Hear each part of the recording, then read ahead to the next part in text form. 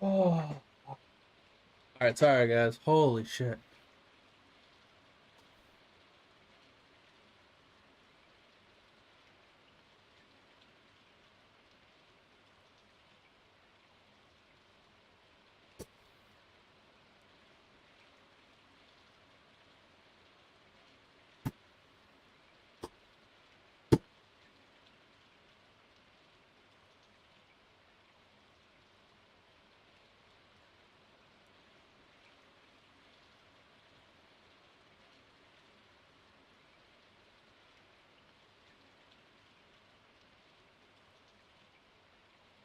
Give me just a second, guys.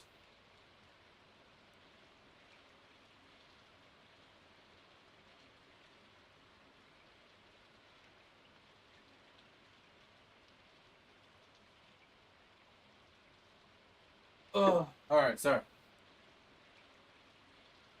Crazy. Oh,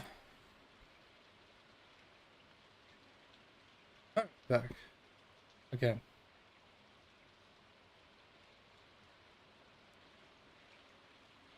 Oh, that's fine. Just let me know when you're back. I microwaved my pizza. I actually put the clothes on. I sat down and I was like, all right, I'm back. I look up and there's this massive mosquito just sitting right above my monitor. I'm like, I ain't starting the day off like this. I had to kill the mosquito. And then I heard you laughing.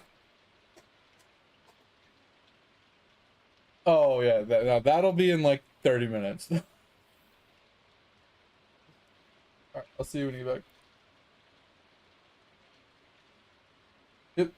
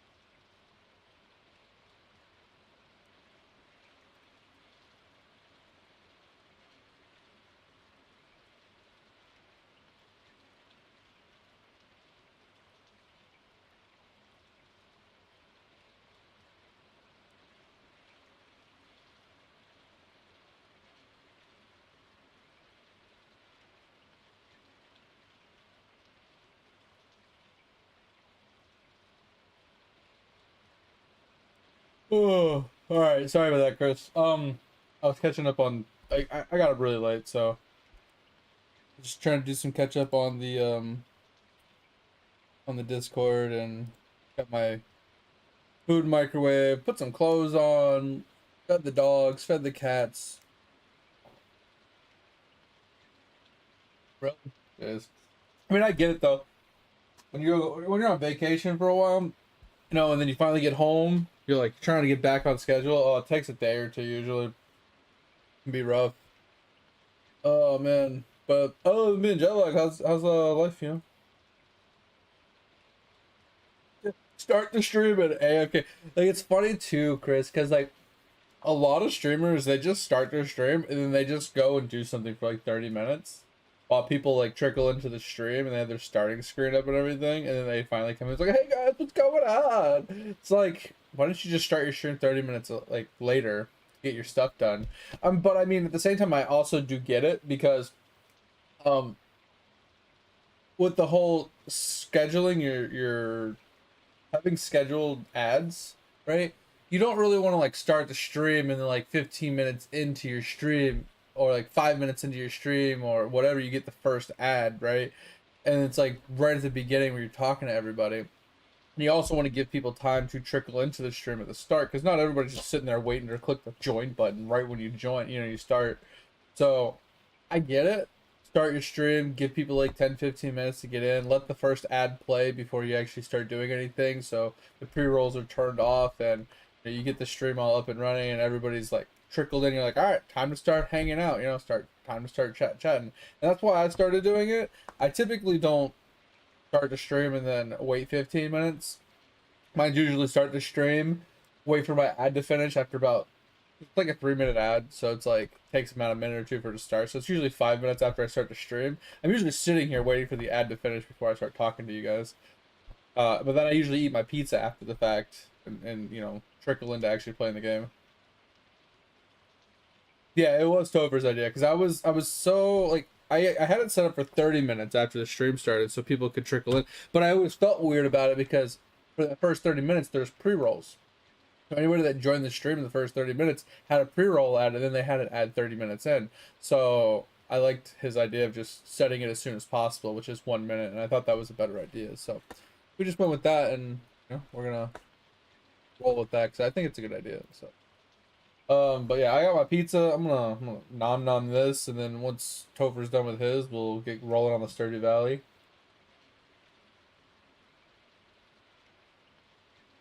27 hours. That's crazy.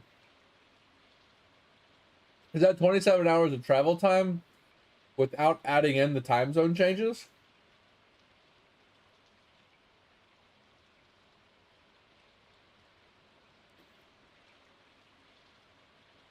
Or was it more like 18 hours with 9 hours of time zone changes? Oh, that's fucked. Bro, why didn't you just go the other way? I feel like if you went the other way, it would have been shorter.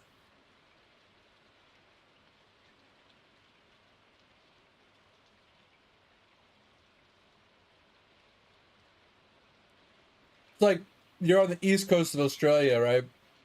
And like, hey, we gotta go to the west coast of Australia, but let's go across the ocean, across the United States, across Europe, across Japan, and then get to the west side of Australia instead of just going to the west and going from the east side of Australia to the west side of Australia.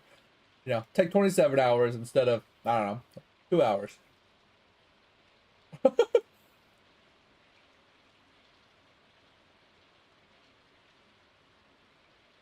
That's fucked, bro.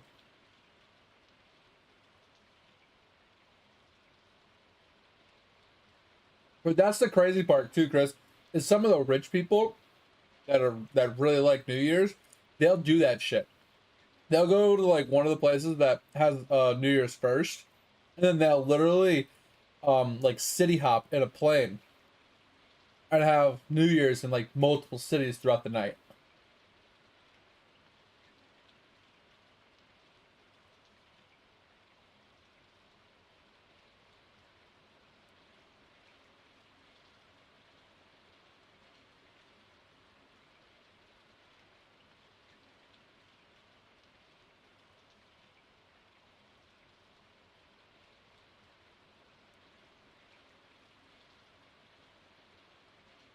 Kind of crazy.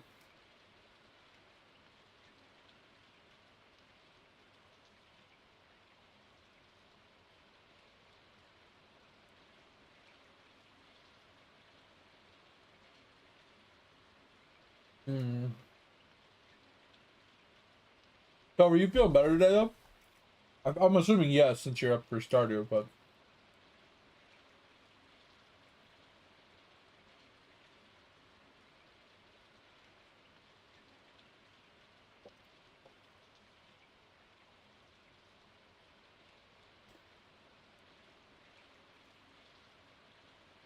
it's fine. Yeah, whenever you're when you're done, just let me know. Like I said, I can just switch to Lotro. It's not a big deal.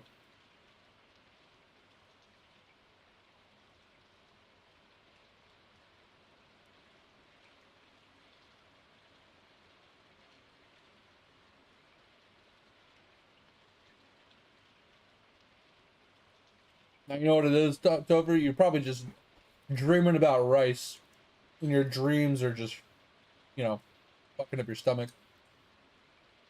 Just like I want rice. Give me rice.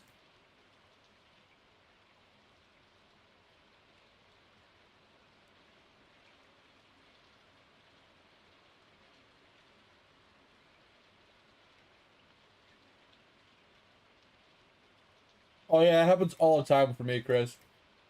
I'll be working, watching anime, or stream or something. I'll be playing like 7 games, and I'll be falling asleep in my chair.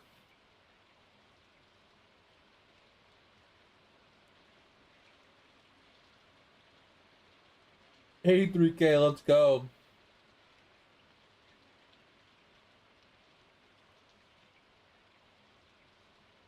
That's kind of nuts, man. One of these days I'll level my grind time. I think I leveled mine to like 5K and left it.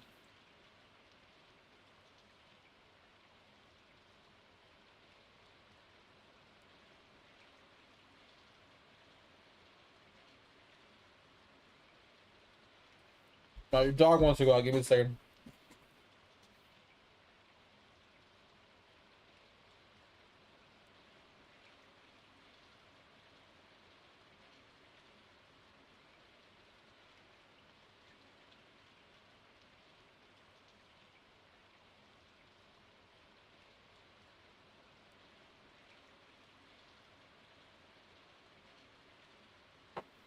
Dogs are out.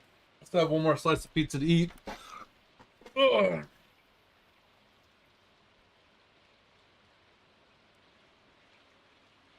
But yeah, Topher, whenever you're ready, just let me know and we can get rolling even though I'm eating.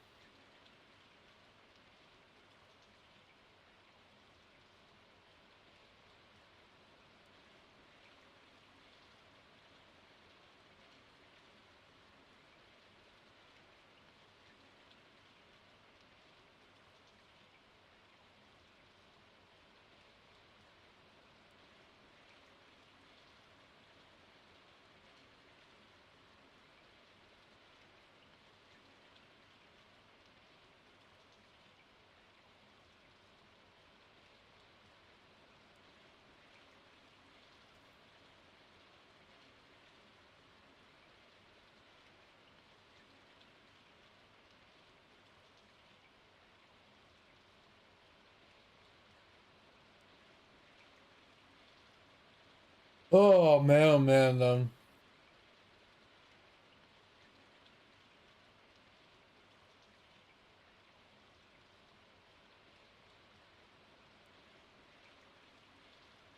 All right, but I do have a question. Well, last night I felt like I was a little bit of an idiot, or at least my thought process was wrong. But what is your guys' thought process on what the definition of min-maxing is in a video game?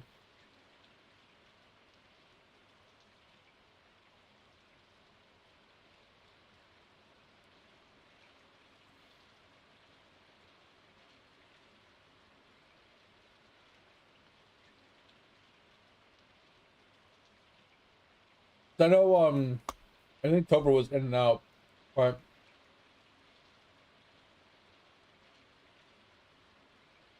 Chris wasn't here, but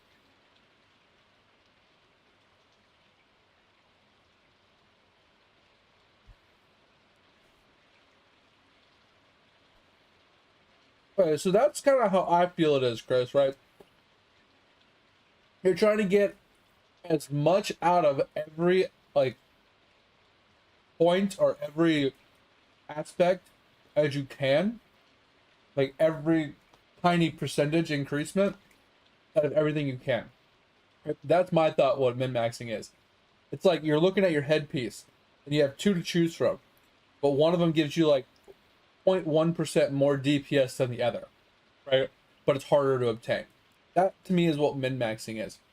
So last night I got rated, which is generous, and I appreciated it, and I thanked them.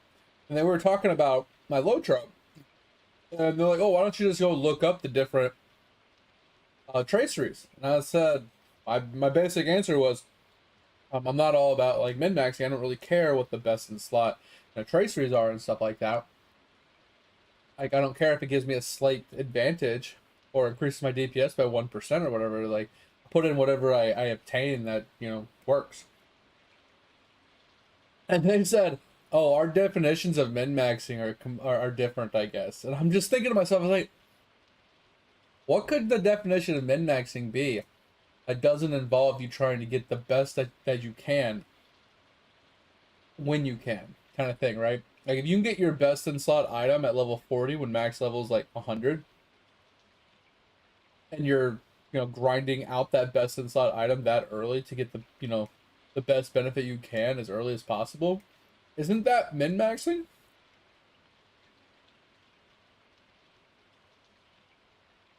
Like that's what I feel. Right?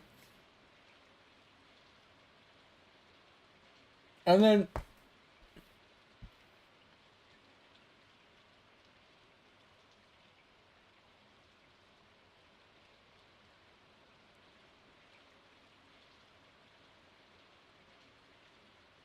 exactly too, Chris, and that's why I was like, when I was talking about it and I was like just having a conversation, I kind of was like, all right, I definitely agree with their thought process of at least looking at a list of them to see what's available, to see if there is something that's really good, right? How to obtain it. Because if it's easy, then why not? Right? So I finally Googled it. I pulled it up while we were like AFK running. And what was weird is I literally couldn't find, like, I found all the lists, but I didn't find a way to obtain them. It didn't show me how to get them. So it wasn't helpful in any way, shape, or form. Like seeing a list of all the traceries doesn't didn't help in any way to understand how to get them. So if I don't know how to get them, how was it supposed to help me? Let me go get my dog. I'll be right back in a second.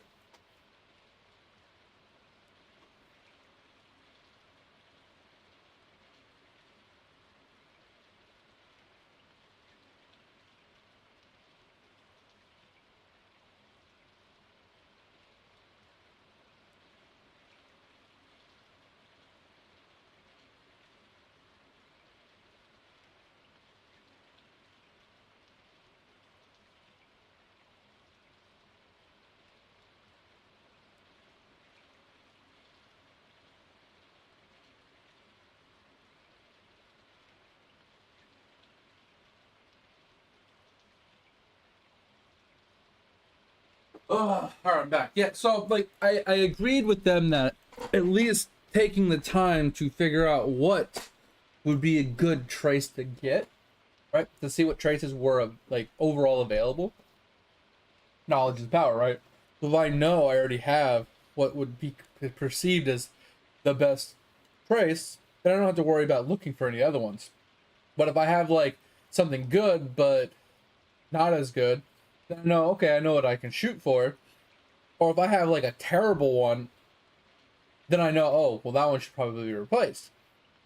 And I thought, okay, that was a good idea. So I took that advice and I went and looked, and it was zero help. Absolutely zero help. But I just thought it was weird that, and I do agree with your assessment that some people's min-maxing is slightly different because, like you said, it's not so much the difficulty of attaining it as it is the the outcome, right? They're running around and they're like, oh, well, let's put this in place so I don't have to think about it later, right? But here was the thing about the traces that I noticed when I was looking them up was my thought was I'll deal with traces when I'm at a higher level, like max level and stuff, because traces do give you more damage, they do give you more survivability and whatever else.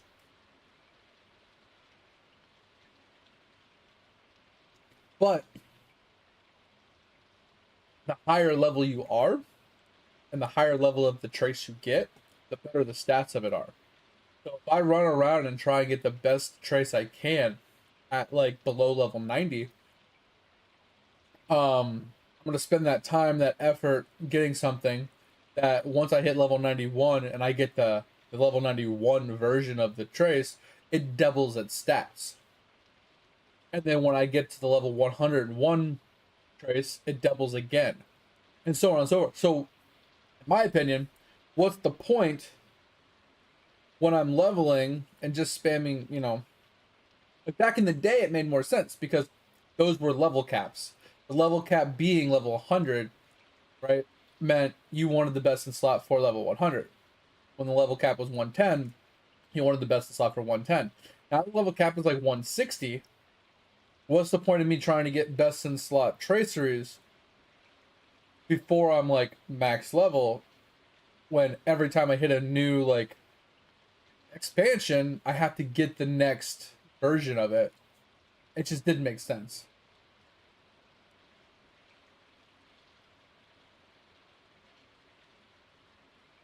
Bro, I don't even know how I got those over.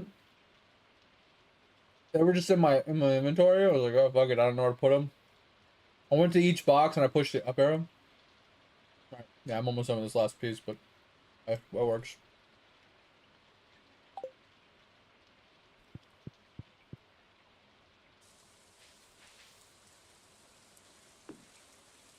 Uh,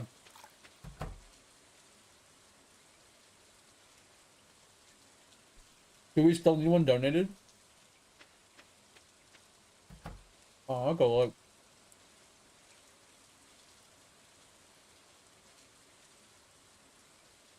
Yeah, that was just, I don't know. And I felt like I was having this debate and I was like pissing off the person that rated me because we were having that conversation.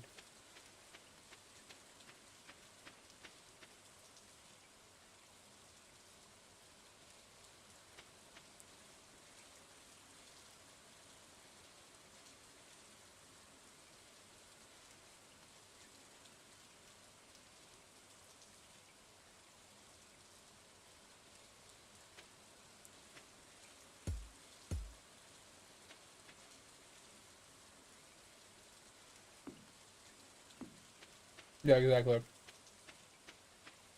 Yeah, I get it. I get that. That it's kind of what I do, Chris, but you're definitely a much better PoE player than I am.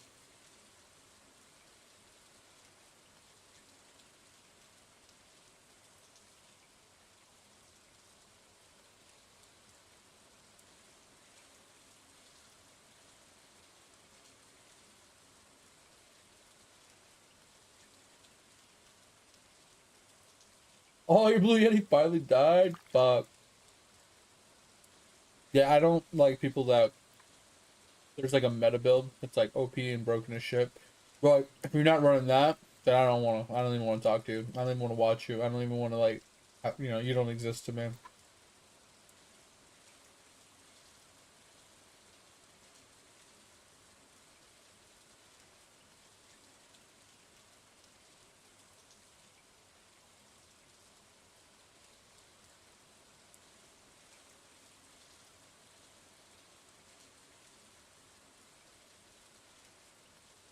Yeah, it's unfortunate, Chris. I just got a new microphone, Chris. So if I sound a little different, that's why most people say I don't sound any different. But I got this like HyperX microphone. It's on sale. Fuck it. It's like,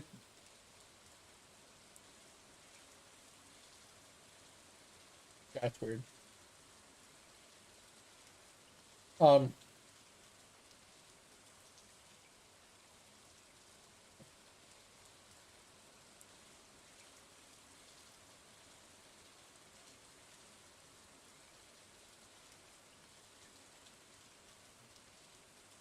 it's probably because I have the filters in place on the OBS, and the OBS supports the clarity because of the filters, trying to noise reduction and stuff like that, noise suppression.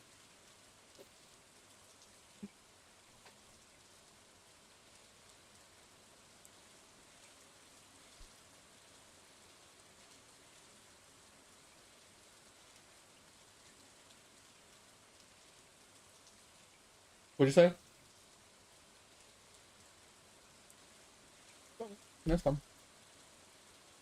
Yeah, Chris, I used to use my G933 headset microphone for the longest time. I do that shit all the time. Um, and it's not the worst. Like, it's better than some mics, but Yeah, I definitely would say, quality wise, you definitely want like just a, even if like a $30, $20 like desktop microphone, like one like a Blue Yeti, or I got a really cheap one actually from Amazon. It was like 20 bucks. Let me look at the name really quick.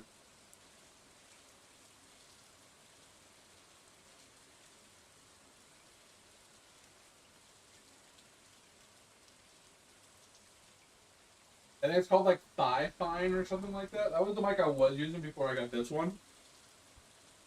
And you all said it sounded fine. All right. Let me see if I can Google it really quick.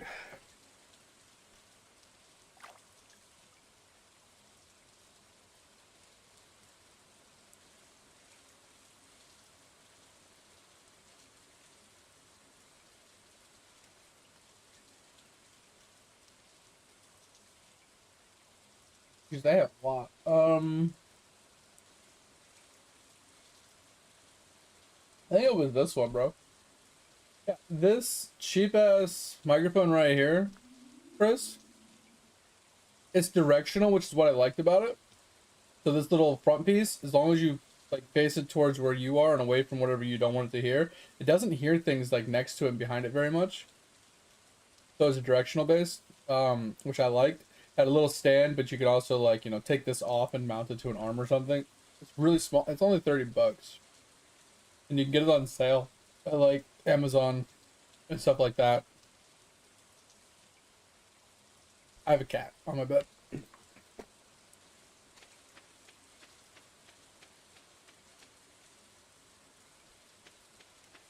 That's kind of cool. Really big cat.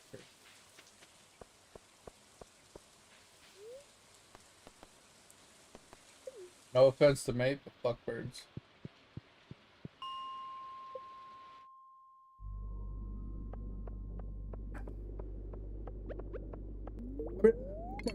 Birds per se themselves, I just, as pets, like you said, some can be a little annoying. Wait, why the fuck? Get me out of here. I don't want to be down here anymore. I already got this fucking eel. Never coming back down here again.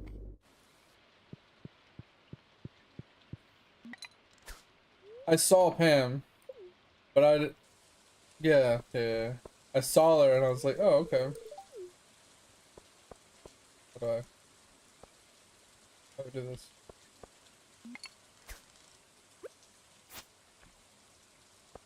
How do I do this? Alright, we'll do it tomorrow. 30. Fuck.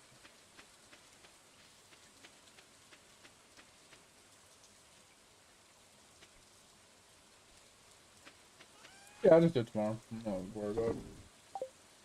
Oh yeah, let me go to donate this rabbit foot. I'm sure.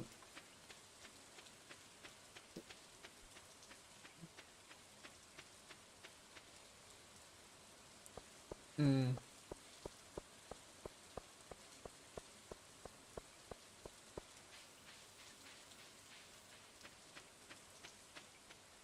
Let's give him the dick.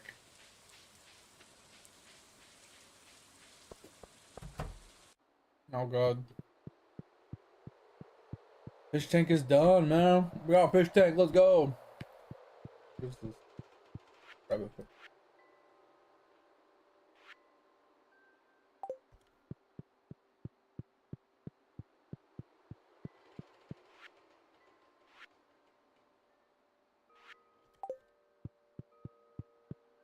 Yeah. And then it rained the next day. Yeah.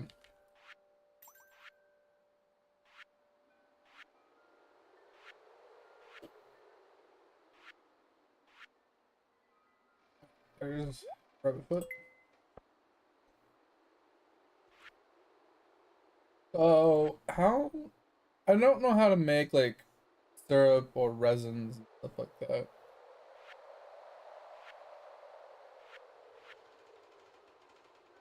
Yeah, I've seen those, and you put that on like a maple tree, right? Which I don't know what those look like, but I've seen the seeds for them. I just don't know what the tree actually looks like. Mm-hmm.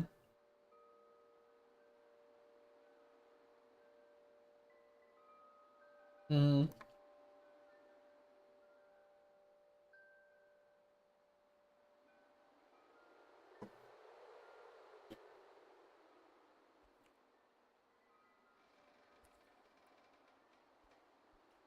Yeah.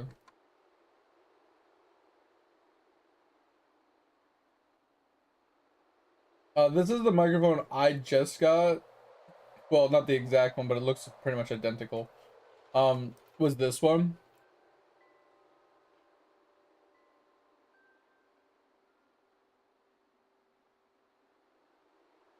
So I just got this mic.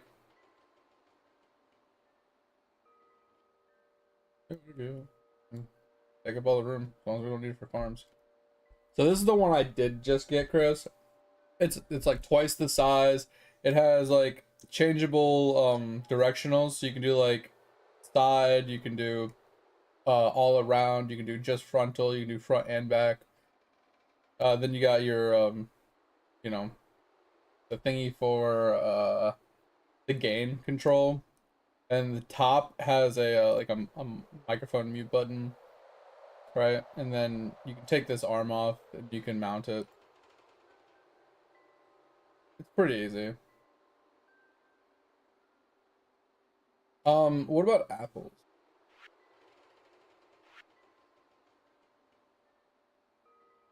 And I'm assuming oak resin's the same as like maple syrup. We just do it on oak trees. Okay. And then the apple trees is like that's something we haven't just got to yet.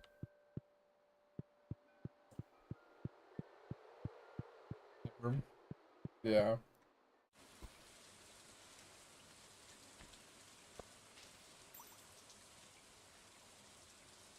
Alright, sounds good, Chrissy.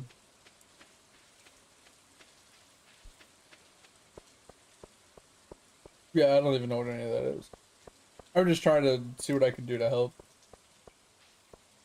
Yeah, because I know there was like some of them required resin, some of them required maple syrup, and there was like pomegranate and apple trees. So I was like, oh, if we can get some pomegranate and apple trees down, you know, I don't know how those work, so just something to learn or something new.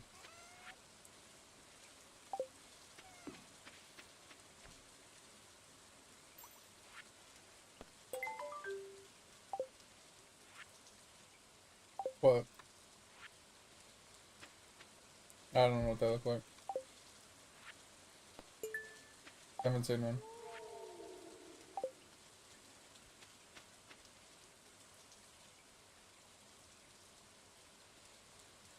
But yeah, like a Shure series microphone, definitely top tier. Like one of the top tier microphones for sure. No pun intended. I know a lot of top streamers run those. I'm just thinking like, what is like a good quality but still somewhat cheap mic, right? Like if you're down to spend a lot of extra money for something like, you know, kind of this, then yeah, go with like a Shure mic. I would assume. Like there's a few other brands that are probably really good as well. Uh, I don't know. I'm not about spending like a lot of money. Like they said, the microphone I got like 80% off at Target. So I spent like $65 on it. Like I'm okay with spending like 60, 70 bucks on something that has decent quality and, you know, is brand new, right? And I'm not gonna have to deal with it for a while. But I ain't gonna spend like 150, $200 on a microphone.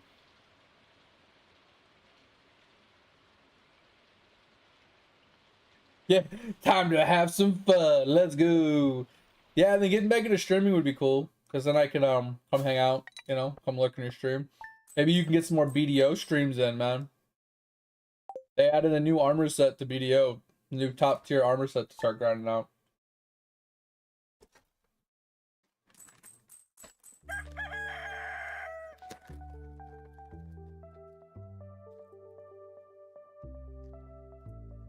All like the top tier like PvPers and uh mob grinders and stuff. I've been like farming this new armor set to level it up.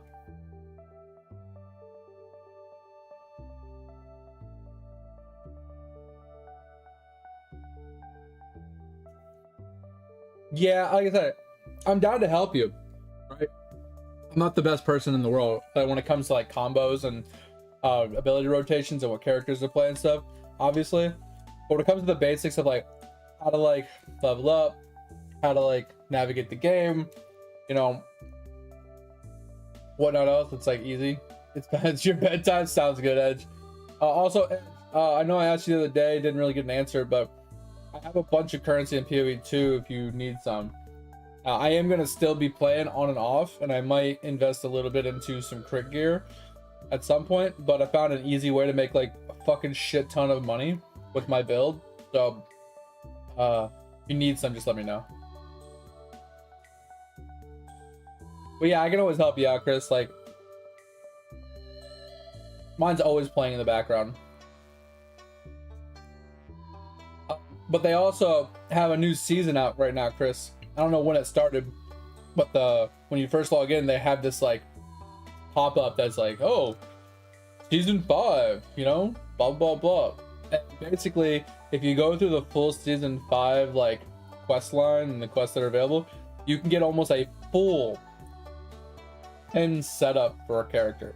Like pin like armor pieces, you can get pin weapons. I think you can get a few pin like earrings and necklaces and stuff like that. Like you can get almost fully pinned out by just doing the season. Oh yeah, Chris, I'm gonna show you real quick. I just finally I guess there was an update. I was gonna show you. I have to reopen it eventually. But I just finally finished setting up my my Valencia. I have 23 workers in the Valencia city right now. I think 20 of them are specific to. Oh, what up? I don't know if you want me to dox you like that, but what's going on, man? I saw your message. I sent you a message back. Um, Also, FYI, check out the VODs channel if you wouldn't mind at some point, Joe. I'd appreciate it. Anyway, what I was saying is that yeah, I got 20 workers that I have to level up and everything, but I set up my Valencia to make trade crates. So I have to actually spend some time processing all of my processed goods down into trade crate materials so I could start pumping out trade crates to send them to Morningstar across the sea to sell them so I can start making like billions like once a month. Yeah, I know your name, but I don't know if people like, you know, some people are really finicky.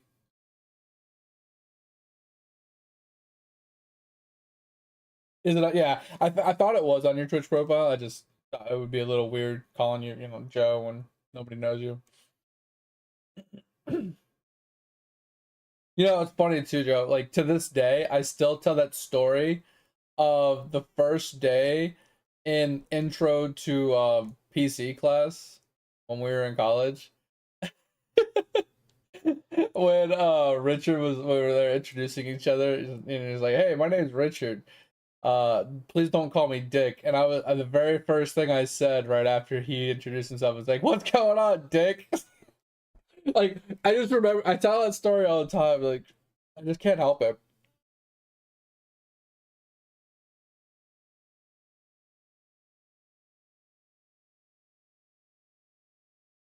Oh my god, yeah, that hurt. Oh my god, called me army boy, bro. I wanted to fucking rip his throat out. Oh yeah, I was talking to the wife's mom at lunch today. Like we were all just hanging out, and she was talking about a story about a guy that just got, you know, arrested or some shit, or they just had an article on him or whatever. But this pedophile, and guess what this guy's name is? Just pretty close. His name is Richard Cox. Like he was set up for failure from birth.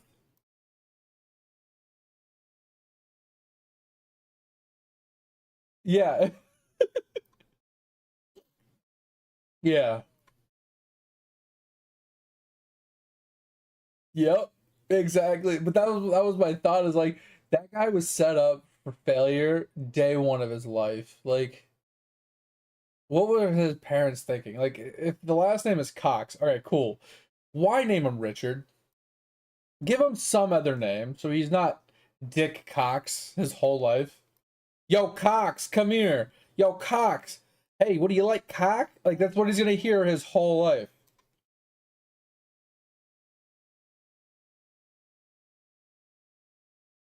What, we were kissing, Chris? No, Chris, that's just me and you. Sorry, what's up?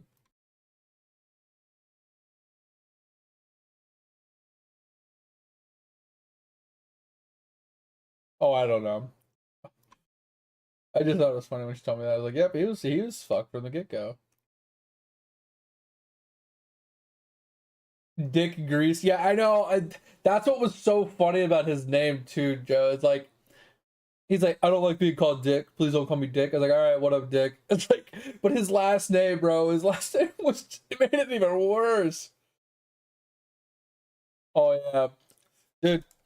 I don't remember that teacher's name, but do you remember when I made that comment in class? I was like, yeah, I can't wait to go home and kill people, and he actually backed up away from me when I said that, and you laughed. And you were like, he means in a video game. And everyone's like, oh, okay, okay. Bro, I made people so uneasy in school. It was so funny. Like, the introduction of, like, what animal would you be and why? And everybody gave, like, a logical answer. Like, I'd be a whale. I'd be a cow. I'd be a dog. I'd be a cat. You said you'd be a... Oh, that's kind of cool. He said you'd be a bear, and then I fucking one up everybody with I'd be a dragon. Like, I'm pretty sure everybody looked at me like, what the fuck is wrong with this guy? Yeah, yeah, yeah. So if you go into my About Me, Joe, you'll see it. It'll just say VODs. You just click it. It'll bring you to my VODs channel. Long story short, Joe, I'm not allowed to mention it, bring it up, or point people to anything other than Twitch. Long story short, like to sum up the TOS is you're allowed to multi-stream as long as you don't talk about multi-streaming, as long as you don't say that you multi-stream, as long as you don't, bring up what platforms you multi-stream on, as long as you don't share the chats on the stream, and you don't Bruno. We call it Bruno. Yeah, yeah, yeah, yeah. We don't talk about Bruno. Right. So my way of talking about it without talking about it, Joe, is I gave it a nickname of Bruno. So I'm just like, yeah, we don't talk about Bruno here because, if we talk about Bruno, we get in trouble. So it's just my botch channel now, quote unquote. Now, not Bruno Mars. It's from the movie Encanto, the Disney movie Encanto.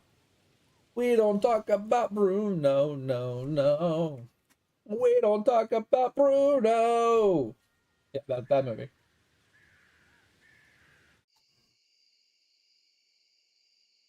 Not really, but yeah.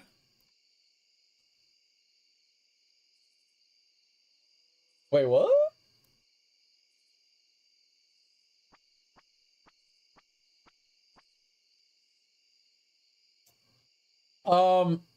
Is Battlefield 6 free, Joe? I don't play games unless they're pretty much free or gifted to me now.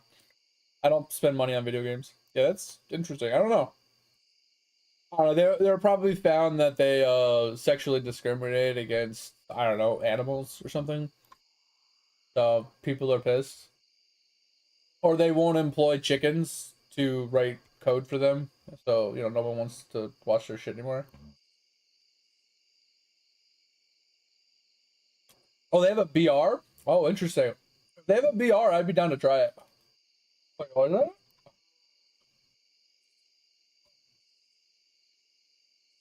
Oh.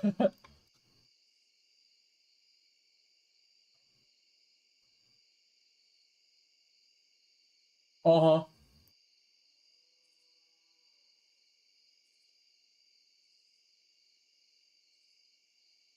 Yeah. I don't know. I haven't seen Bob in a while.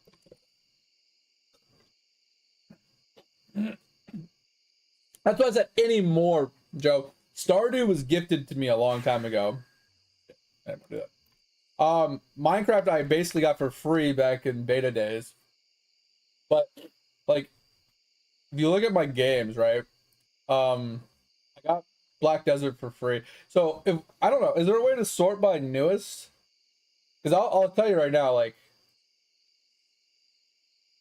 I haven't bought a game in years.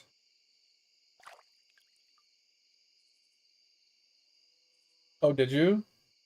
I think it would be fun for a while, but I don't think it would be like great. You know what I mean? I don't want to show games that like are new. Ah, whatever. We'll just scroll down. So PoE 2 was free for me because when I first started playing PoE 1, I spent like $60 every league for cosmetics to support them. I spent more than enough money, like I don't know, 5, 6 years ago, in supporter packs that I got PoE 2 for free. But like look at this. This was gifted to me. This was gifted to me. This was gifted to me. This was gifted to me. These are all free. Um, this I don't remember what this one, if this one was gifted or not. I think it was. Um, free, free. You did, you did. Free, free. Oh, I got the DLCs gifted to me on this. Free. I think gifted. I did buy this one. I did buy this and the expansion, but this was years ago. Free, technically free, but not really because I had to spend money on supporter packs years ago. But I haven't spent money on this game in over 5 years. I did buy this, but this was years ago. Free. I think I bought this. I did cave and I did buy this. This is probably the first game I have bought in over like 3 years. Free, gifted at some point, a long time ago. Don't know what this is. Yeah, I don't know what this is. Uh, free, free, free. Wildlands? Or did you buy that for me? Dragon Wildlands? RuneScape's Dragon Wildlands? I thought I bought this. I think I bought this one. 7 days was gifted to me. All the other things are just... All those other things are, most, like, almost all of them are free. Or, yeah, so... We made a pillow wall. Made a pillow wall, it's okay. This was free. Like all these are free, and if they're not free, like I bought them a long time ago, or they were gifted to me. That's all I'm getting at. It's like I just don't spend money on games anymore because they're just too expensive. No, it's not that they're too expensive, and when they're on sale, it's like they'll be on sale for like $2, $5, or whatever. But how many games that I would purchase, how much money I would spend on video games in general, I would be broke as fuck, not be able to eat or pay my rent. So I just don't buy games anymore. Like it's just not worth me going broke over. What up, Colt?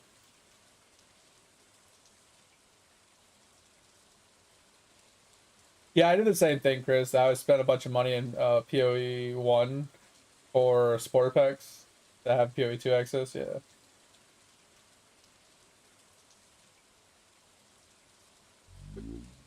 Hmm.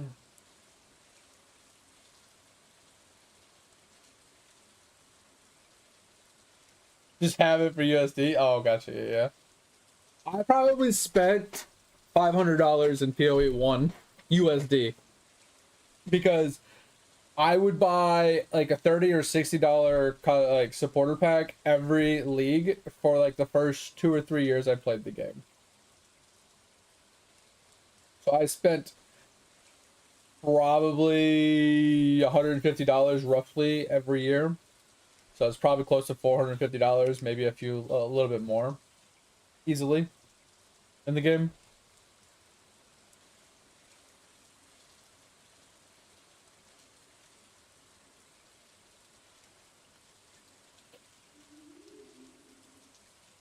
So what games have you really been playing, Joe? I haven't really got a chance to catch you much other than watching you play WoW.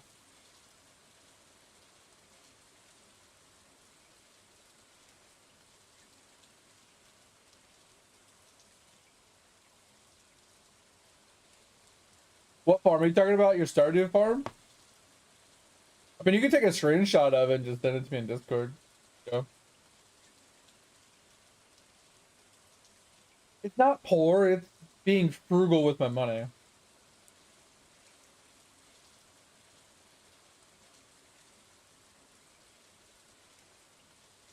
Oh, you got that big supporter pack, Chris? Yeah, you'd have to take like certain sections. Yeah.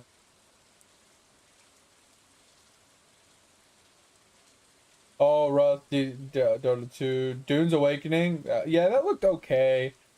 But you know me, I'm not a huge PvP person, and going into certain areas and being PvP'd kind of are annoying. PoE2, you've actually been grinding PoE2? Nice. Yeah, we did a, what is it, 11-day stream of PoE2 this last season. I was doing a Titan Rake Bloodhunt build, which is god-awful, but it's actually decent at boss killing, so... I ended up in the very last day, which was hilarious, because for first 10 days of playing that character, it was about just trying to make the character work and trying to farm some currency to make him work. And what made it the funniest is in 10 days, I made roughly 24 chaos, 50 exalts, and 2 divines in roughly 10 days, which is terrible.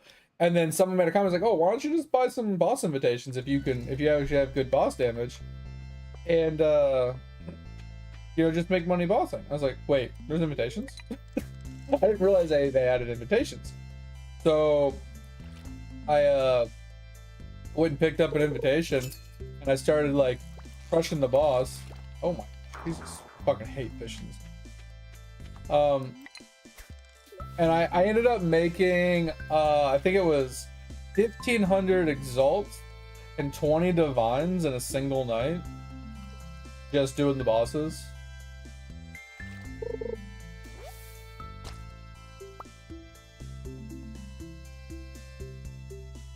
Yeah, that's what I was...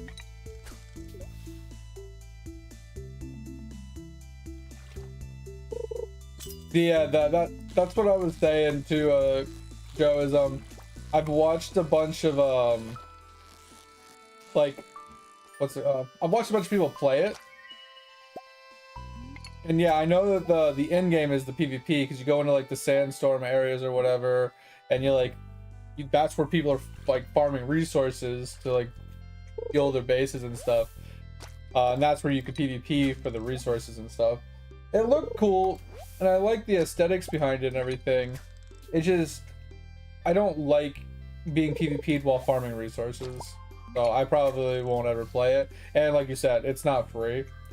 The game I'm waiting for to go free because it's still in early access is Bitcraft.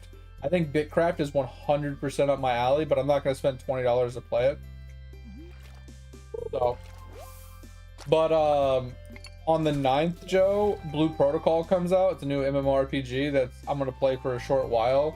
Because it's not going to be a good MMO from my understanding, but it will pass time. And then on the 13th, New World brings out its new expansion pack that's going to be free as long as you have New World Eternum. Instead of New World, if you have New World Eternum, then this new expansion pack will be free. I'm going to be playing that again for a little while.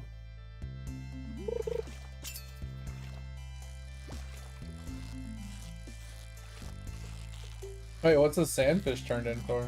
Really?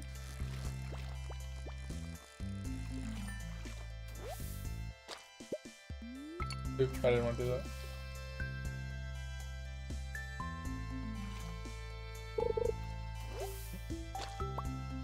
Every time they bring out a new expansion, Joe, I make a brand new character on a fresh start server because they almost always give us fresh start servers. And I play Iron Man. I regrind up all my professions. I regrind up all of my my furnishing and stuff like that to make all my trophies. I remax my character. Make all my tools. I hate fish that do that. So it's just I do that, and then I go around and I farm up my profession gear. I go around and farm up, like I said, my professions. I farm up like max gear score items to get okay, like starter gear. Basically, I don't go for bisc gear. I just go for gear that's good enough to get me through the content and the areas to farm resources. Got her a new computer. Let's go, dude. But yeah, I'm not saying you guys would be interested in coming to join me, but I will be grinding the crap out of it, like I always do. I usually put like 200 to 300 hours into every fresh start.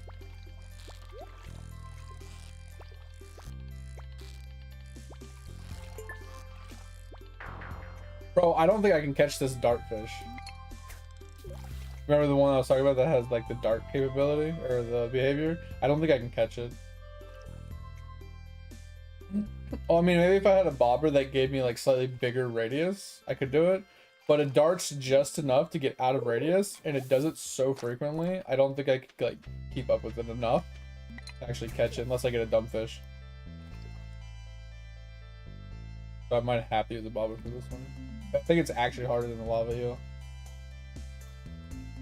The lava eel was more sporadic, but this one moves just enough, just fast enough to be right out of range. So when I try to go down, it darts right above it, and then when I go up, it goes right below it again. So it's like if I try to wait for it to come back down, it's too long. No, it's not solo self-found. Iron Man just means I have to obtain the item myself. I can be in party with people and I can group up with people to farm things. I just can't trade them. Like, let's say we were farming for a profession piece off of a specific boss, and if you were to get it, I can't trade you for it. I have to actually get it as a drop myself while we're farming it.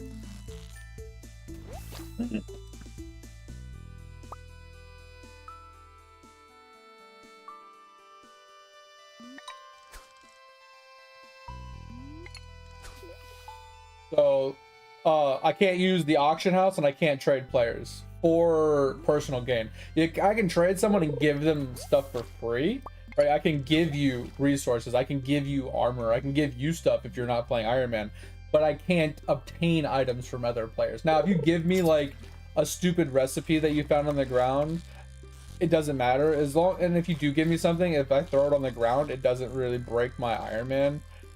But there's no true Iron Man mode to it, so it's self-imposed Iron Man. But basically, you're just not allowed to trade, and you're not allowed to use the auction house. That's all Iron Man means. I mean, I wouldn't be opposed to Guild Iron Man. The problem is I'd have to trust that the people would actually adhere to the rules. They wouldn't cheat and then be like, hey, look what I found, you know? And then give it to me, and then, like, you know, I illegally obtained something because they wouldn't actually bought it from another player or something. But some people would do that. Be like, hey, look what I got, man. I was farming this last night. Cool, I did.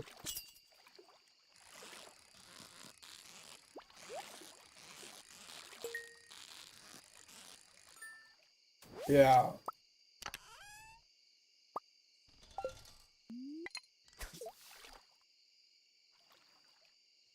All right, give me a second, Joe. I'll take a look at it.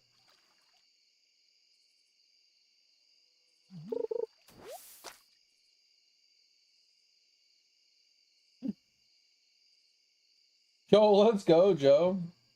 Day 3, you're in fall with almost 500,000 gold. That's insane. Jeez, 96 hours of play. I don't know how much time we have on this one. This is just my community save. This is the only save I actually play.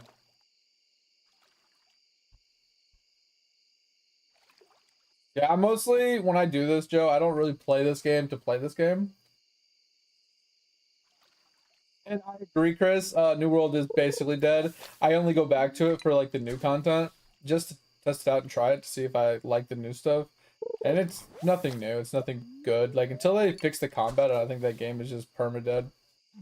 Not really. I don't go for many events. If I go for any event, I go for the Thanksgiving event because it's the only event I can obtain the chicken feet and the chicken head and like the chicken equipment for my cosmetic look. I don't do the rabbits, but I already have the rabbit head. But they changed the cosmetics, so now they're account wide, so I don't need to do it anymore. But the Thanksgiving event has a trophy that you can get only one every year, and the trophy increases the duration of your food and stuff like that by like 15%. So having one in each house is worth it. Yeah, you can have one in each house, but you can only get one a year, so it takes you 3 years to get all three.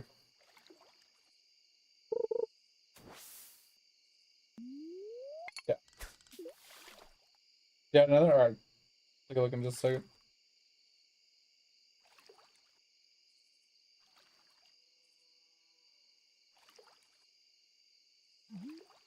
No, Chris. According to what Dig was telling me, is like all you have to do is close the game and open it up like every 5 minutes or 10 minutes, and you actually obtain gold from being AFK even if you don't click a single button.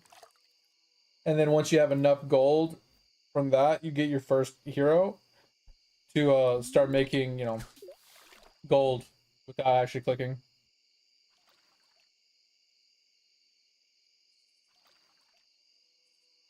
You accidentally clicked this morning. You got to start over. No. What's up?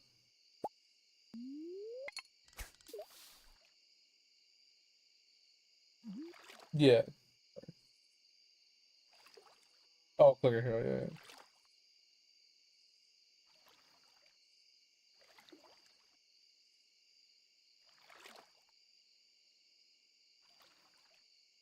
Yeah, I haven't played in a hot minute. But Dig's doing a no-click run. So it's kind of crazy. And then he accidentally clicked today, so he kind of cucked himself. Alright, now I gotta try and get back to bed. What do I do? Just walk back into the bus?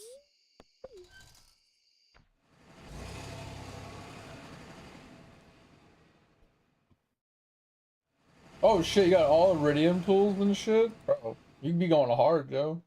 Let's go.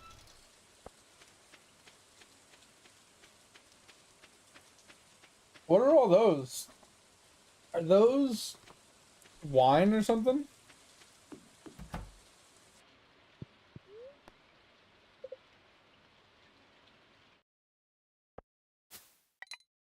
Wait, what game are you gonna get with Bonk? Oh, gotcha.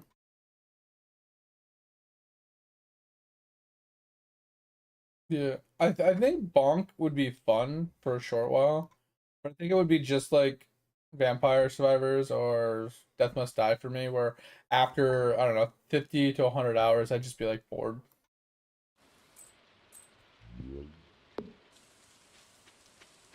I know it's like it doesn't rain for like 20 days, and now it rains every day in a row. I know I've just been sitting outside.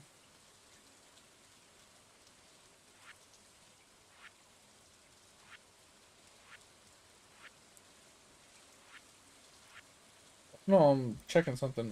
Joe said that the sandfish I caught can be put into the thingamajiggy, so I was just checking it out. But I think we already completed it.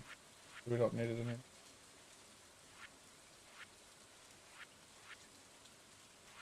Yeah, but he was saying that the sandfish I caught could be donated to the community center. Yeah, we already finished the community center. Yeah. Oh, that's a pretty big farm. Is that an indoor farm? And oh, that's the greenhouse, right? That's pretty cool. And your greenhouse doesn't need scarecrows and stuff, right? That's pretty cool. I like that.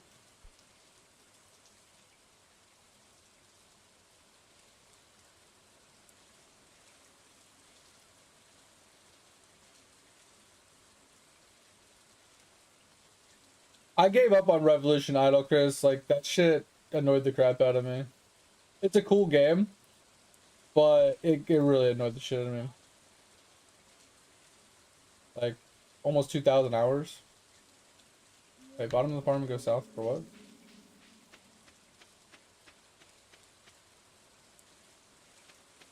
A thing.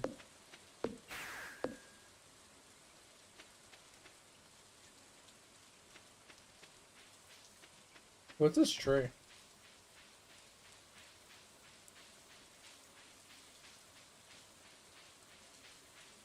Hmm.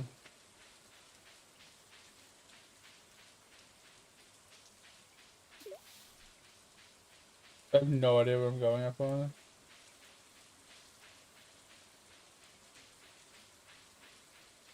I felt like I ran in. Yeah, I felt like I ran into a dead end, so I just started going south.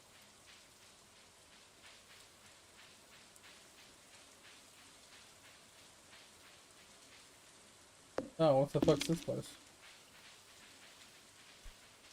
Never been here.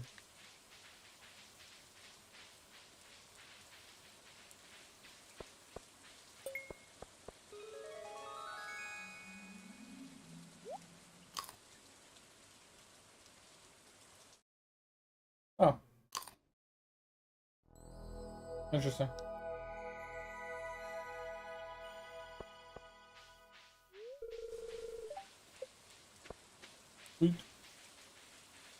Yeah, and that's my problem with idle games too, Dig. Oh, jeez.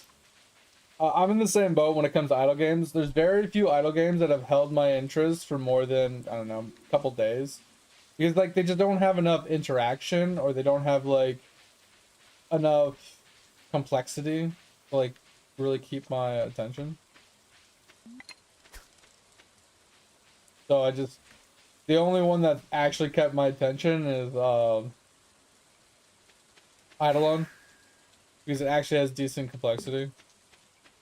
It's not too complex, but it's also complex enough where I could understand it and easily like play it without putting my soul, sweat, and tears and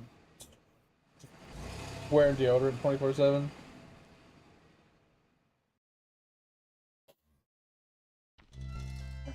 I'm too catching this stupid fish. I'm gonna need it.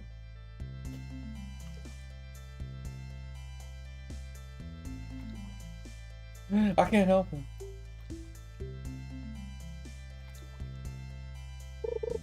Back from that, sounds good.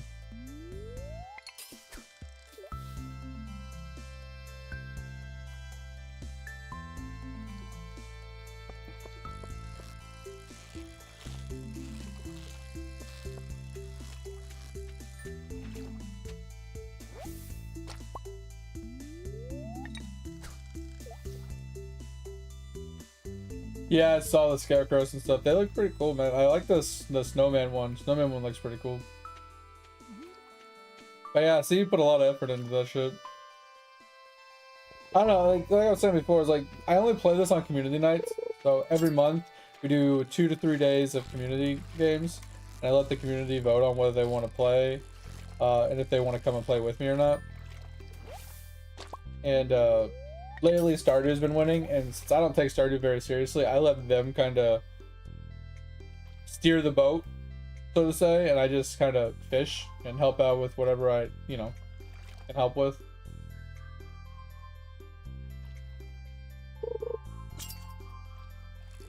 Right now, I've just been working on the achievement to collect all the fish.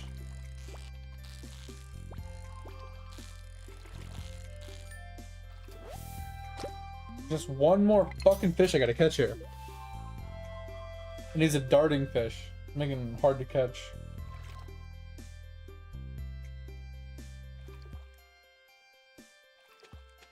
You're back to 0.01? Oh. I haven't even tried to work on my tome yet, Chris. Like, I don't ever redo things or do things that are in my my tome to try and like increase the points or value of it at all. I just play the game, and whatever I indirectly acquire is where I'm at in my tome. I think I'm at like 25% in my tome without actually putting any effort into it.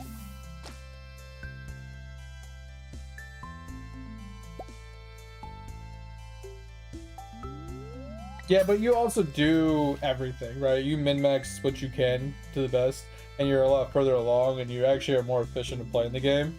I literally hyper-focus on one thing until it's done. So, like, there's a lot of things that I haven't done that are tome-related, in a very long time, because I just don't care enough to do it. Like, it took me forever just to do a reprint. Like, over a year before I finally did a reprint for my tome.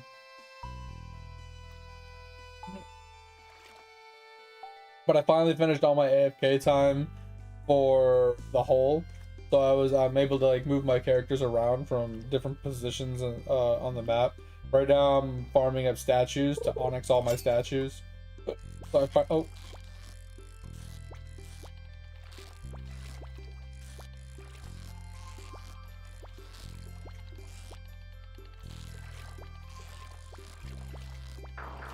Bro, the fucking darkfish could suck my dick.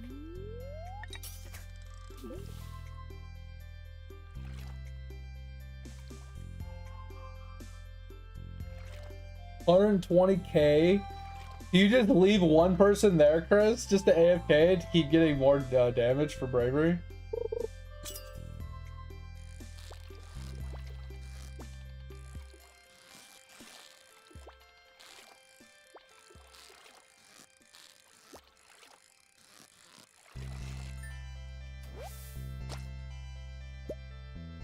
Crazy. What? Oh yeah, as long as you're AFKing at bravery, there's a lot of like level up things that says for every hour that you have AFK or for every 4 hours, you get like plus to this and plus to this. Yeah. So it grows your minimum and your maximum, so. And then since the min and max like bases get multiplied based off of like every time you one hit with your furthest axe, your 8th axe. Yeah, whatever. Yeah, you get the extra damage, so having that base value higher carries you a lot further.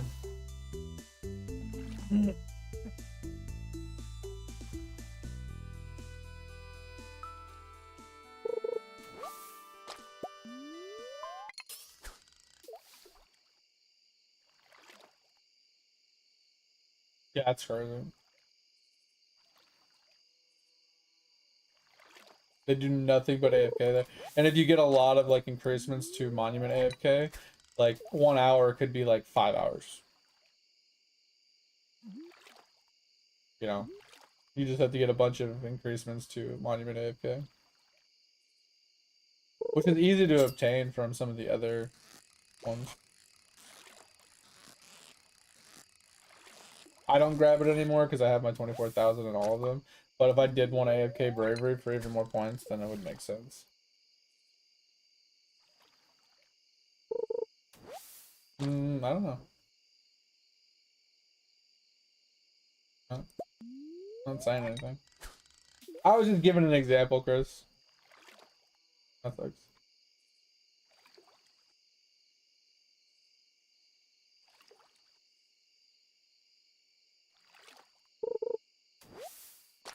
You have 1200%.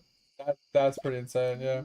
So I can see how you have so many points. So you got like every 10 hours you're getting 120 hours or some shit per character.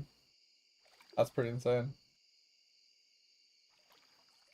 How many levels did you put into Monument AFK?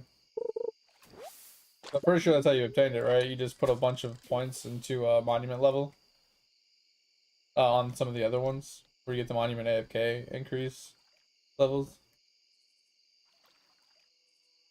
Interesting. One way to choose it.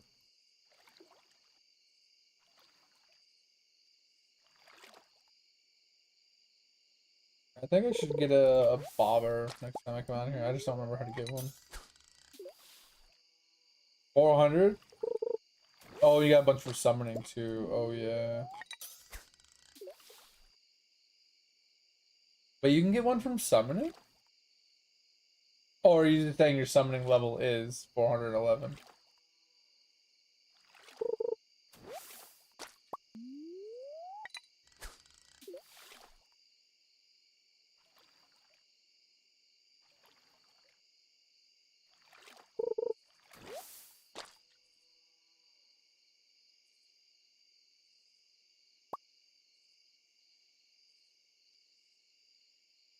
Oh, I didn't remember summoning had that multiplier as well. Interesting. I know I have a little bit when it comes to Monument AFK increasements. I just don't know how much I have. I never really picked it up through the monument itself. Yeah, I just now started pushing it a little bit. I'm at like 180 um endless, and then I'm at like 3 times multi for uh the stones that they put in. And I only have 2 of the gambits unlocked. I have both of those at like 13 and 15 minutes or something like that. So I have like 500,000 points or something like that. So that needs to get pushed further, but I'm kind of just waiting for more damage basically.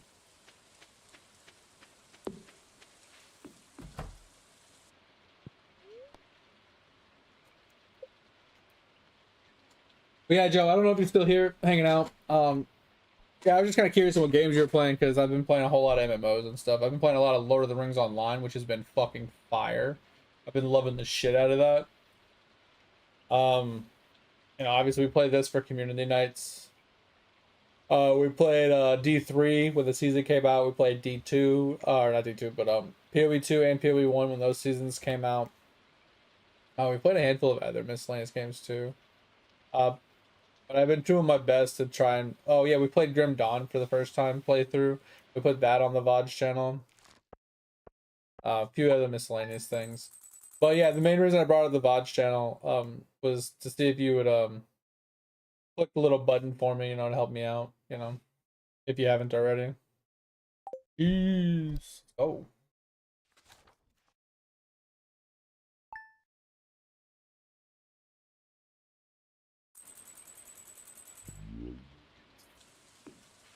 The game's like, you know what? Really had to pee, so like, I just can't stop. That's funny. Oh, did you? Okay, sweet. Yeah, it just doesn't pop up all the time when people do it unless they like go through like hoops to like actually make it pop up and prompt me. So, and it doesn't update until I like end stream and stuff. So, but I appreciate it. Thanks for the help.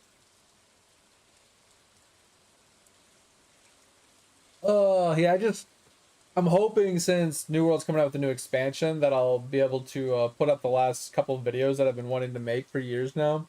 Because I made the mining video. I want to make the wood cutting video, the hemp gathering video, and I want to make the leather gathering video. I want to make the 4 gathering videos so people have an idea, because those are the main videos that people really care about. And then I was thinking about making like a generic crafting video on how to level your crafting the best. Because the thing is with crafting is all of them are kind of the same thing. They follow the same premise. But why do I need to make a guide on each one of them when I can just tell you the generic way to level each one of them the easiest, and then just let you do it yourself?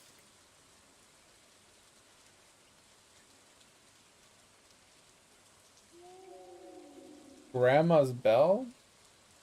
Oh, I had to think about it. I was like, what? I was like, oh wait, I got you.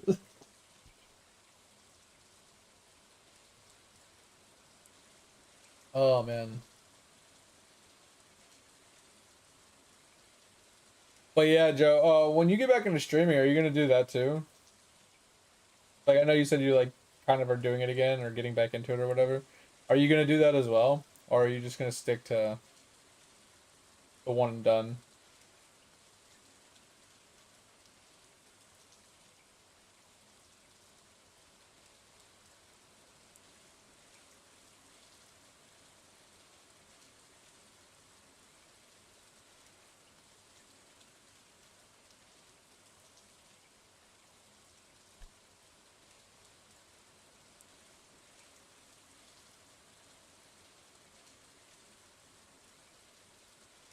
Yeah.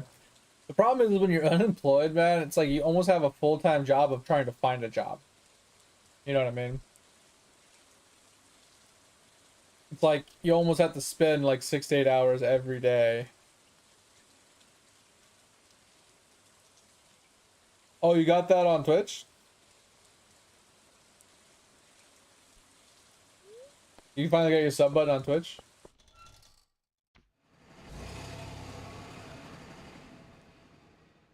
Nice, let's go. What's up? Did you just spend a whole shit ton of money? Have rabbits.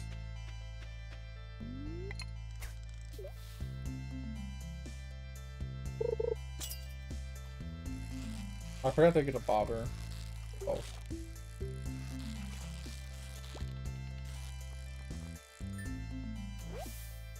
Well, congrats, Joe. That's huge. Good progress.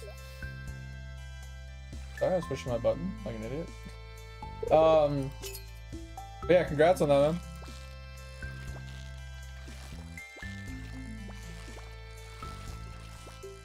I don't know if you still play RuneScape at all, Joe. Or if it interests you at all. But RS3 finally came out with the leagues. I've been playing that a little bit. I don't think it's really worth playing, if I'm being honest, but bro, this fucking fish is ridiculous. Hey, I'm doing fine, I'm doing fine, I'm doing fine. Oh, fuck you, bitch. Think you're gonna catch me?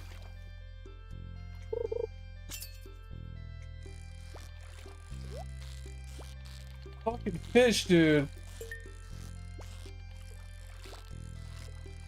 God, I hate fishing in this game. So fucking much. Holy shit, bro. Fucking suck a dick. Jesus Christ.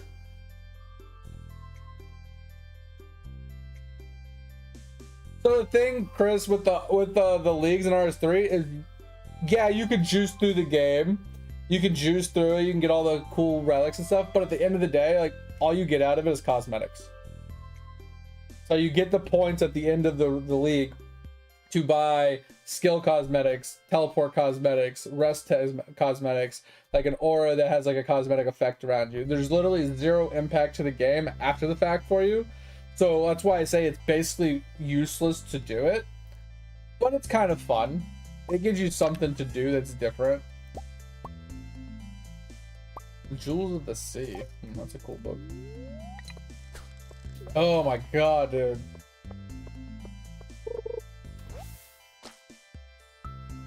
Oh, TikTok as well? Always. I don't think I'd ever go on TikTok, honestly. Alright, how do I do that?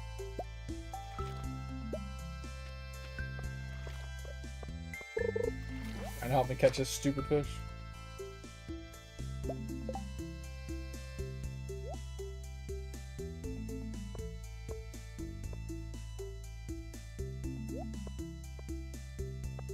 I don't know how to make this work.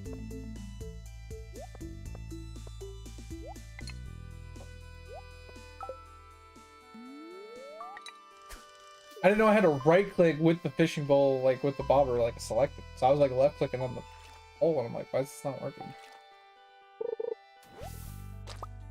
Yes, I am. Okay. I can dodge a wrench. And a fish can dodge me. Fucking fish, dude. That thing pissed me off. Fuck that fish. Oh, I'll look at that in a second. Yeah. That fucking fish can stuck it, man.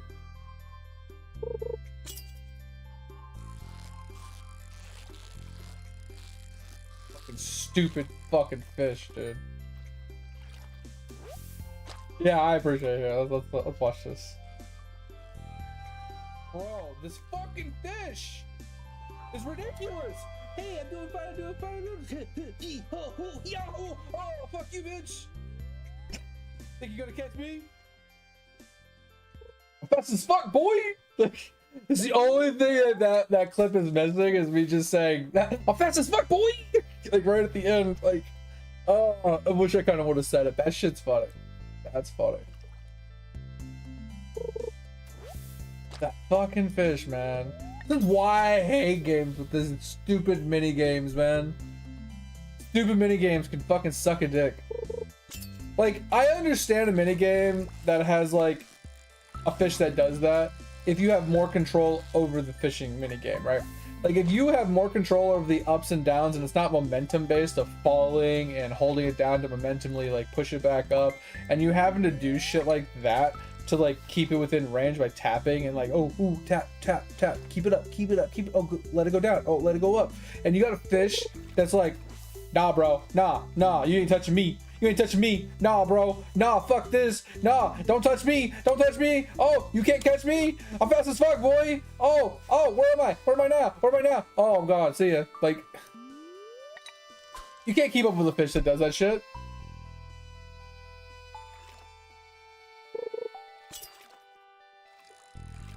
I mean, I have the iridium rod. I just don't put any attachments on it. Because I don't really feel like paying for bait and bubbles and stupid shit. Like, if it was permanent, then sure, why not? Whatever, fuck it. But fuck that shit. I'm too lazy to constantly go pick up that shit.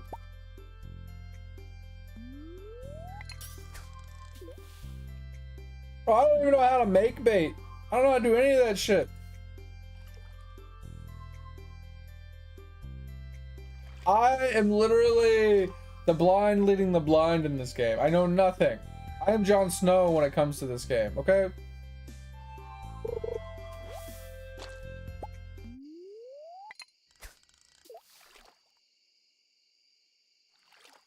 The blind. I lead Chris into Valencia Ocean.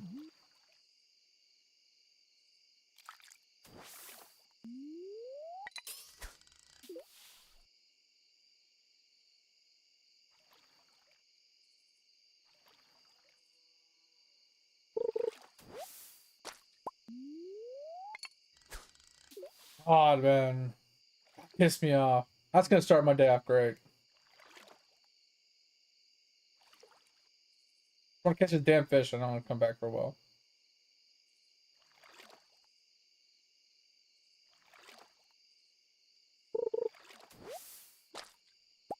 Bro, I'll give him 80 hardwood. I'll give her 80 hardwood.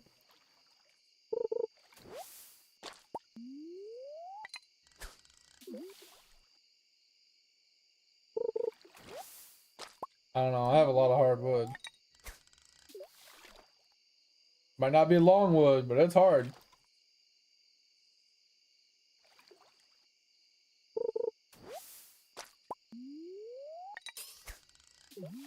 Oh my god.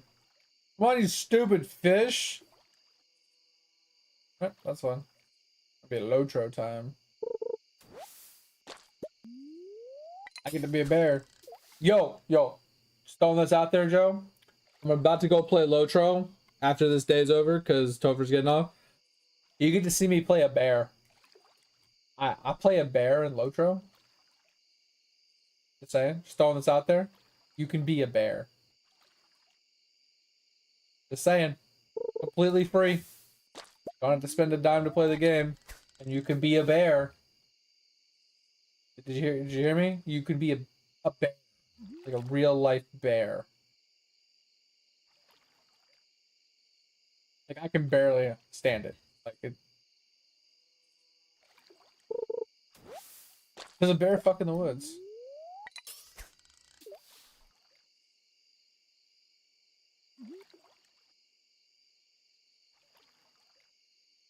Yeah, Lord of the Rings Online.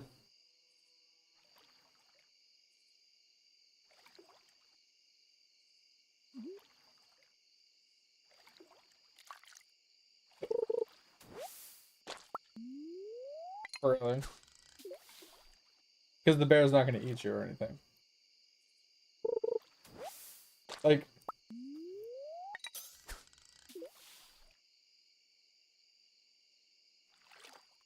yeah, that's what they make rocks and sticks for. Beat the shit out of the dude. Maybe cut his wanker off, you know? Like,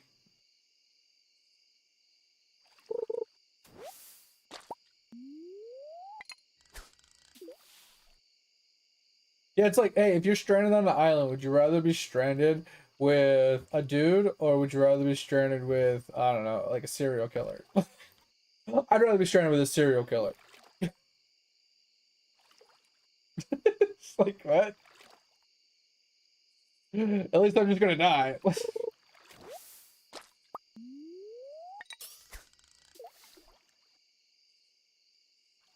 Yeah, or it's like, would you rather be stranded on an island with a dude, or would you rather be stranded in one of the what's that movie?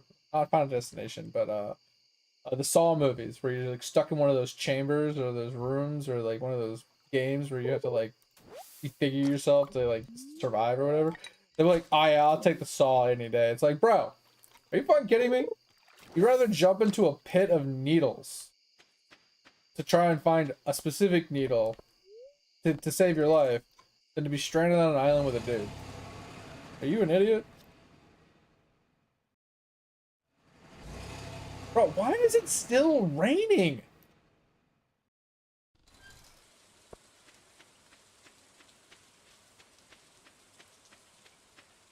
If it's raining tomorrow, I'm all too far.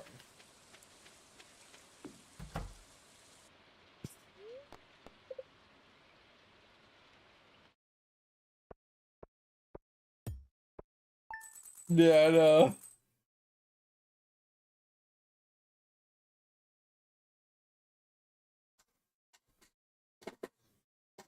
Yeah, you should definitely stream it, Joe. If you're still here. Because I'm about to switch games anyway. Not raining! Yeah, bro, that's why I was leveling up all the fish minions, because I was just so done with fishing. I'm about to leave. Oh, what the hell? Did you upgrade that? That thing's sick. What are you doing? Oh, shit.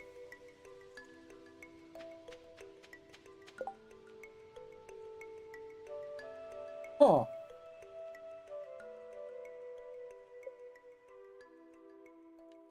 Oh my god, that's a lot of work. That's a lot of work. Alright. Alright, let's leave this.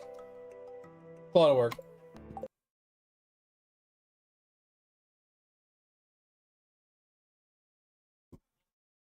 See you, see you.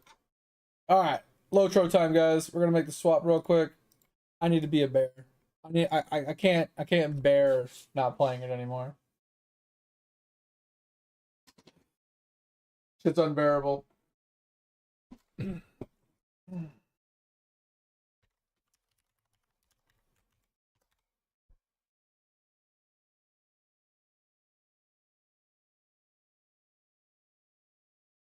Alright. Let's switch to Lotro.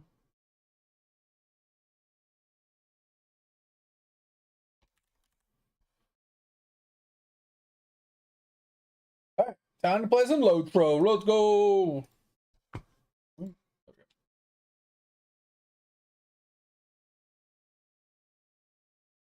I can't bear it anymore. I need to smack things with my bare hands.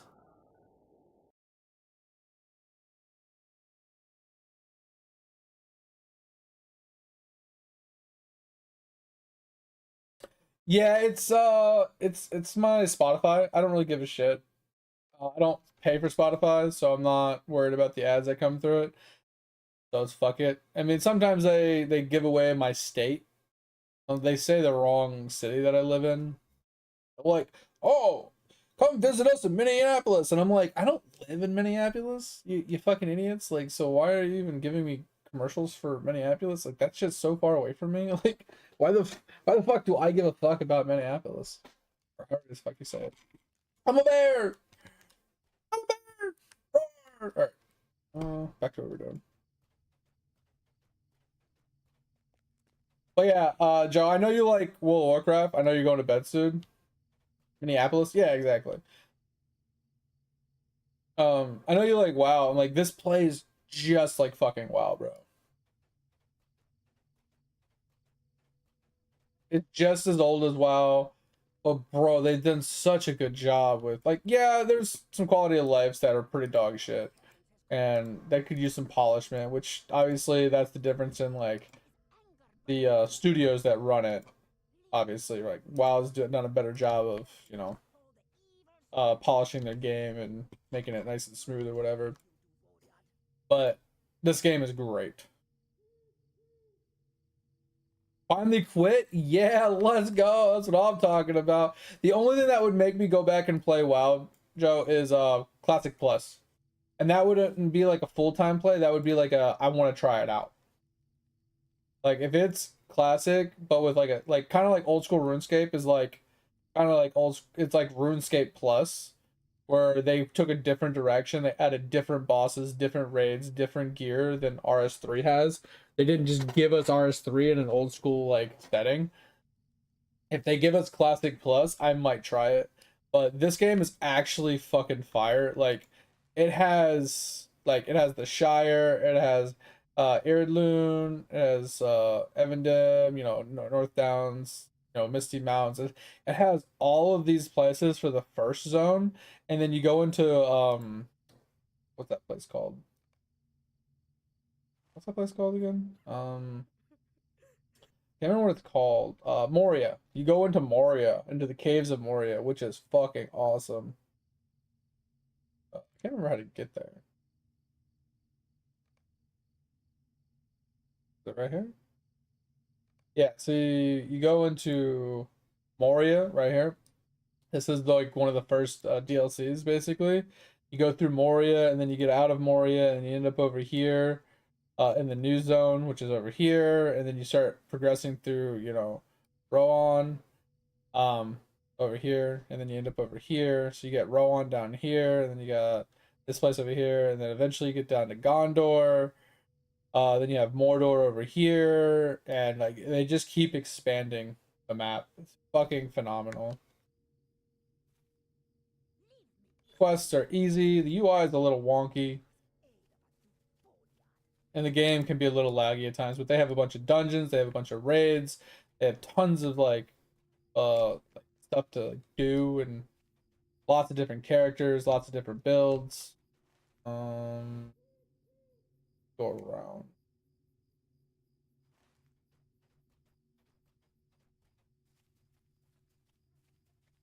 Project Epoch. Oh, one of the like the third party, private servers or whatever. Yeah, because I know one of them just got shut down recently, or they're trying to shut it down. It's a Classic Plus server. I don't remember what it's called. There was one that I kept seeing commercials for on YouTube, and it was about what's that shit called? Archetypes. That shit looked fire. Mine's a more. Yeah, yeah, yeah, exactly. Same thing. Whatever. That's the caves. Yeah, whatever. But I mean, at the same time, I think that's what WoW is eventually going to do. Is they're supposed to be doing a true Classic Plus eventually. Don't know when they're gonna give it to us, but yeah, is that what it's called? Ascension WoW? Yeah, that looked fire as fuck.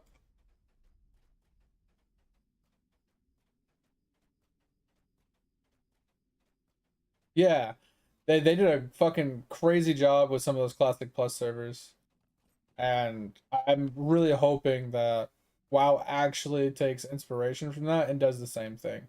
Because if they don't, it's just gonna be dog shit. Because that was my problem with Classic WoW. I like bringing back the classic game and bringing us back to like the start, but I just wish they would have, instead of just regurgitating the same patches and the same equipment, the same dungeons and raids. I wish they would have just thought a few feet in front of their face and was like, hey, let's give them a different experience. Like, yes, they gave out that survey at the beginning that said, hey, do you want it to be do you want anything added to it? Do you want any quality of life? Do you want it changed in any way, shape, or form? And people all said no. But I think people's understanding of what they, what the survey was, is they were under the impression that, hey, are we going to change classic WoW in a sense of, hey, here's classic WoW, but it's classic WoW with all the retail stuff?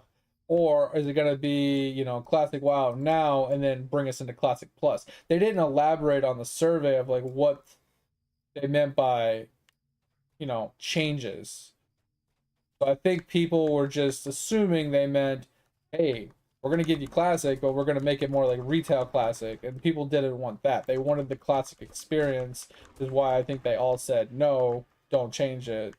You know, we want the actual classic experience, but they wanted like classic plus. I think is what everybody truly wanted, but that wasn't like a question inside the survey.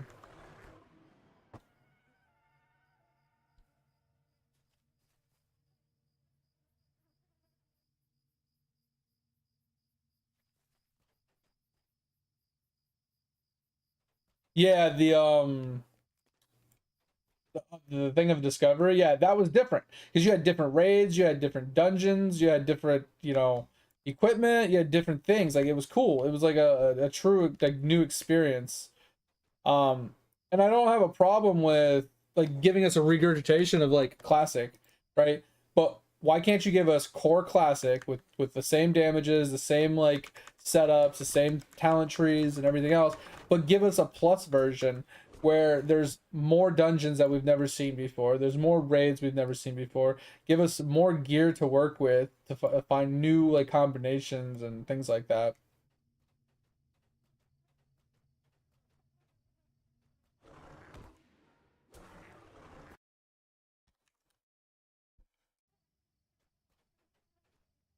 Like that's what I'm saying though, Chris. Like I don't have a problem with it being true classic, right? With like its damage numbers, its and you know what I mean, its HP and its defensive layers and the way that the abilities worked and talent system. I don't have any gripes about that. What I wish that it was that it was that, but with new dungeons, with new raids, with new items, like you know what I mean.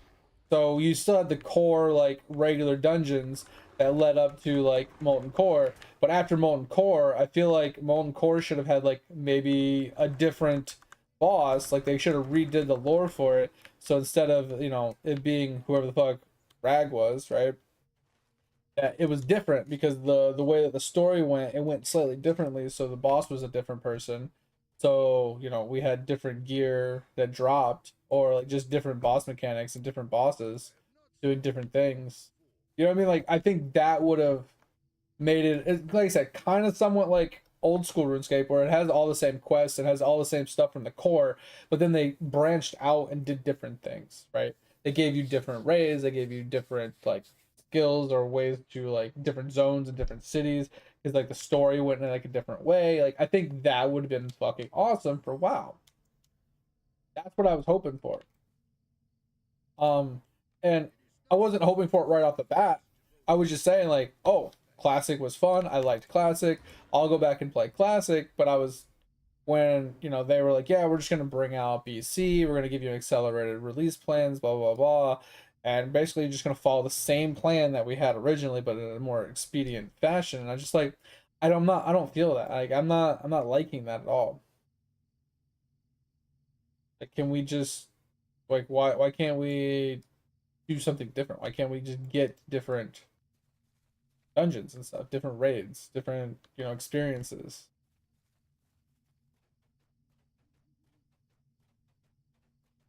Just just felt very lazy to me.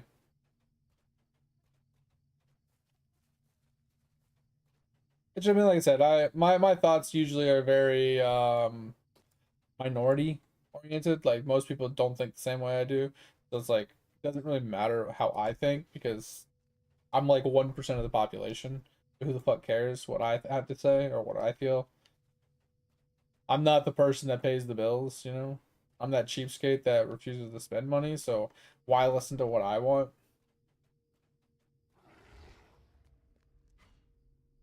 All right, sounds good, Chris. I appreciate you. Thanks for being here. Have a good day.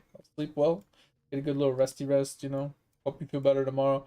I won't be live again until I want to say like Monday. So we'll catch you then, hopefully. Or if you need me in the meantime, you hit me up in the Discord as always.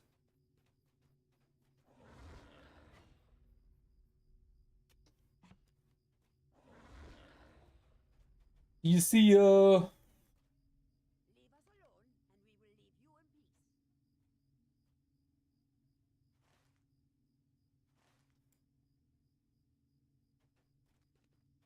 We need the dogs.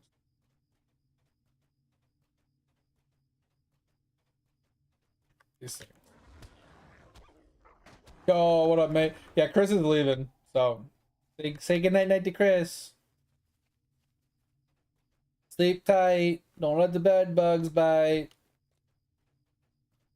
Oh, what up, mate? How was your day, man? Appreciate you stopping by again. Hope all is well.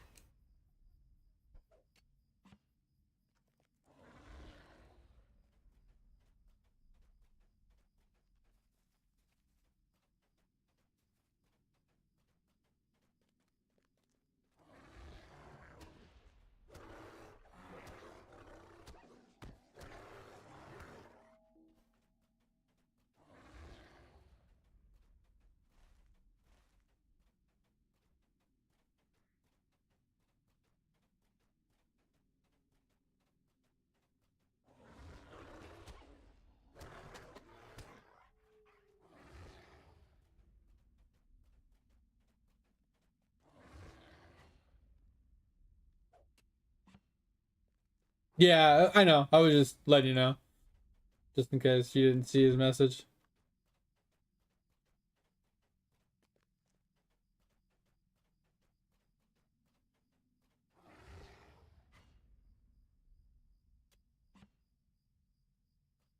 Oh, an outage. I was like, what do you mean you have an outage? Why would you be happy about an outage? And then I obviously put two and two together. You mean like going out and doing something. When I see outage, I'm thinking like you know, power outage, internet outage. Like I'm thinking like that kind of outage. Not a, hey, I'm gonna go and hang out with friends and stuff and things, you know what I mean? Like, I was confused.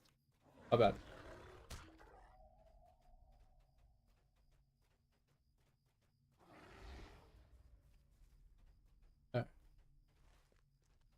Alright, almost done with this quest. Yeah, today was a late start for me. I feel a little out of it today because I got up later than I normally do, like way later. Ended up sleeping in, even though it's not really like a sleep in. So long story short, guys, I stayed up, ran some errands, went and did lunch, came home, mowed the lawn and everything, laid down around 2 o'clock, and I couldn't fall asleep. So by like 4 o'clock, I think I finally fell asleep around 4 o'clock in the afternoon. And the wife came to bed later, and I was still like sleeping kind of while she was in there doing her thing. I was like in and out of sleep. I wasn't like fully sleeping, but I was like in and out. I finally rolled over and looked at the clock. It was like 11:30. It's like, fuck, it's 11:30. Gotta go get on stream. Hell no. I rolled out of bed, turned on the stream, got dressed, made some food, fed the dogs and the cats, and I got on stream. So I was like, I got a late start, and I didn't get much sleep again. So it's just like, ugh. My eyes are already burned. Like we just like we're barely even awake right now. It's crazy.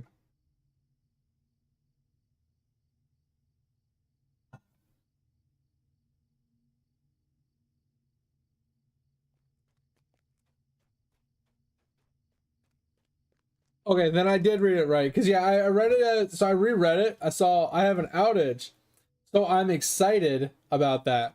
And then I was like, wait, does he mean like an outage? Is like he's going out and about? And then I just reread it again. And I said I'm not excited. It's like, oh, okay, so I was right the first time I read it. Gotcha. Yeah, I'm an idiot, man. Like I said, my brain's not working today. I am really tired again. Ugh. Oh, sorry about that. Yeah, power outage. Like, do you guys have like a weekly power outages for like certain periods of time to like try and save power? I know like certain cities have like rolling brownouts, like every day, like around this or every week or every day on the same time period. Like you get a slight power outage for a little while to save some power elsewhere in the city. Some shit. Thanks for the hydrate as well. I already drank it, but I was yeah. Anyway. Yeah. That's what I said. I reread it and I was like, oh, not excited. Got it. Yeah, that was just me being dumb, not reading properly. Alright, so that is taken care of. Let's head back. Bring that in.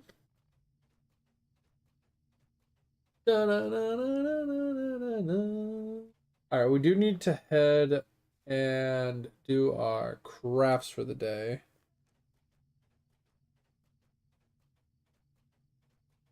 a little bit more rep.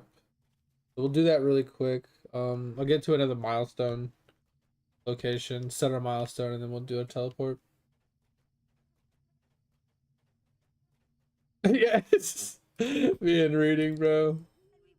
That shit's awful. All right, so we gotta head. Where is this gonna take me? Crone's Ferry. Where does that take us? I kind of want to try it. Gotta see where it takes me. YOLO. Oh, yo, hell yeah, let's go. That's fire.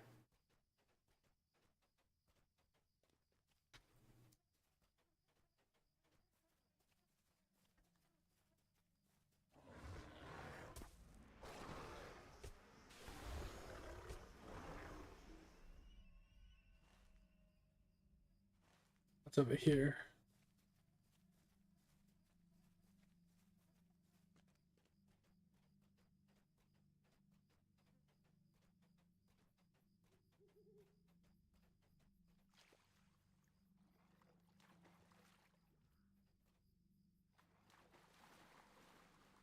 Get your ass out the water. Clean your bare ass, damn it.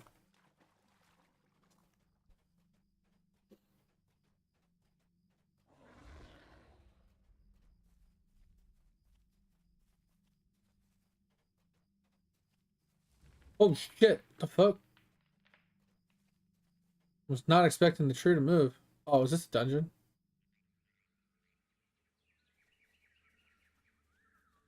Oh, of Huntsman? I wonder if this is a dungeon. You have come to the glade of the wild huntsman. I will speak with you. Oh, maybe not. Maybe it's just like a small little zone.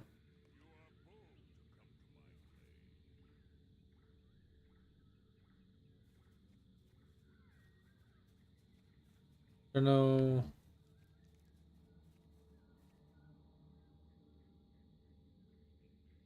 may be of some use to me. I was hoping there was Welcome. a milestone here. I will speak with you.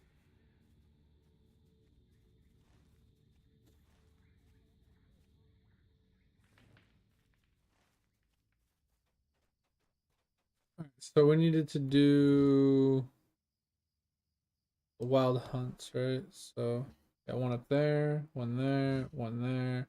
Get one turn in here. I think our milestone is set to here. All right, so I think what we'll do really quick is we will teleport back. We'll head to, I don't know where we'll head.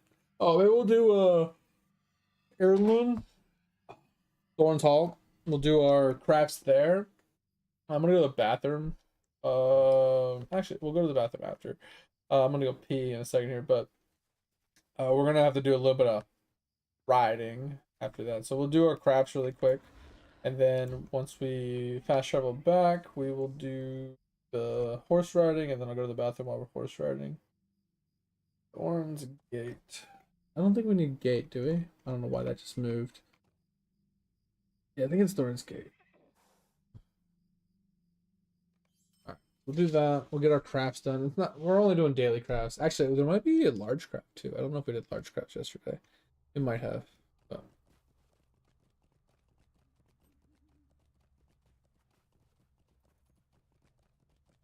all right, dismount. Oh, you guys gotta click and click. Treasure camp. I don't know what treasure camp. Here.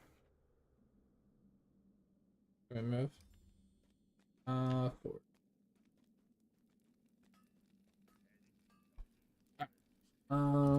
So we got like this. Oh, sell some stuff, different things. This. I get rid of all that shit. I don't care.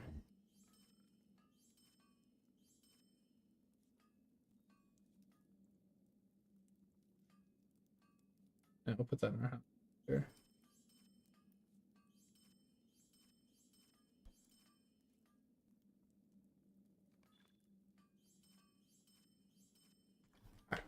Back to what we're doing. Clicky clicky. Okay, so we're gonna make that. Need 2 dwarf steel.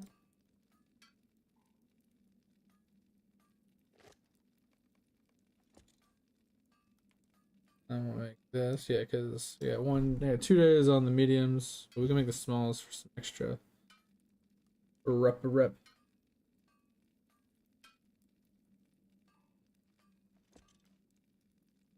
And then yeah, we did do large. Sweet. All right.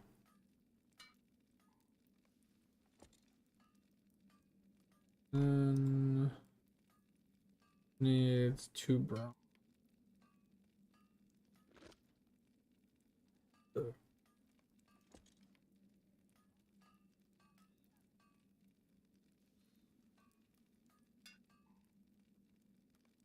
Alright, so that takes care of metalsmith.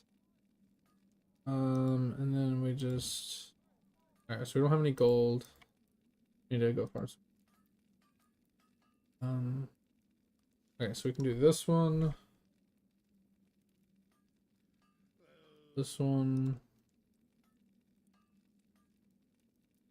And we're good there. And we're not here yet. Okay. So let's go find the workbench. We are gonna do this one.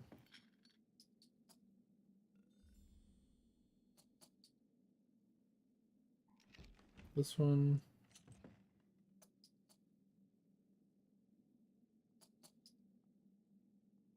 This one.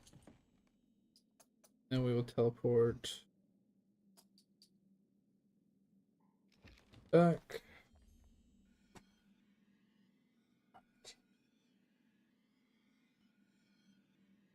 Oh, what's that dragon you guys just put a picture of? What the fuck? Is that the new dragon? How'd you get that bitch?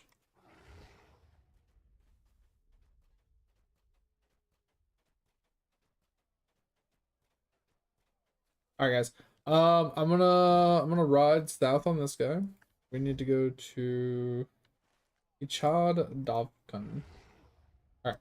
While this is running, I'm gonna go to the bathroom, and then when we get back, we'll continue on with the quest. Give me a second.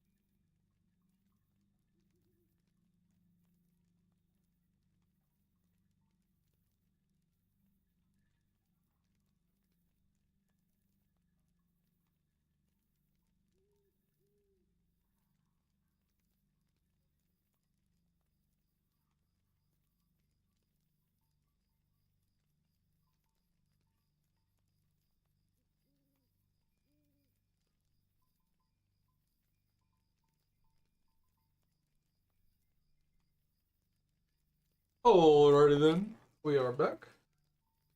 Yeah, Topher, is that the new pet or something? Or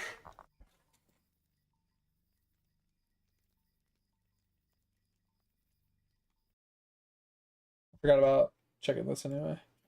So we're up to 22 million, which gives us that pet. So now we need 20 million more. So we need 13 mil, and we have the last hero. Huge. So we'll farm that out. How's our apotheosis? We're getting close to the 8th. I have to get all the way to the 9th apotheoso to get the thing unlocked that I want, but alright. We'll farm this out. Ah.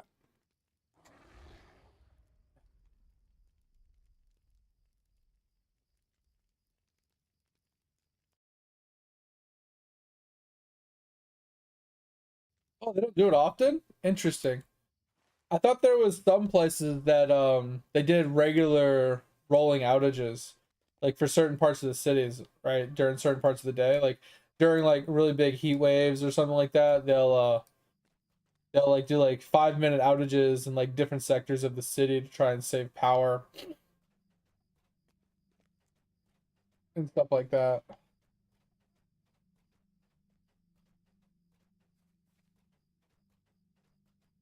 which sounds fucking awful.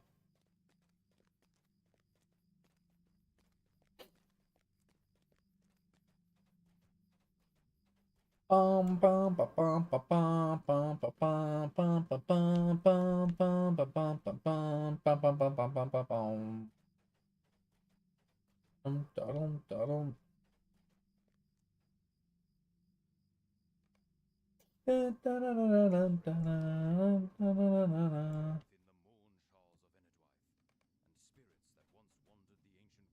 Defend the ox from all the cocks.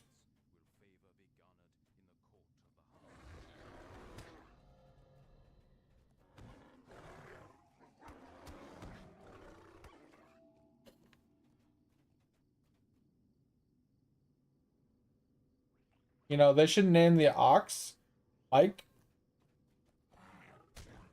and it should be Mike. His middle name should be Ox. And his last name should be Small.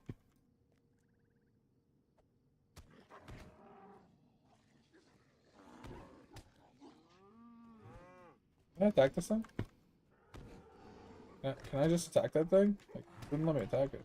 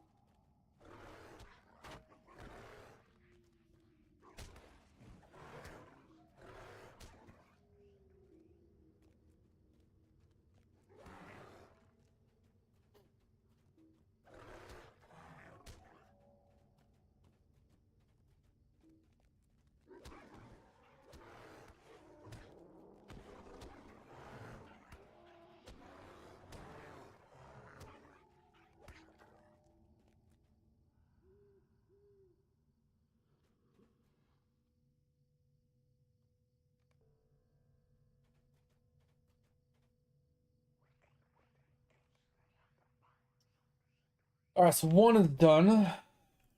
Over here, turn the other quest in. This one, then we head south.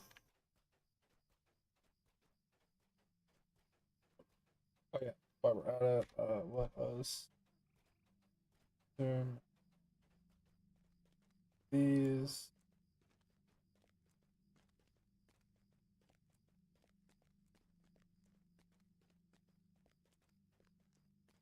Oh, can't get up there. Oh, let me up. Oh, that's bullshit.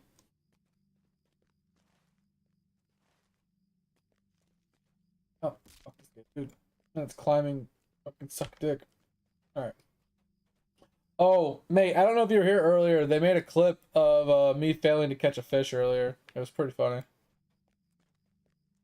Obviously, me failing at something is nothing new, but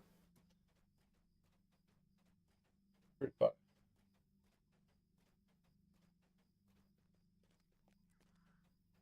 I was doing so good. I was so close to catching this fish. And then it's like, oh, you think you got me, bitch? You think you got me? And it just started dipping and diving and fucking, you know, if it can dodge a wrench, it can dodge me, obviously. And it just fucking went crazy. It went up, down, up, down, up, down. Oh, I'm out, but see ya. And it just took off. Yeah, it should piss me. Dun, ba, ba, ba, ba, ba, dun. Dun, dun, dun, dun, dun. Do, do, do. Oh, we gotta follow this one. Oh, what the fuck? Teleported.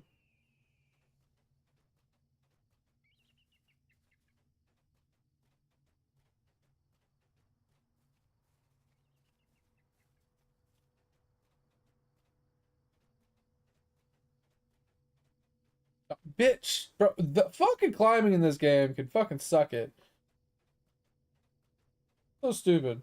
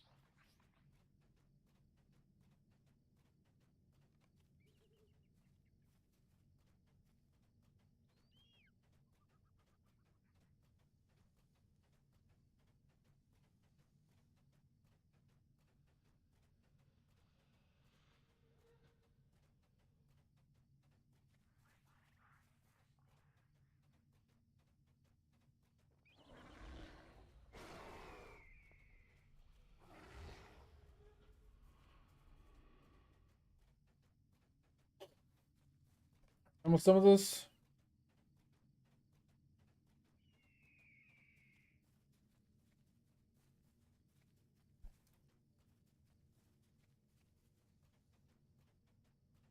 That's a long fucking outage, bro. What the fuck?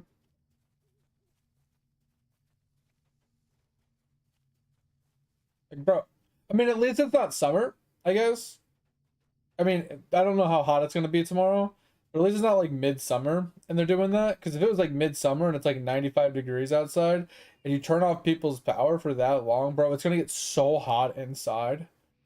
Like you're just asking for people to have heat stroke. But I know here, I don't think it's gonna be too hot. I mean, it might be in the 80s, but I don't think it's too terribly hot to be down for what, 6 hours.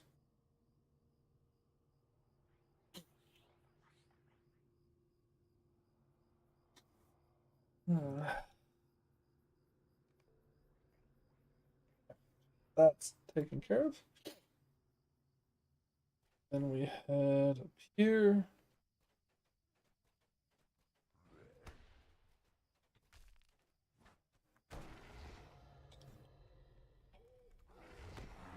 I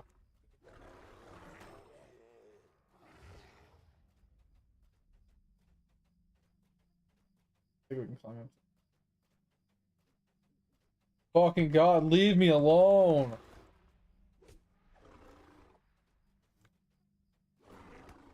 Start to stop.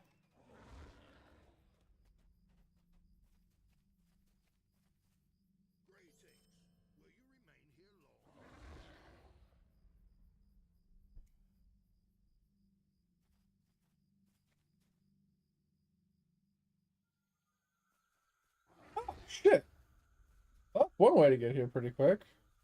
That's sick. Okay. Welcome to the Wild Huntsman's Glade. Was not expecting that. If you show reverence, Okay, that's sick. That's an easy way to get back and forth. Hopefully it doesn't send me all the way back down here. That would be annoying. Rich, it does. Okay, so now we're gonna run all the way back up here. But at least we know how to get back fast. Alright. That's pretty cool.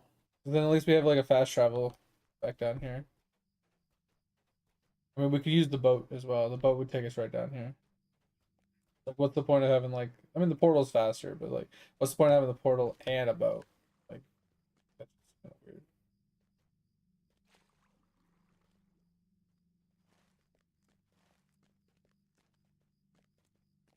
Boom, boom, boom, boom, boom, boom, boom, boom, boom, boom. Dun, dun, dun, dun, dun, dun, dun, dun, dun, dun. I think I should give you guys some game sound. What do you think? Audio. Give you guys a little bit of music, maybe.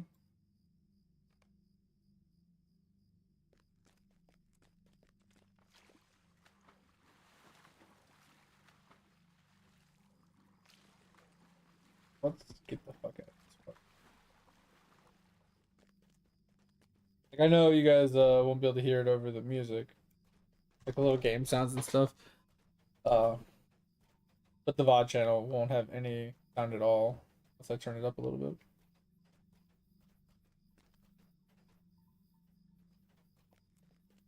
Like right now, all they hear is my bear running on the ground. That's why I was gonna turn up the music, but I don't think it's playing any type of music. Weird.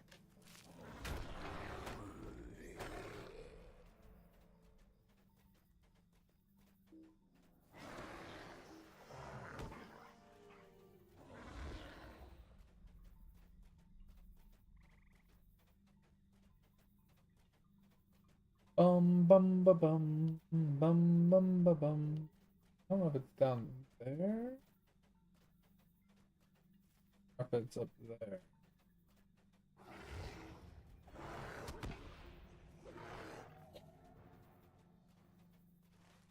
It looks like it's pretty far up. How do I get up there?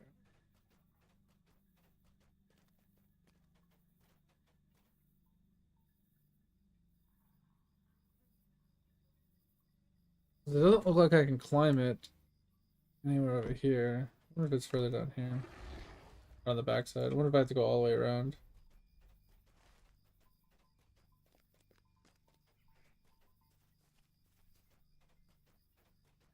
I'm curious.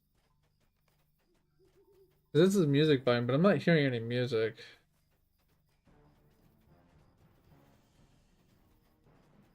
Oh, now it has music for some reason. Interesting. Don't know what prompted the music to start playing, but we'll take it. I think we gotta go. Oh, we go this way. Might work. Walk around.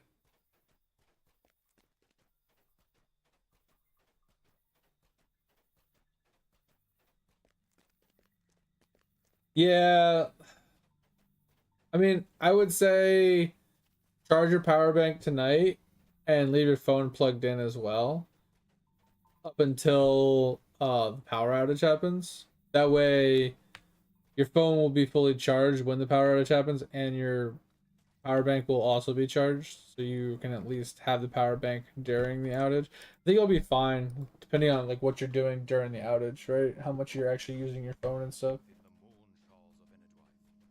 As long as you have a fully charged phone and a fully charged power pack, you should be fine. I would assume.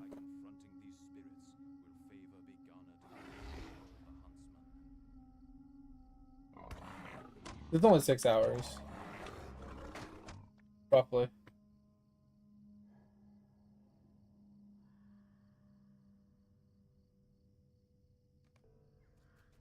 That one was. Now we gotta teleport back.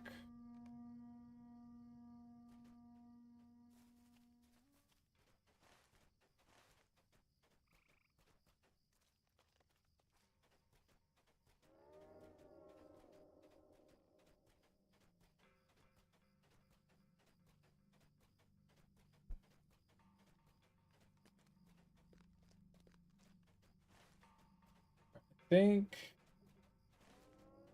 I don't know which one's faster, either running to the top and going through the portal or going to the boat and then running across. The boat takes us to here and then we have to run all the way across. Versus running up the hill. Probably a little bit further distance, teleporting right in.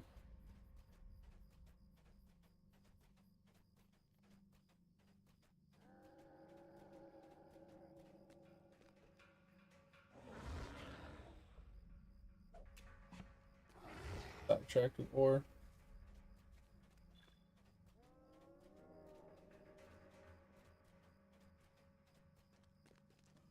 Ad! Oh no!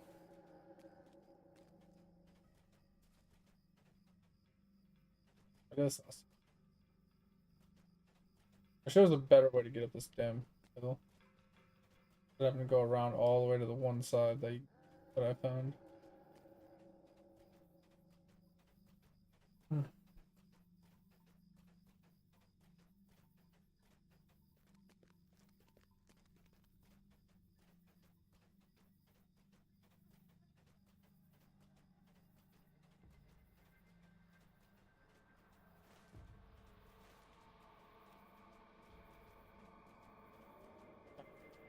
Go through the portal. Get the place. Turn the quest in.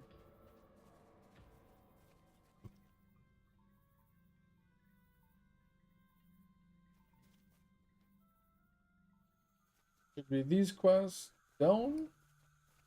You have come to the glade of the wild huntsman. Quest in. Welcome. Let us speak for a moment. Really? Alright, that sounds like rubbish. And that should... I think that's all the quests. Yeah, because this is this, and then that finishes that quest.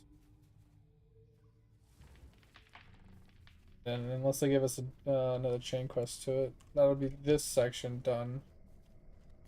Then we still have this to work our way. Welcome back, mate. Welcome back. I really need to take some time to go over my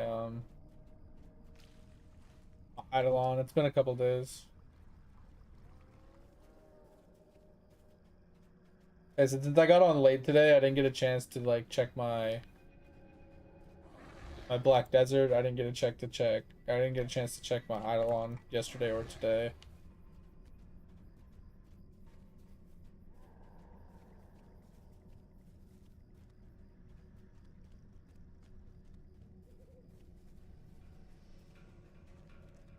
Your phone won't last 6 hours between a full battery backup and a full battery? That's insane. Either A, you have too much going on your phone, or B, you need a new battery. That's crazy.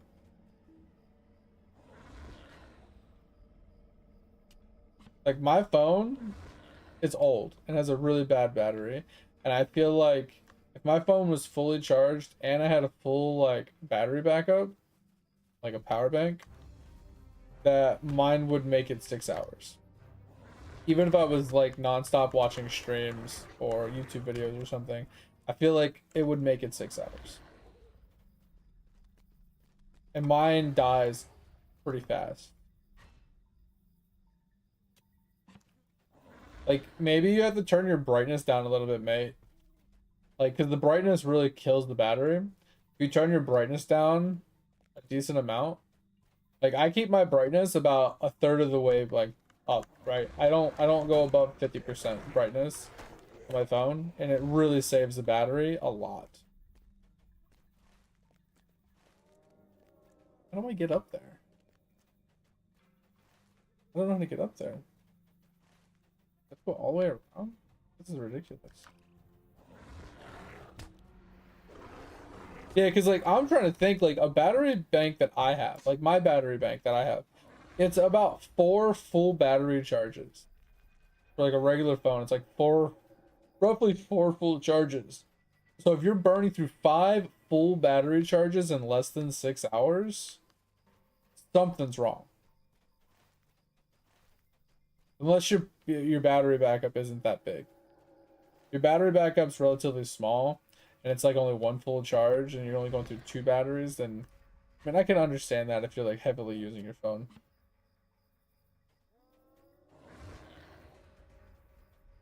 Yeah, I feel like you have a jacked up battery. If your battery life is that fucked, you might need a new battery. Bro, how do I get up here? Like, this looks like a ridge all the way around. How in the shitballs do I get up there?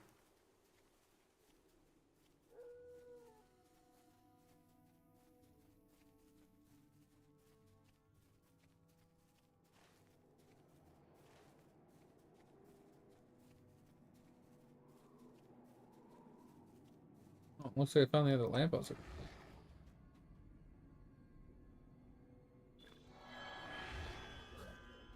okay, so I can't get up that way.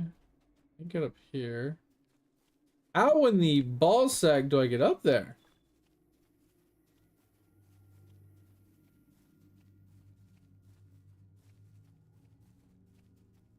Like, I get it, mate, that you're on your phone a lot and you're doing multitasking like so many different things.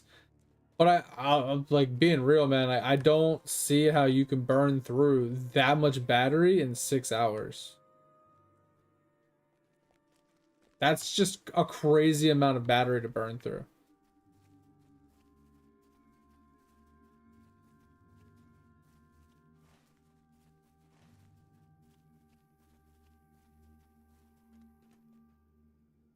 It's like this is like a wall that you're not allowed to get up for some reason.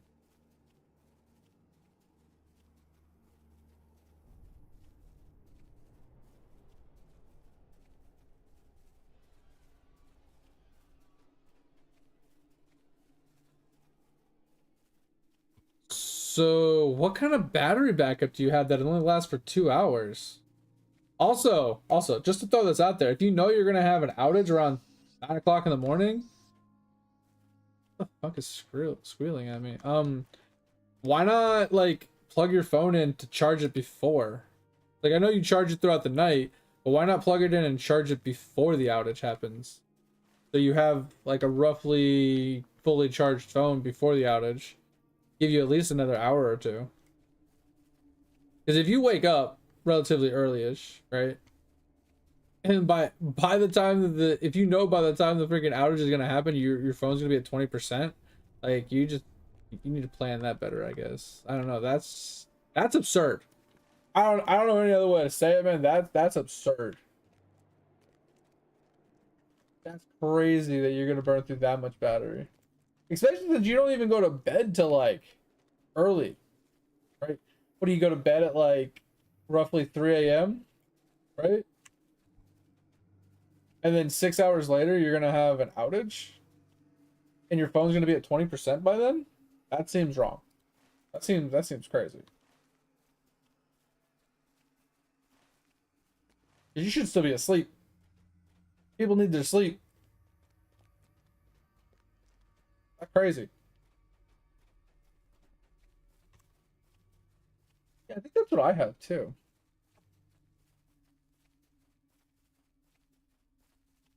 Yeah, I have a Anchor battery pack.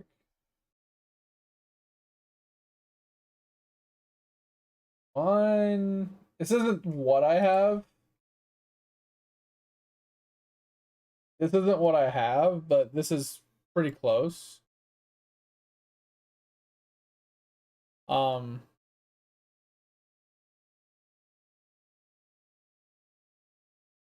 Mine's an older version,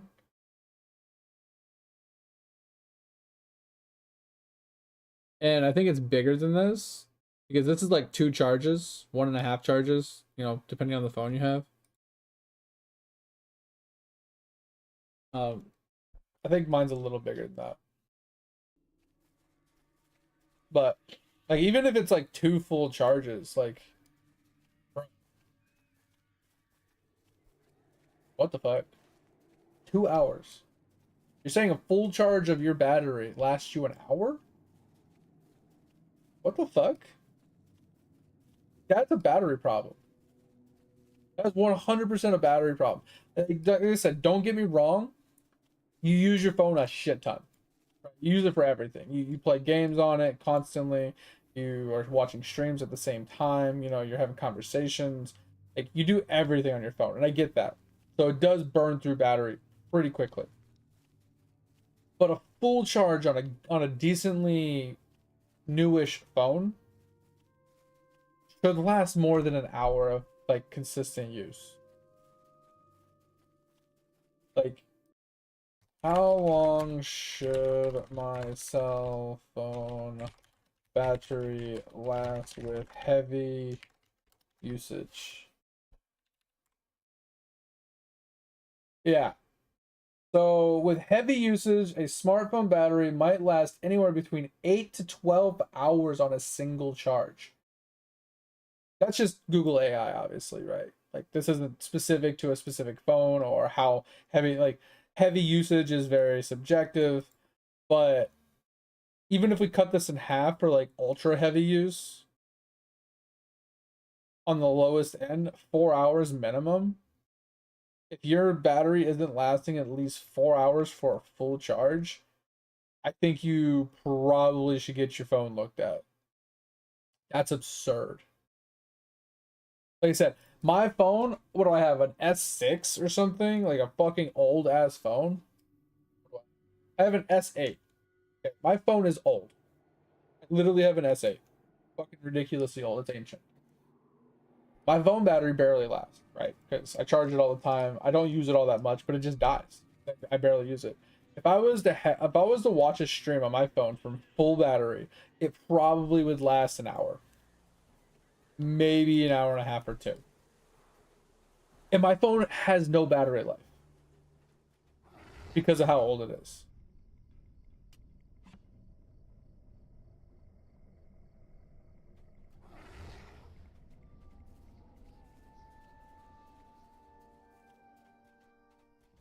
And that's what I'm saying, mate. Like if you go to bed at 3 a.m., right, and your outage is at 9:30 in the morning, that's 6.5 hours,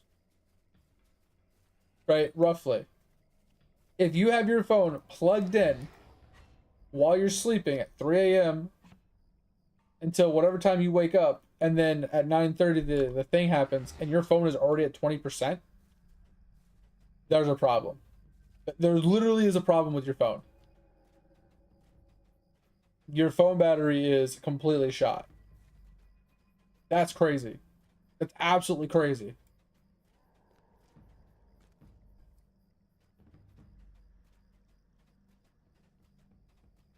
That's fucking absurd. I'm not trying to make fun of it or anything. I'm not trying to make light of it or, you know, make you feel bad. I'm just saying, like, that's actually crazy.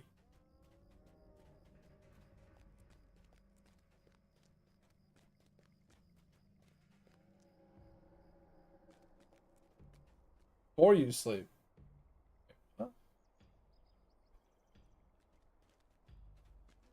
Oh, oh, okay. You said 9:30 to 3. Okay, and okay, never mind. I got you now. I 100% thought it was 9 o'clock in the morning to 3 in the afternoon. I didn't catch the PM AM different. Okay, okay, that makes a lot more sense. I'm just like, bro, how are you gonna sleep at 3 a.m. 3 a.m. and by 9 a.m. the outage happens, your phone's at 20% when it's been charging while you're sleeping. Like, that's absurd. So you're saying by the time you wake up, somewhere around noon, you know, ish, I don't know what time you wake up. And then by 9:30, it's going to be pretty low on battery. And your battery pack only gives you 2 hours of extra usage. See, I think, okay, so at that point, I would say your battery pack is probably needing an upgrade. Because your battery bank should give you two full, like anywhere from 1 to 2 full charges. And if a full charge of your phone can last you like 6 hours, right? But your battery pack is only giving you 2 hours of extra life, that's, in my opinion, your battery bank probably needs a redo. Your battery bank should last a lot longer. Especially since it's a bigger battery than what your phone battery actually is, which that's the intention behind a battery bank. Is it's supposed to be bigger than your actual battery to give it more than one charge. and it's supposed to be a full charge. So yeah, I think you might want to look into a new bank, depending on how old your bank is or how big it is. You might want to get a better slash bigger one, possibly. But I don't know what your schedule is through the day. But I was gonna say, like, if you know you're gonna have an outage around 9:30, right, towards the end of the day when you know your battery's gonna be low, is there a way that you can charge it before the outage? Right? At least give you like up to 50%, 60% battery before the outage actually happens. Bro, how in the actual fuck do I get up there? I have walked this whole route all the way to here, and I've walked all the way back down to here. I cannot find a way up this fucking mountain to save my life.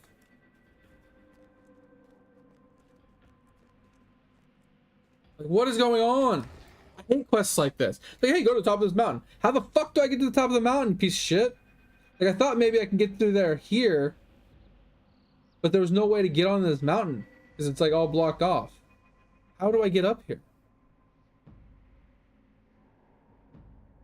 So fucking confused. Might have to Google this one. This one's not making any sense.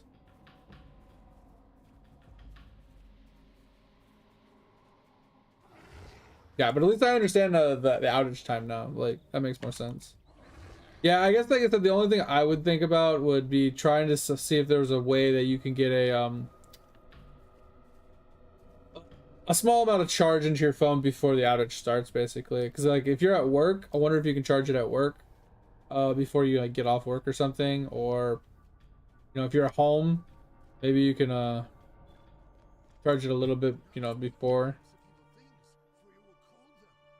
or something.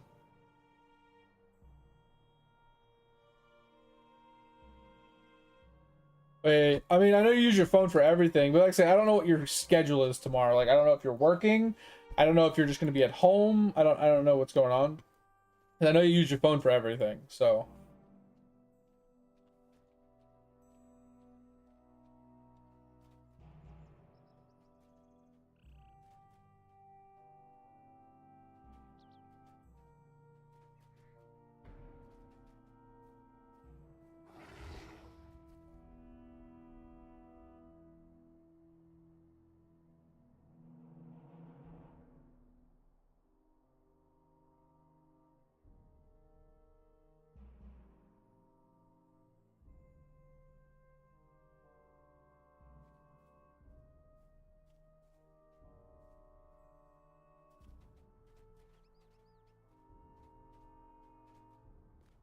So, okay, so this took me to a whole different place.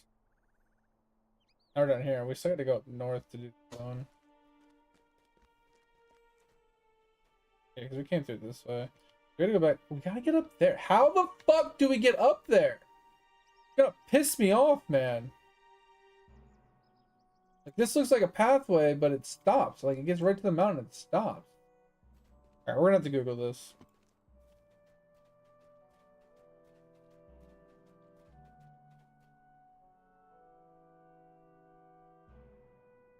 What? I follow the lookout, now what?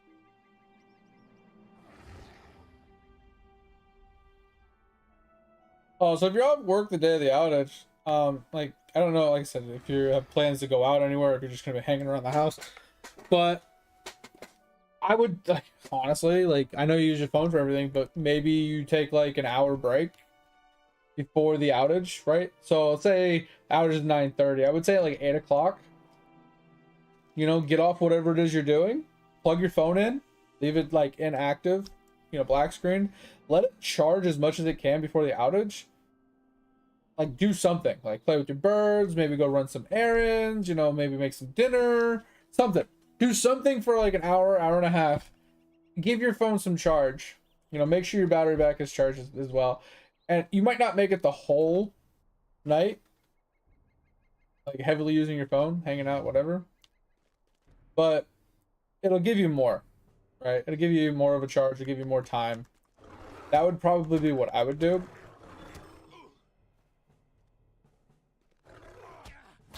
Or it would just be an early night for me, if I'm being honest. You know? Charge as much as I can, and whenever it dies, and I go to bed. You know? Leave the phone plugged in, so when the power comes back on, it charges the phone. Which is also sketchy. I probably wouldn't do that if I'm being honest. The only reason I say that is because if you... Can we, like, do something? If the power comes back on so abruptly, it could power surge the phone, which could be a problem. Unless it's plugged into, like, a surge protector, then you're more likely to be fine. Alright, we're gonna leave that quest now.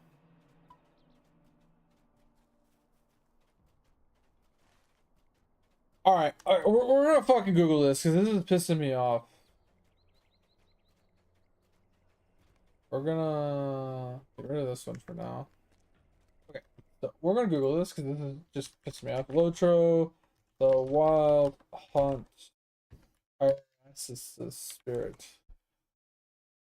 How the fuck do you get there?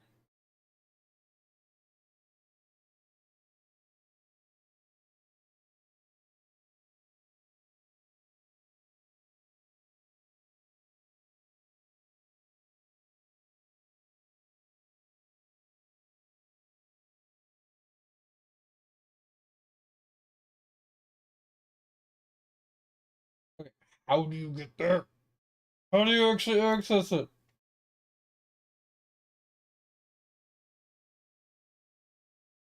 Alternates, okay. Spiritism is the person. Okay, that's not helpful.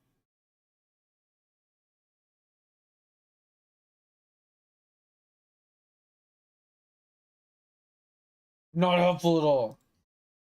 All right, the mirror to this ancient spirit can be found in at that. Get pissed. How do you get there? We're gonna look at a video.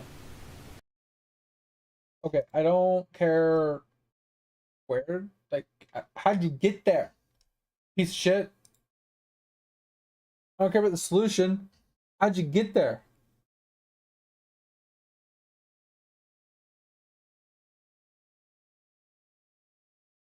That didn't help at all.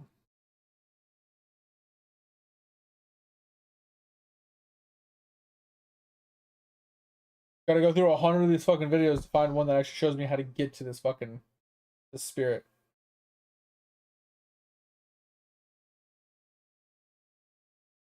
Bro, how did you get there?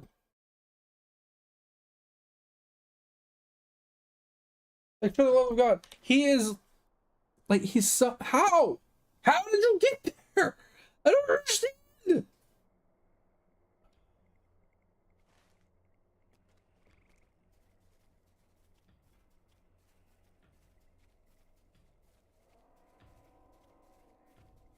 I don't get it, bro. How?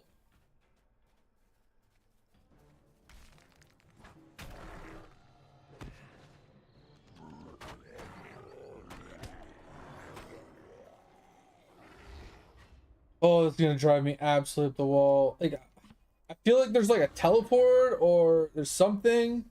Like, I feel like I've run this whole ridge multiple times. Like, that's a dead end. I can't get up there, right? They're all dead ends. They're all fucking just mountains I can't climb. More mountains I can't climb. Like, it looks like you could climb some of them, but how bad the climbing is in this game, I highly doubt you can climb them.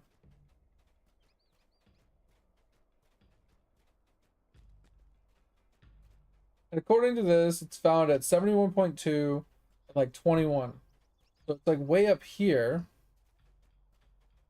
Like this looks like it could be a way up, like the tree and everything, but like then it just has a dead end of a brick wall of a mountain. Like you can't get up that. Like that's where the thing is.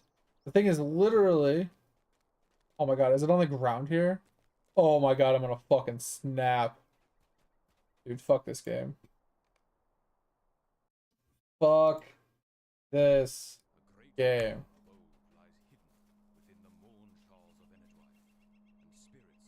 You're behind your dailies. Yeah, and like I said, I get that, mate. But that's why I was saying, like, instead of like calling it early, I mean, you call it as, you know, try and stretch it as late as you can, but go and like take a break before the outage on whatever it is you normally do. And just like I said, go, like I said, when you do dinner, instead of like having your phone, go in, plug it in, right? You know, if you're just hanging out with your birds for a little while, you know, it's just one of those things. I feel like just take a break, go do, you know, go do something for a little while, and then come back. You know, when the outage happens, then now you have your phone relatively charged, and you know, you're good to go after that. You know, you haven't touched your battery bank. He gives you a couple more hours. And then you have a relatively charged phone, giving you a good starting point instead of it being almost empty. That's all I'm getting at. It's like plan for the outage and charge your phone before the outage. Like even if you want to play on your phone, plug your phone in while you're playing on it. It gets hot, don't get me wrong, and it's not the best thing for it, but you can at least partially charge it while you're sitting there playing on it before the outage to make sure you're not draining the battery even further, kind of thing.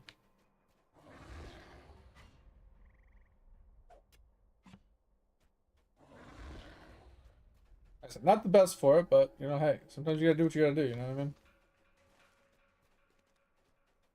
Alright, let's see if I found what we're looking for. That was a little annoying because like it looked like it was on the hill, and when I ran that way, I didn't see the pool. It was like behind the tree, or like up on the little mound, and I couldn't see it. That was just me being unobservant. Definitely skill issue for sure, but it's frustrating. Dum dum dum dum dum dum.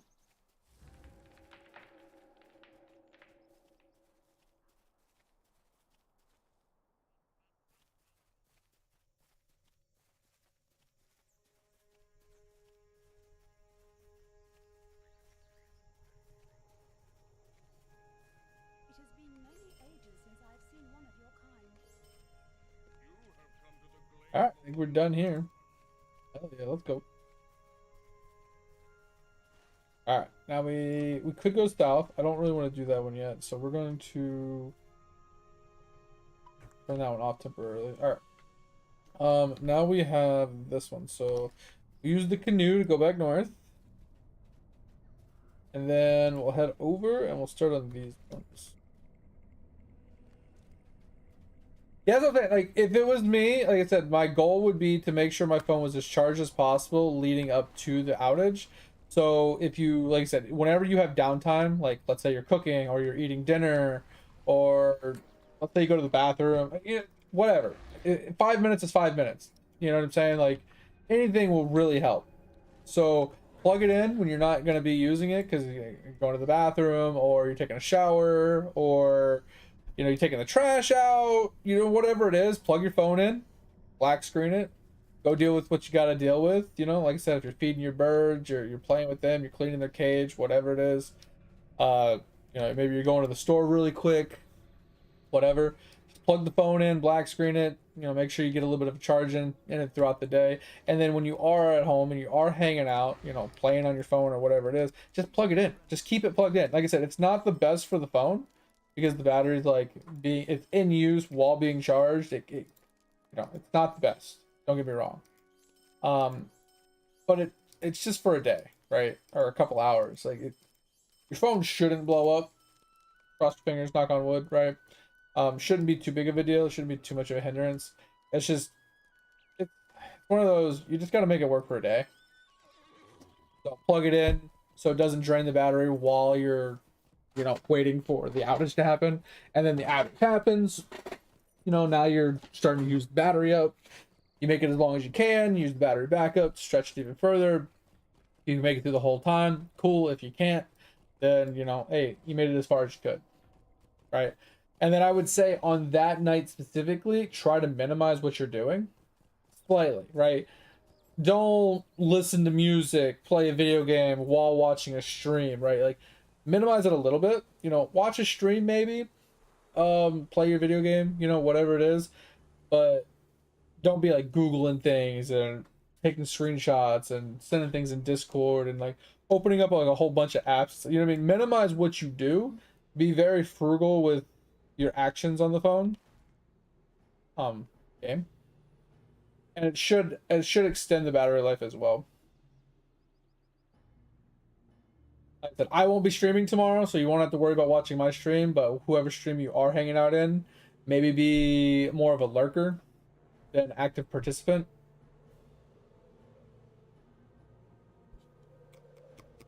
Did I break the game already? Okay. Well, while we're just chilling here, we did get a bunch of stuff, right? So we have 84 more things to forge, and we need more bronze. Bronze is the thing, so we need copper, and then we have the 10. So we can just make a whole ton of copper and give us a whole ton of bronze. Because we made a bunch of iron already before. We have 180 iron. So, oh, that's the wrong thing. Did I look at the wrong thing? Oh, yeah, yeah. We have 180 iron and then we have 13 copper. So I don't think we need the gold right now. Technically, that's for mithril, I think. And we're not at mithril infused for whatever the reason. We're not there yet, which is fine. So yeah, we'll just use it on copper. Get back. That'll be helpful.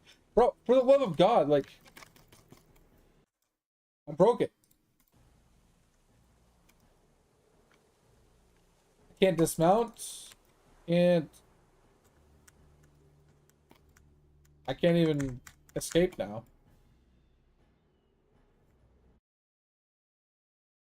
Jesus.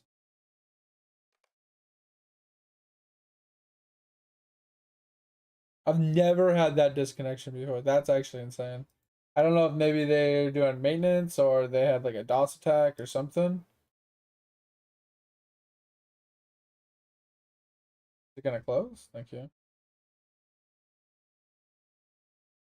I've never been disconnected from the server like that. That was insane.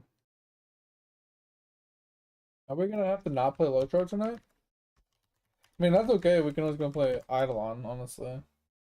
Oh, it looks like it's still up. Maybe I just had a weird connection issue.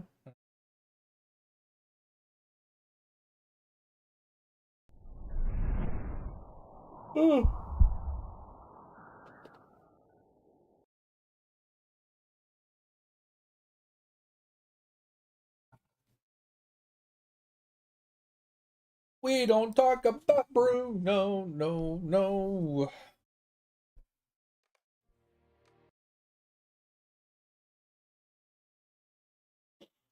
But how's the Eidolon grind coming along, mate?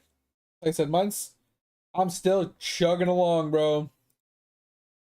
Chugging along on this accuracy grind right now. Reminds me, I haven't checked it today.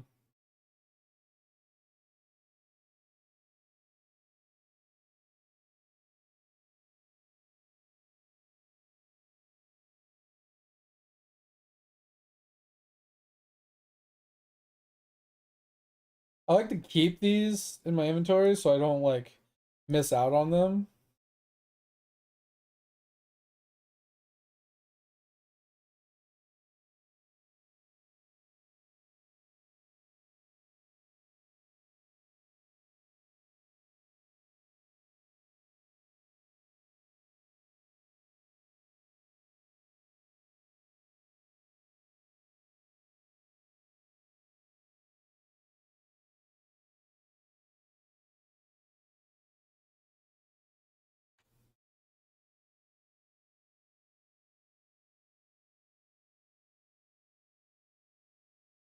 Oh my god, okay. That's fixed.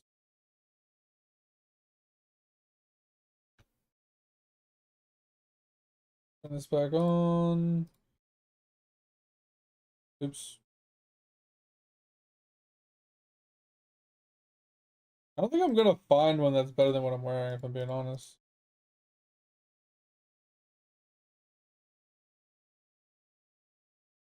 Like, I've found ones that are close, but I haven't found one that's stronger than the one I'm wearing in a very long time.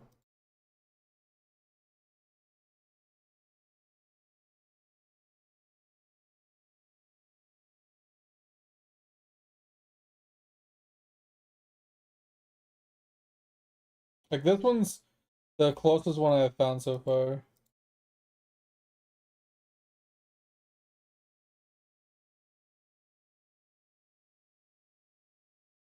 One of those two.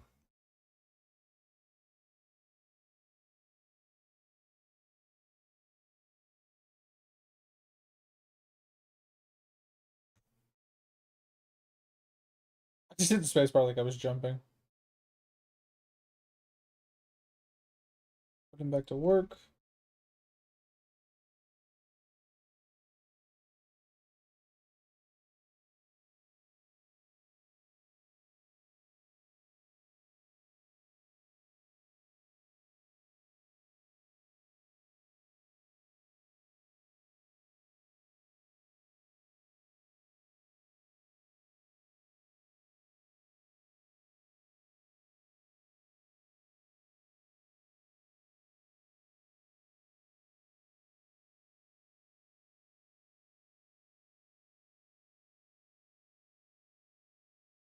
Yeah, that's the closest one. So 43, 43, that's 48 and 32. Yeah, so it's not nearly as good still. Still, nothing's been better than what I have. Um,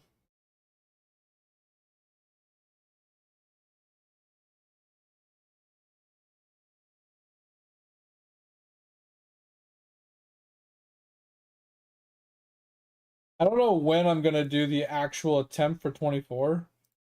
Keep encouraging, hoping for the best.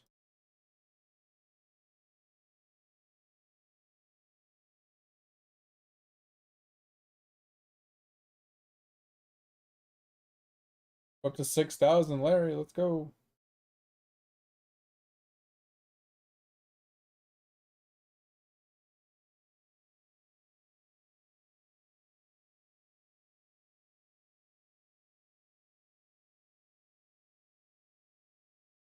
Oh, we almost have our 10th bubble to our 10th little upgrade. I don't know what we're gonna upgrade though, because we have this, right?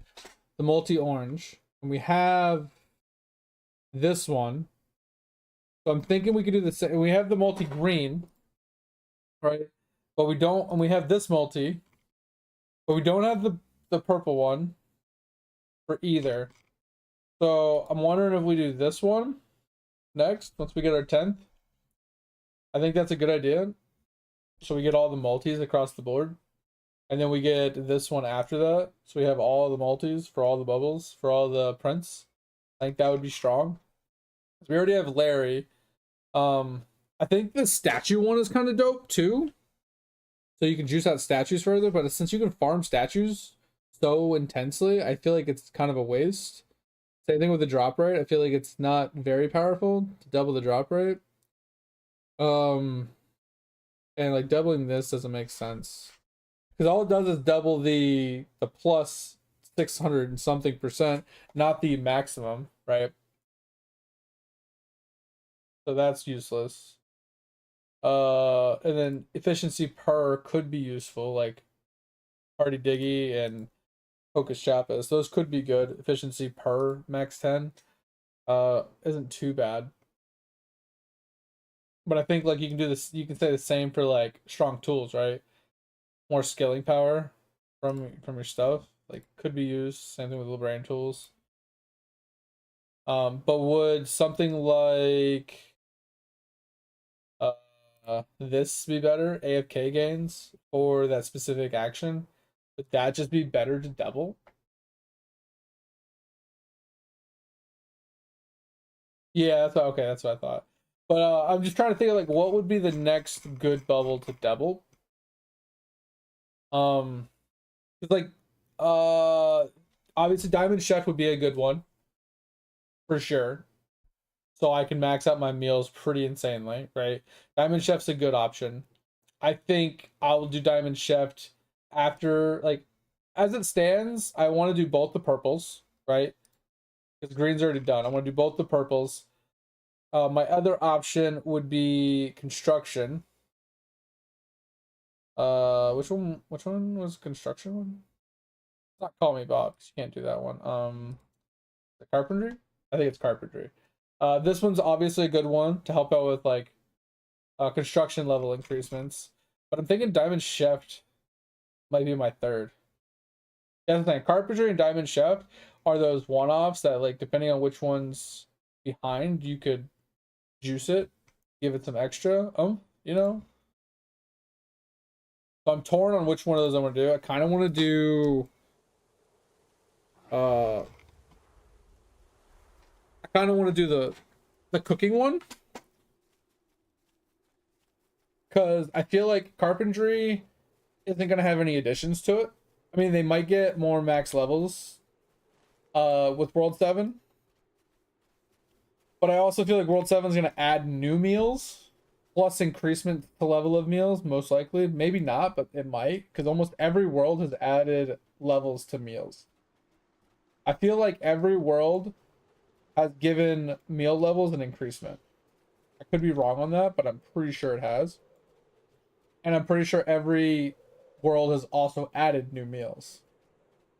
Whereas carpentry hasn't gotten a level increase every world, and it hasn't added towers on every world either. And you're not wrong too, Pip. Like the amount of time it was gonna take you to max level your towers is almost impossible. So you're gonna need carpentry eventually for sure. And you make a valid point too, because I just thought about it, is meals have no meal left behind. So eventually your meals will max out even if you don't put any effort into it. As long as you log in every day.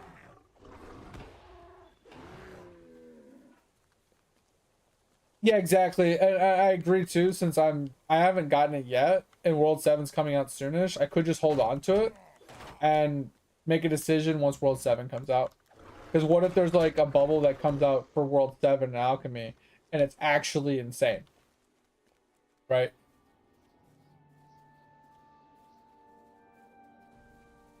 Pay to win and pay to win, Tover?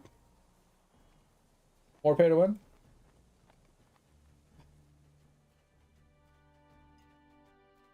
Too much pay to win? Bro, that has pissed me off since the day I got to Alchemy. I said, oh, a green pickle vial. Interesting. And then I looked at it, I was like, wait, how the fuck are you supposed to actually level that up? Like, that pissed me off, like, the second I got to Alchemy in Eidolon. I just thought that was the stupidest thing. Like, you have a character that scales based off of every thing that you, like, every vial that gets to that point, right? That gets to level 4. And it's so hard to even get to level 4 in the green pickle, let alone the black pickle. Like, are you fucking high? I have not unlocked World 7 bubbles. I really should. Um, I have all my people in liquids right now. I should just change them to, since World 7's like what, a month away. I have a month to like preemptively get them ready. I should do it. You're right. That's a valid. Let me switch that up really quick. Let's switch that up.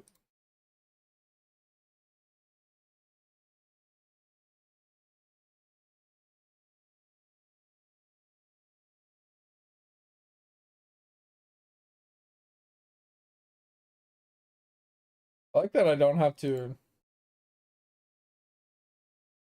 go to each one of them. Dude, this one has 41 million. That's insane. All right. We'll just let it grow. We'll deal with it later. Thank you for reminding me. I forgot, like, we were just talking about it and I completely forgot about it. That's cool, isn't it, Topher? That you can, like, change them without changing them? That was pretty cool. Where there's smoke. Okay. Patrol. Okay, let's get rid of this one. So we stop seeing it. Speak with the guard before Baron's Hall. Okay. Oh. Okay. So this one is roll. I don't see it on the map.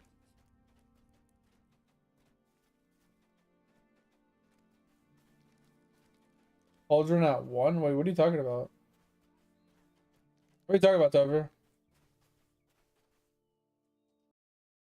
Like, alchemy? Clicked on my cauldron. What are we looking at here? It says new, 0.8. Like 0.8% to get another bubble. Like what?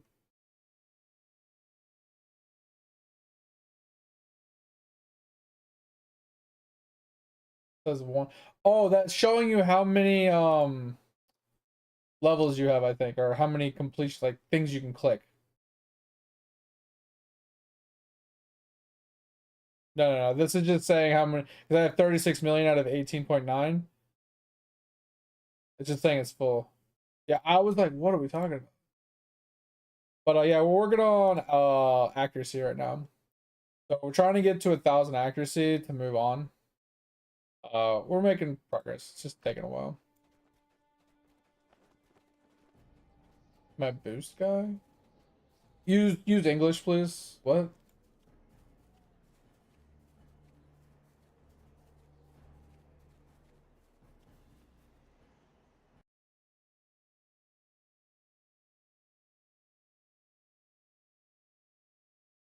Like, max out.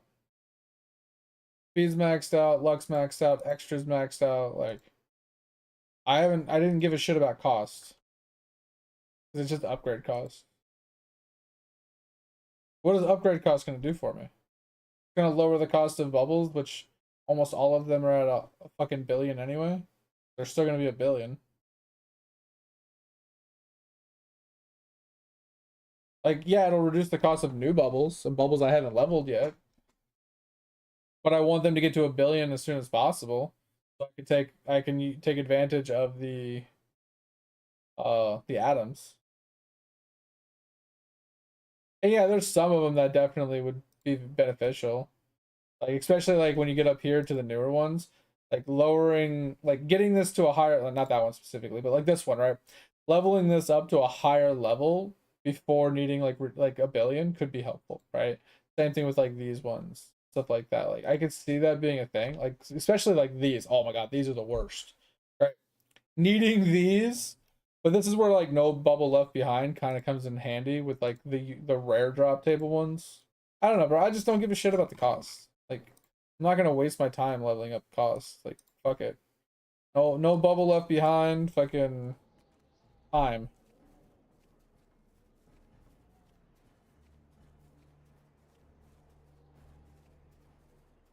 Yeah, it does. A bubble left behind will 100% level things above level 15. Not very often, but it does. It does. 1,000% it does. I don't know if it'll show you here, but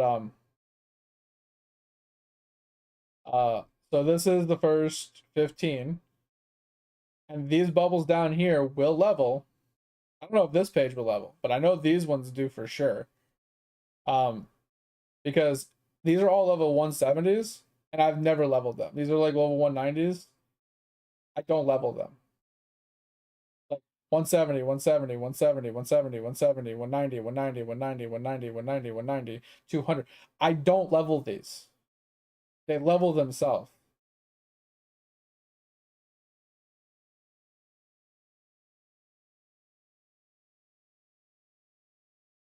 Yeah, so down here it doesn't, but I haven't even started leveling these anyway.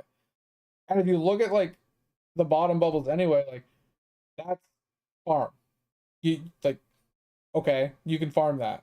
That one is a rare one. This one is annoying. So rare drops, that one can suck, but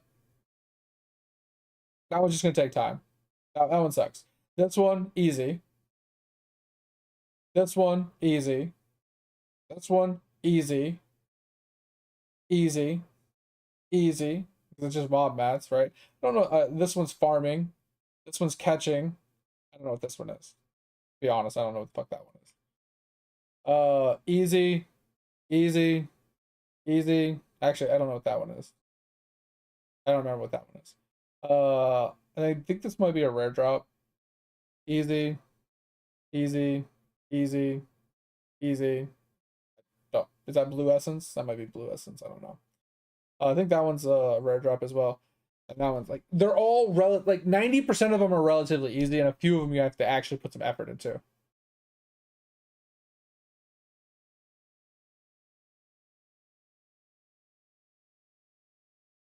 So it's like lowering the cost would get you more levels out of it, in theory, quote unquote, right? But at the end of the day, like, does it really matter that much? I don't know. Does it really matter? I haven't even started leveling them. I don't really give a shit. Pickle vials? Bro, fuck pickle vial. Pickle vial can suck it. Like legit suck it. Yeah, I didn't realize it didn't do the last like World 6 upgrades. I thought you were talking about like bubbles past 15th over. Like, 16 through 25 or whatever. Or whatever it is, 16 through 20. Because like it definitely does those ones. Because mine have been leveling. I didn't realize you were talking about like the last page for World 6. Which I don't know why it wouldn't do World 6. That's just kind of weird, but that's what it is. Yeah, that's what I'm saying. Some of them require farming materials, some of them require summoning essences. And then some of them require chopping, some of them require catching, right? And then some of them require rare materials from mobs, and some require regular materials from mobs. So, like I said, overall, I would say like 95% of the materials required to level up the World 6 bubbles is easy to farm. It's easy to set things down and just grind those materials and like level it every day or every other day, get a couple levels into them. I don't think it's that absurd to farm them. It's just some of them, like I was saying, the rare materials specifically are the ones that kind of suck unless you got like 200 fucking item drop rate. Then those ones can be pretty easy. But yeah, like I said, I don't know. Yes, leveling up the cost would let you get more levels in it for less cost in total. So instead of being at a billion cost at like level 300, you'd be at a billion cost at like level 350 or 400. So you get more levels before you hit a billion cost. You'd get more levels out of it and cost you less. I agree. Efficiently speaking, that's worth it. But yeah, maybe one day I'll do it. I didn't care about it because No Bubble Left Behind took care of every bubble up until World 6 came out, so who the fuck gave a shit? Getting to a billion mattered more so I can use atoms than anything else did. Because that's the way I looked at it, right? I have 50 level upgrades with atoms every day. And currently I'm using them on Larry, right? But if I level up a World 6 bubble, right, to a point where I can use atoms on it, right? The sooner I hit that atomable part, like with as little amount of level investments as possible, once I hit that part where I can use atoms on it, I can just juice it 50 times a day with atoms. And it just doesn't matter at that point. But I mean, at the end of the day, like there are ways to level it faster than using your atoms per day. When you have like juice, like if you like, you use like candies while you're doing catching, right? You get so many things that you can level it up 15, 20, 30 times in like an hour or, less than that by using some candies. So that's where that would like be more beneficial, right? Add the cost reduction because you can level it up so many times just using candies to like do chopping or do catching or mob materials, things like that, where you can just juice it out like by just using candies and having all the materials laying on the ground.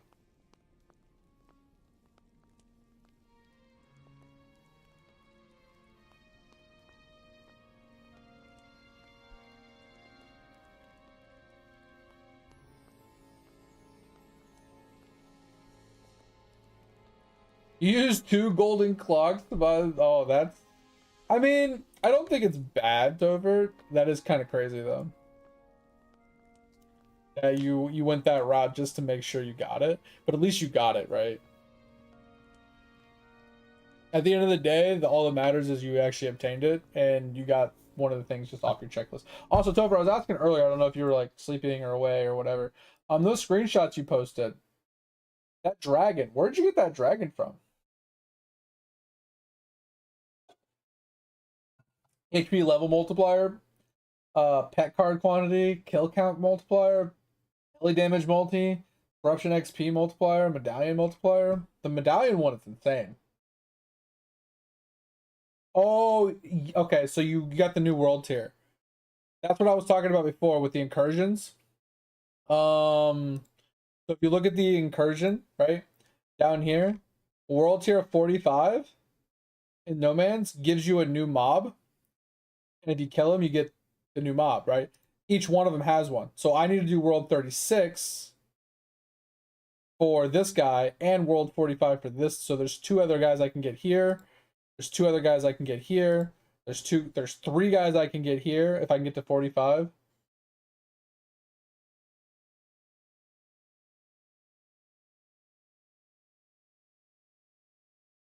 Oh, the Stardew Valley? Yeah, that was my buddy. Sending screenshots. Yeah, yeah, yeah. I have not. I'm almost there.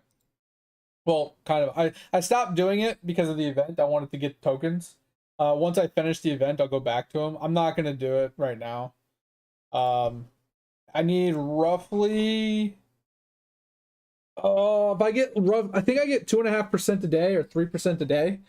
If I'm taking a guess, I mean it might be more closer to 5%, but let's just say to be safe, it's 3% a day, and I need 32%. It would take me 11 days to finish it. It's about 2 weeks, yeah. So what I want to be slow going 2 weeks of the event, right? And get very little amounts of tokens, right? To then at the last 2 weeks of the event be juiced out of my mind. It might make up for it, but the way I looked at it was I could finish the event in probably 3 weeks, then switch to Bringer to finish it up by the end of the event, and then I'd have Bringer done after that going forward. But at least I have this done, kind of thing. I mostly wanted to get my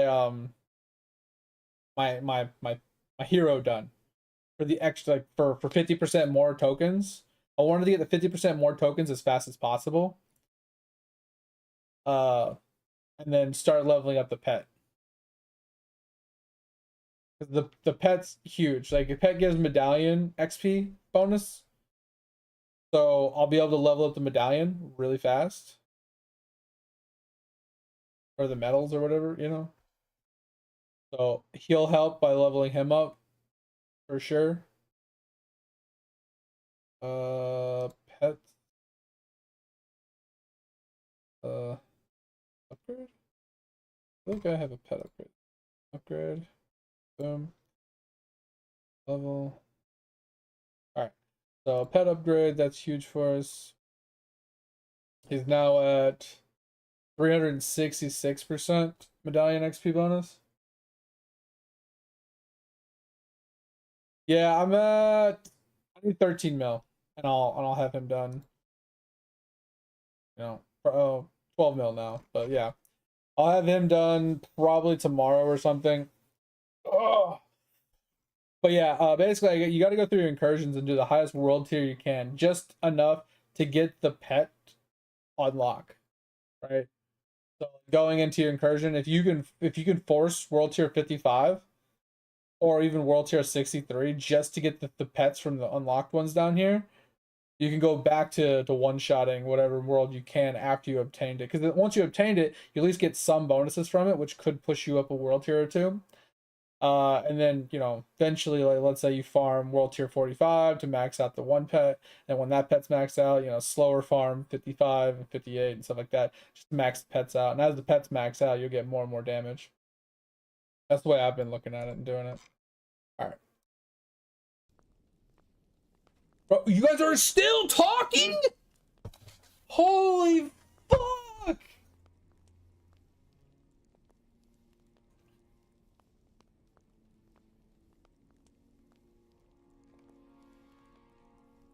Jesus fucking Christ, bro.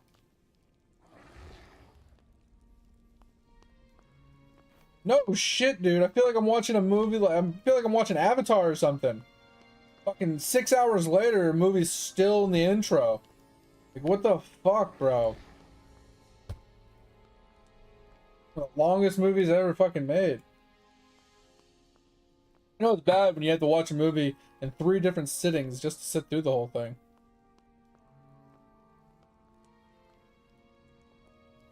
Alright, I'm gonna watch it for an hour. I'm gonna go make dinner. I'm gonna watch it for an hour. I'm gonna go take a shower and go get ready for bed. I'm gonna watch the last of it. Like, bro, it'd take me all day to watch one fucking movie.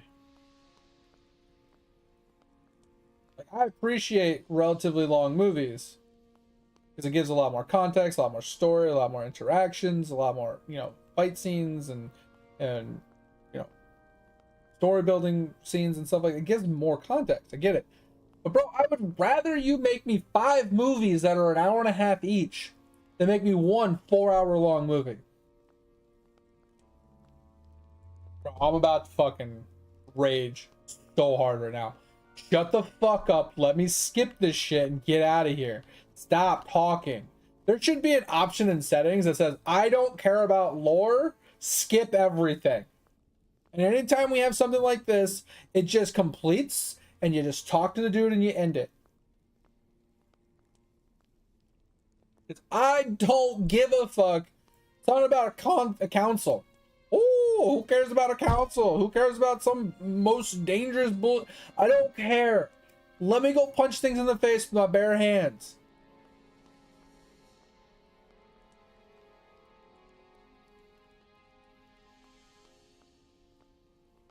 Like, did DeWalt release a pocket knife? Interesting.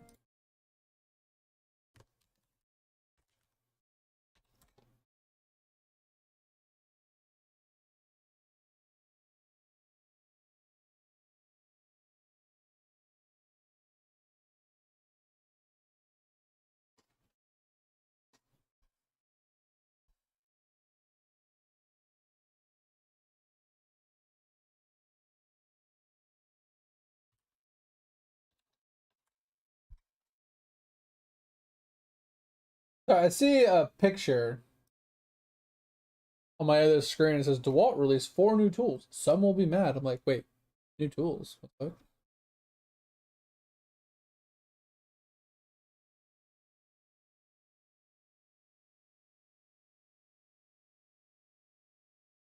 Oh yeah, people that use like auto clickers and stuff to like, well, it's so tedious to click it myself. Is like, that's the point. Like, seriously, it's not supposed to be easy. So instead of doing what is expected of you to do in a video game, you'd rather use a program to do it for you. What's the point of playing the video game?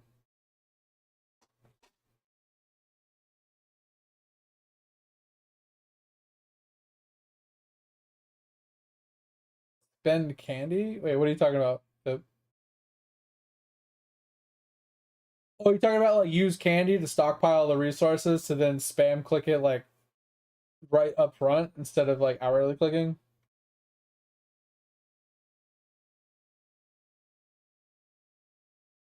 Yeah, we're gonna be on Bubo for a while. And mainly we're gonna be on Bubo, not so much for like the bubbles and the alchemy or the cranium cooking. It's purely because I want to grow my elite classes. I haven't put any effort into any of my elite classes, period. Like, I'll show you. This guy is still fucking talking. Like, legitimately, they're still fucking talking. Like, I can go play an entire game of fucking Stardew Valley and then probably come back and still fucking talking. But yeah, if we look at the Grimoire, right? I haven't pushed past this, right? I haven't even gotten to like any of this max meal levels. I haven't done any of this, right? The 1 out of 1 upgrade. Oh, is that the ring one? I will eventually in a second. Hold on. Then the compass one. Same thing. I haven't. I barely progressed this either. Right. I haven't put any points into that. I've progressed this quite a bit, but like I need to get further down into here, right? I haven't even gotten to like the red shit. I'm on like the white and black essences or whatever, basically. Right? I haven't progressed this into the red shit yet.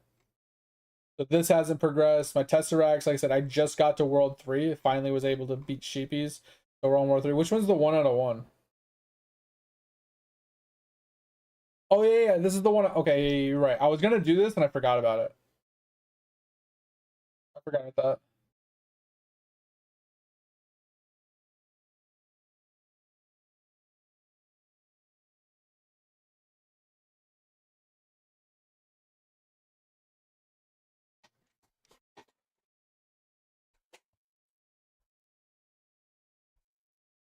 Yeah. This is the way. Yeah, so I'm gonna do that really quick. But yeah, I haven't done anything on these three characters. The only thing I've been doing for the Grimoire guy is I've been working on his wows. And when I realized I needed to do wows, I was like, oh fuck it, we'll do this. And I put the Grimoire guy away when Windwalker came out to progress Windwalker. So I played Grimoire for a little while, didn't get much progression on him. Right, as you can tell, I only have 1,000 accuracy. I barely made it anywhere on him. And then I switched over to this guy, which I have on 8,500 accuracy when he came out, and then I played him until Tesseracts came out, but I got stuck on Tesseracts at Sheepies, so I hung him up and I did other things, and now I'm coming back to him because we're finally talking. Or not talking anymore. So I hung him up because what I needed in order to pass Sheepies, I needed level 350 talents. And so I was putting some effort into getting 350 talents. Once I got my 350 talents, I went back to Tesseract, which is what I'm doing now. So I got 350, I think 2 days ago, 3 days ago, a couple days ago. And now we're back, farming him, so.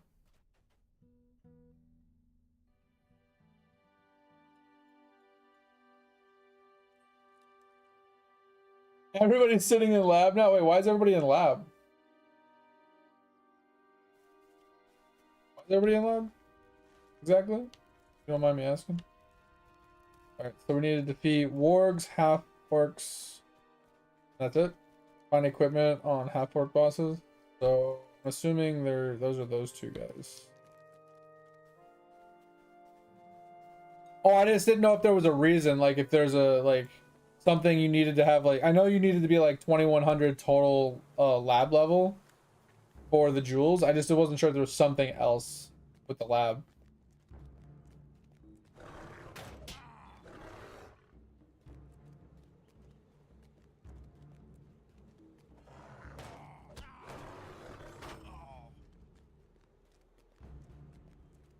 Wait, what do you mean God potion?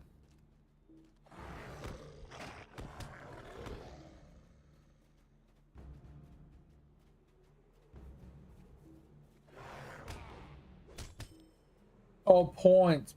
Okay, gotcha. Yeah, I haven't leveled up my points yet.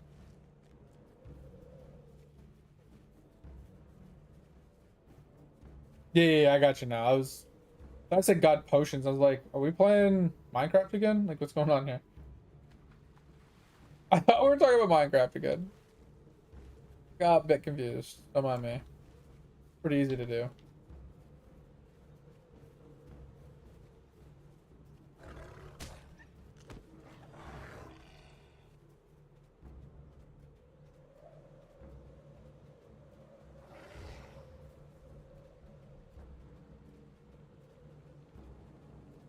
Hey, costs get ridiculous, don't they? Like absolutely ridiculous.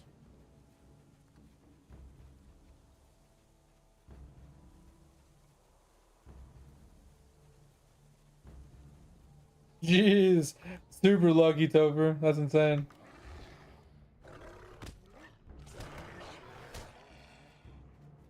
Mm.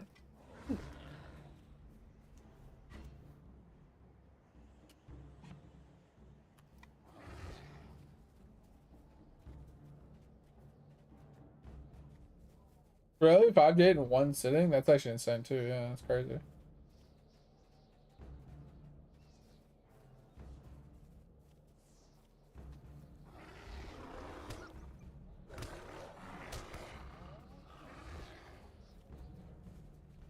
Where is this half orc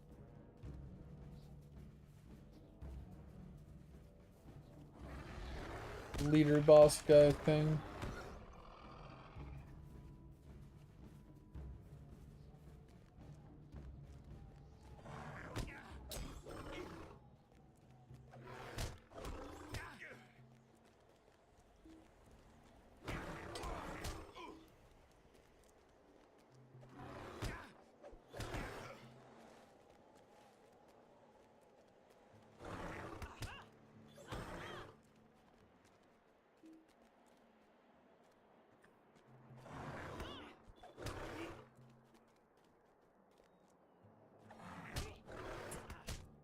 That's not what I need to do here.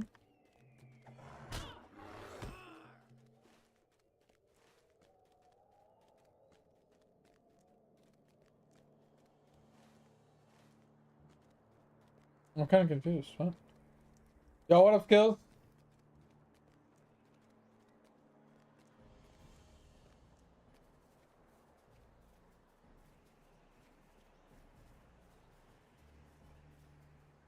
I'm so confused.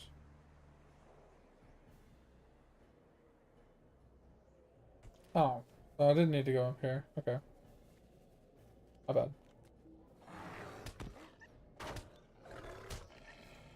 Yeah, Arcanist is really dumb. Not gonna lie. Like I said, I'm just doing it to grow it because it has some upgrades in there that are okay.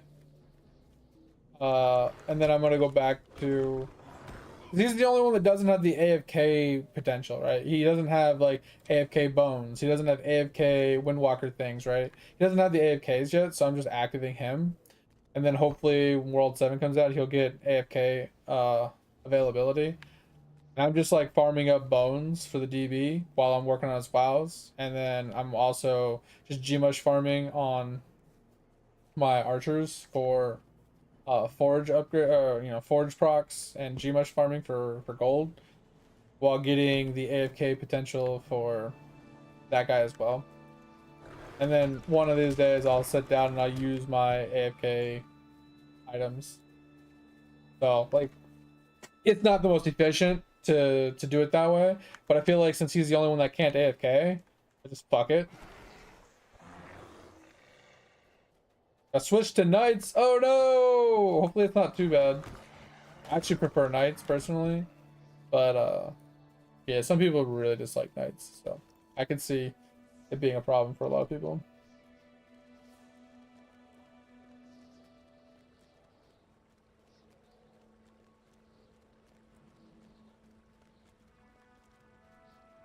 Yeah, and that's kind of what I'm using. So the Deathbringer, like I said, he's doing WoW farm and they're doing statue farm right now.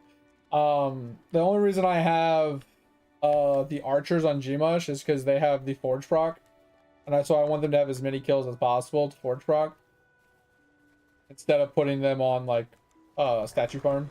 Because I'm working on onyxing all my statues right now.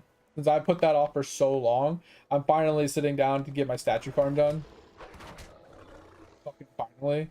I was showing it earlier, but so we're currently on farming penguins because we finally have. So we finished the thick skin one. We had the these are okay. So we haven't actually onyxed them yet, but we got the statues for it to do it right. So all the way up to here, we've done them except for Kachows, right? But we got the thick skin one, we got the ocean one, I think the catching one is already done. That's why I haven't. I don't have 20,000 of them. I'm pretty sure that one's already done. But the book, we just got that one done. We got the anvil done. We finished up the bullseye one. And I think it was like, I think the cauldron one as well. But we're currently on the box one right now, and then we're gonna have to work on the ones after that going forward. So we still got carpentry, exp, and worship, and then we got the cooking one, the breeding one, the axes, sailing. I think this one's farming, and then sneaking and essence. We still got those as well. So we're trying to farm up all of those, and then I'm gonna go and do the quests to get all the Kachow ones. Once everything is Onyx except for Kachow, I'm gonna do the quest to get as many of the Kachows as we can, and then we're gonna try and juice out the Kachows once everything is fully Onyx across the board. So we were putting off Onyx farming for a long time because I didn't mind onyxing all the statues, but I didn't want to dump all of my my statues into leveling up my statues until I had most of my vials maxed out for the increasement to the snake vial. The snake vial right now is pretty high level, I think. I don't remember what the percentage of my snake vial is right now. Hold on. So basically I was trying to get my snake vial juiced, right? So if we like look at vials, we're trying to juice out the snake vial, right? So it's at 141%, chance to double the points. I was trying to get this to 200% or as high as we could. So I'm trying to juice out as many of these. And then I was also putting effort into the statue one. So this one. Level of statue reset its experience bar down to 24%. We're trying to level this up as well. So I can get as much as I can. Yeah, that's what I'm saying. Is like I'm trying to juice this out.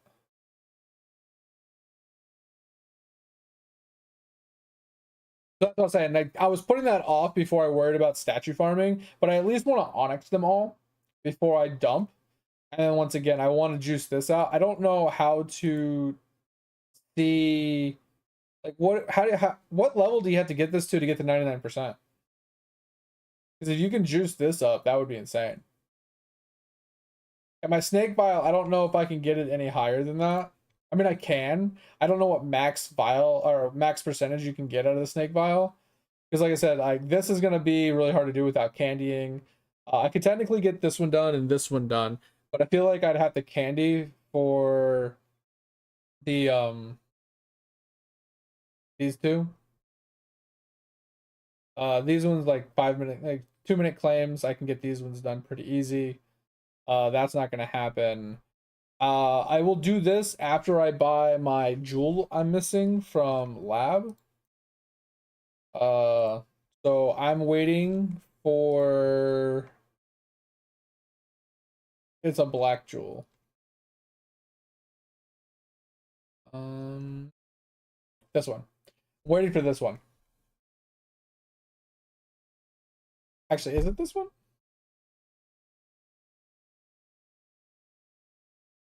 I thought there was one that required blobfish.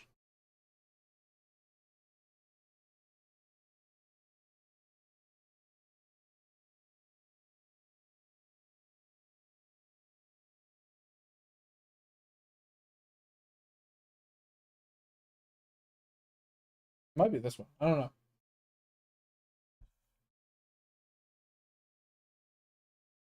You don't even need 10k. 10k what?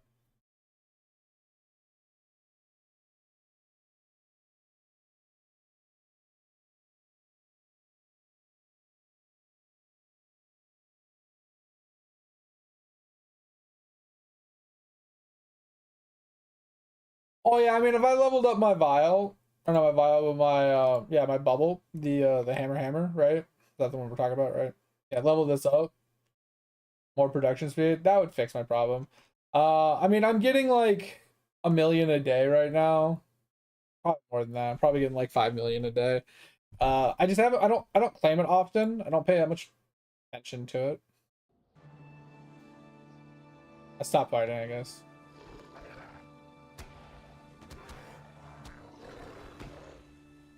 Uh But anyway, yeah, I don't know. Just there's a lot of work to do. Like that's the thing with Eidolon. There's like always something to do. There's always something to work on. There's always something to increase, something to focus on. And I don't spread my focus. I just pick one thing and I just work on it. And like I said, I put the statues on the back burner. I was like, hey, I'll come back to those after I've leveled up some of my vials, after I've leveled up some of my my alchemy and stuff like that. I had hull to work on before that, so I was working on the hull for a while. Like it's just that kind of stuff. Or I was just working on a bunch of other things because I knew like the statue farm would take me a while because I had other things I had to get done beforehand. So it's just whatever.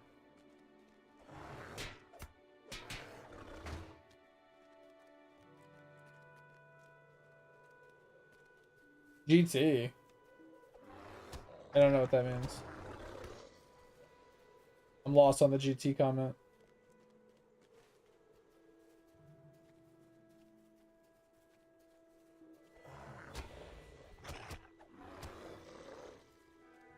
Oh, grind time, gotcha.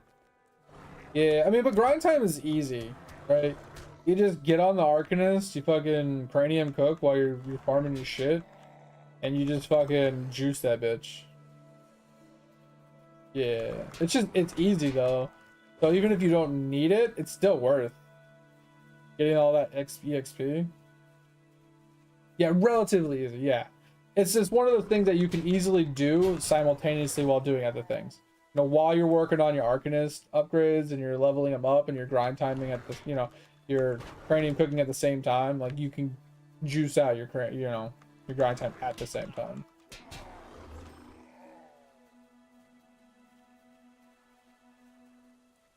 Yeah, it starts getting stupid expensive. I definitely agree. All right. All right, so it looks like we have a dude up there.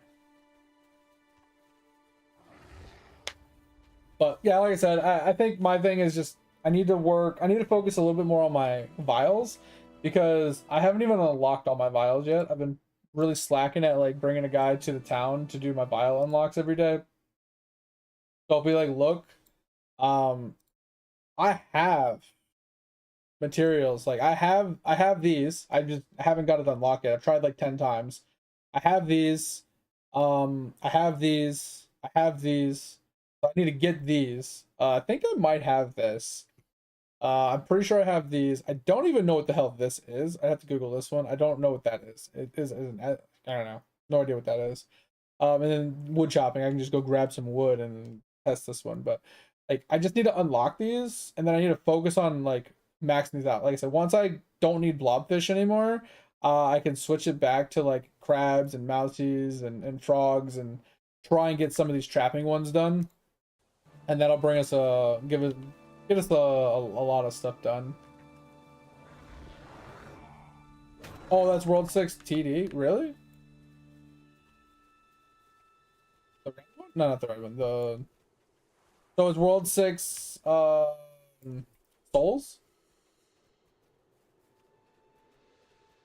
Okay. The World 6 Souls. Okay. Yeah, people keep telling me to get the turtle. And I haven't got to it yet. I think it's unlocked. I just haven't done it yet.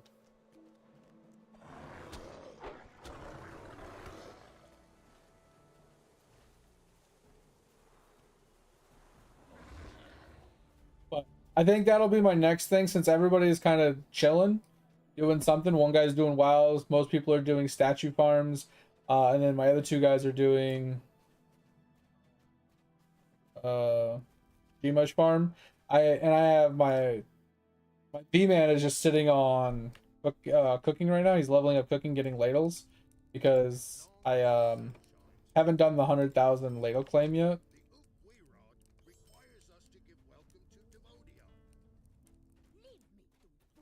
Uh, I can take him and start working on vials basically.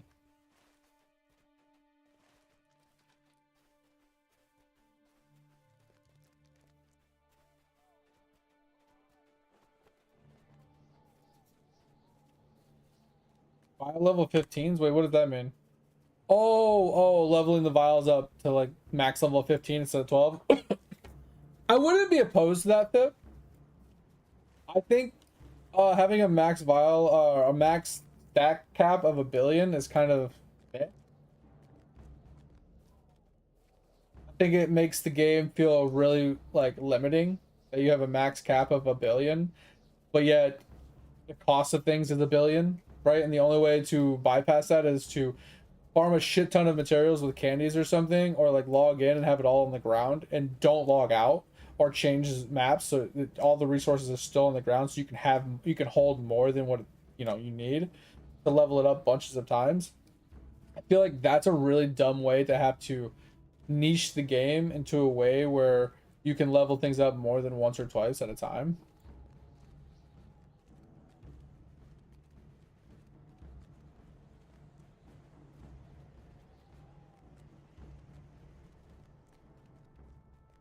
And the problem with the energy overflow as well, mate, is it's a coding lock usually. So like RuneScape had a code lock as well, where you couldn't go over 2.1 billion because the code had a hard character limit, like an energy character limit, based off of the code it was written at, that it couldn't go above that percentage or that number. So they had to recode portion of it, so the energy cap, the energy could go above 2.1 billion. And I feel like it's probably the same similar issue that is that you guys are running into in Eidolon. That's probably why the cap is 1 bill. Raid. Oh, why not? Hey, so that's probably the honest to God like problem with it and why it is the way it is. It's literally a varchar character limit built into the code. Oh, it's 13. Sorry, yeah.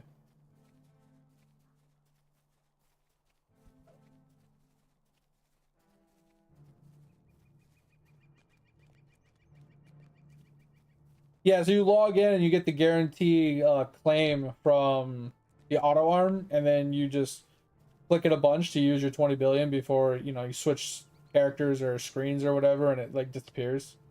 You don't waste it, or it doesn't turn into atoms or whatever.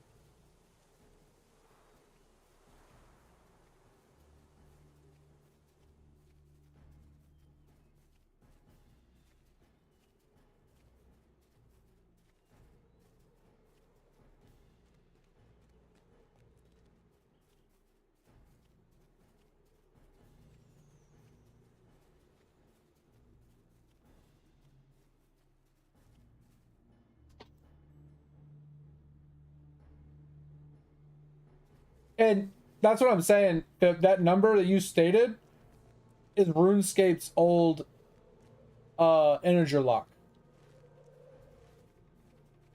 Like, what is RuneScape's max stack?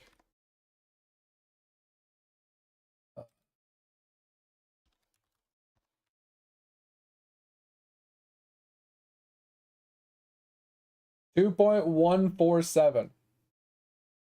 Literally the same number you just read me.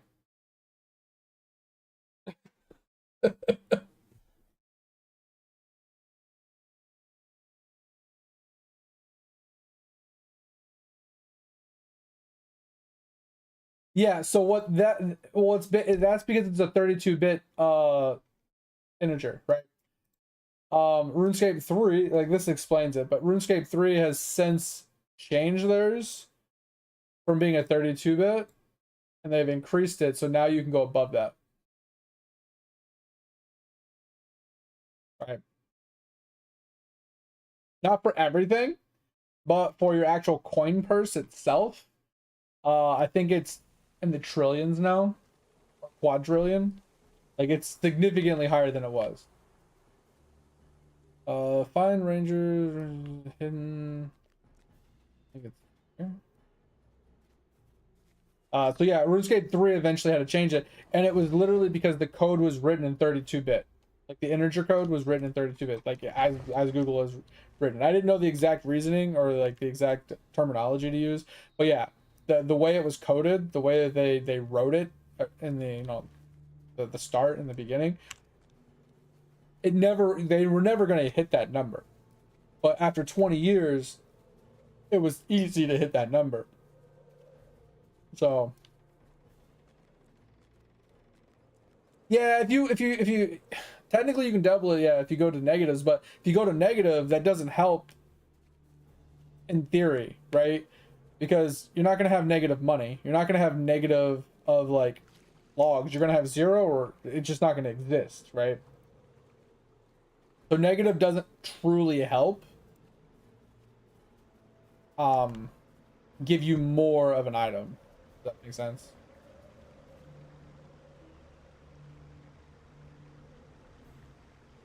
Okay, for the love of God, we need to kill this guy. He's just like in my fucking way.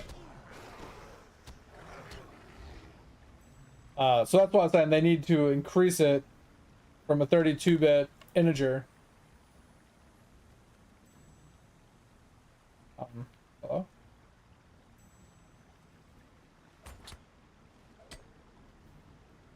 Thank you.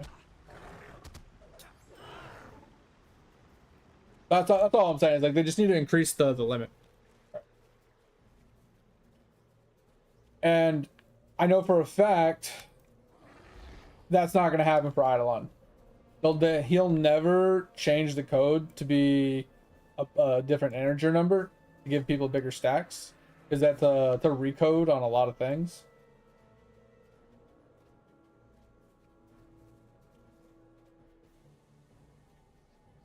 And at the same time, I think it's also written that way so it can be handled on the phone, right? Because phones have less capabilities, less resources, stuff like that. So I'm assuming he wrote it that way so it's compatible with like phones and PC. Now, don't get me wrong, there is a difference between PC and phones already, and there always will be, like the way it's written, and how much it can handle or whatever. But it's still,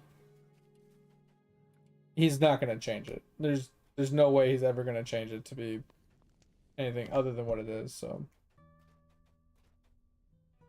I mean, that's the problem in general. Search for the cache about 6 paces south of the Ranger's Rune. Oh my god. That's the thing with like coding in general though, Pip, is you code something, right? And let's just say, hypothetically speaking, you code something today, right? You find the most min-max, most efficient way to code something today. In 6 months or a year or 2, 3, 4, 5 years down the road, someone's going to find a new way to write that. Someone's going to find a new, more efficient, better method in order to code something in a better way, right? Which requires you to go back, and if you want to make things efficient and better or whatever, you almost have to go back and recode things regularly when new methods are discovered or, published or whatever.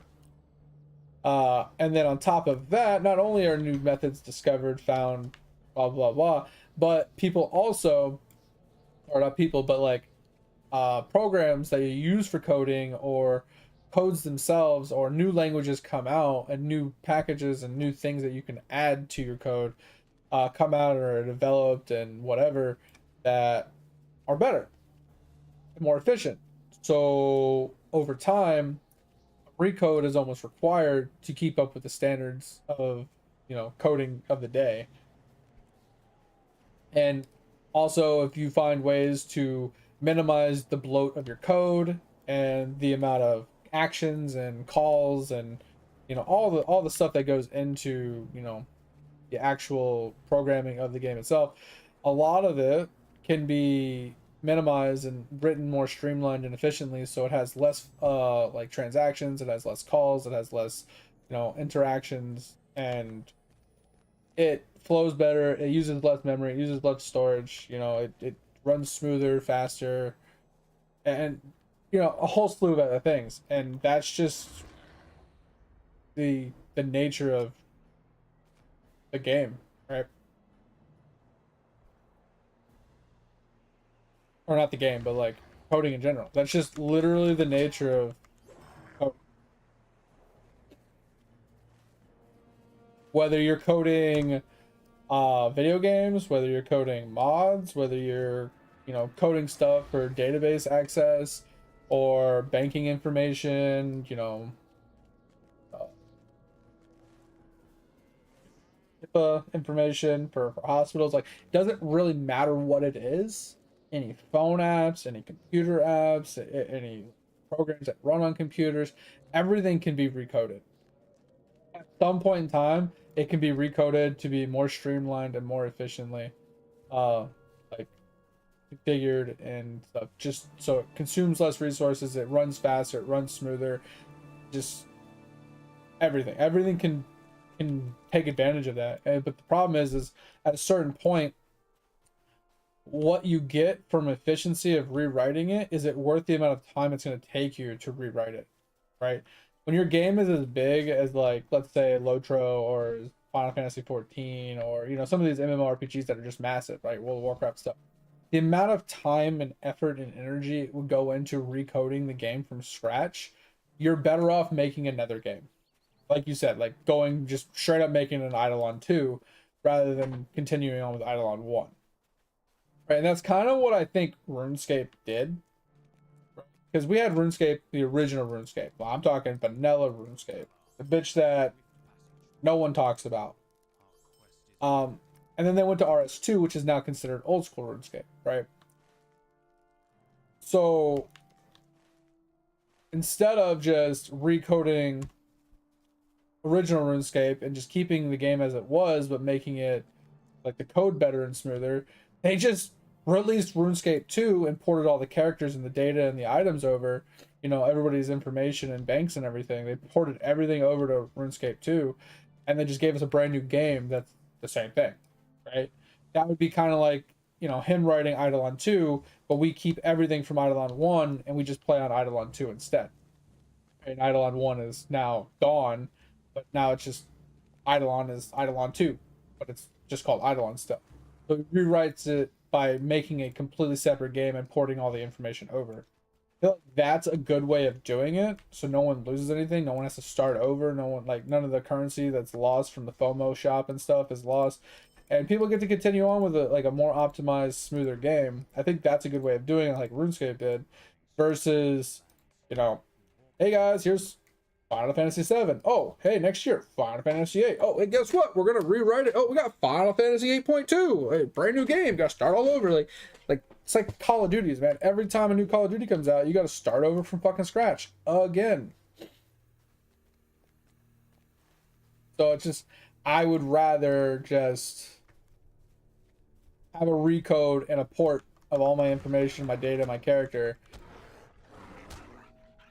than to have to start over every single time.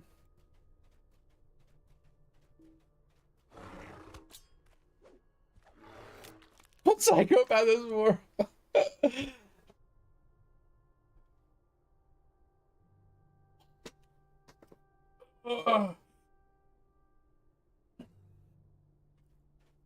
I don't know anything about Lava. I couldn't speak to his character as person, but I definitely say, as a single dev, as a person that's like writing code for himself, and he's been making games for a while, and he's been getting better over the years. I feel like with what he has learned, rewriting a game from scratch would be much better than him adding to what he has, because once again, having something that is poorly coded from the start, because you're still learning, you're still developing, and you're getting better at it, and like I said, things evolve over time. um Trying to make a subpar optimized thing better, 4 paces west, is harder to do than it is to just start from scratch on a brand new one and just make a second version, right?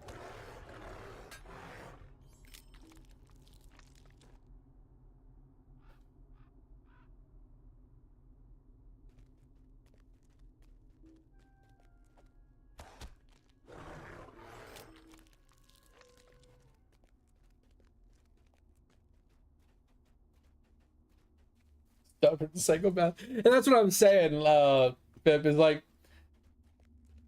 I'm not comparing lava to RuneScape. I'm just saying, like, in the grand scheme of things, when it comes to gaming and it comes to like games and stuff like that, at a certain point, uh, a recode is necessary, and there's multiple ways to go about it. You either just make it a second game, and you're like, "Hey guys, sucks to suck, but you know nothing's porting over. You're starting over from scratch," or you make a second game and you port everything over so people can continue playing your game, but on a much more optimized game.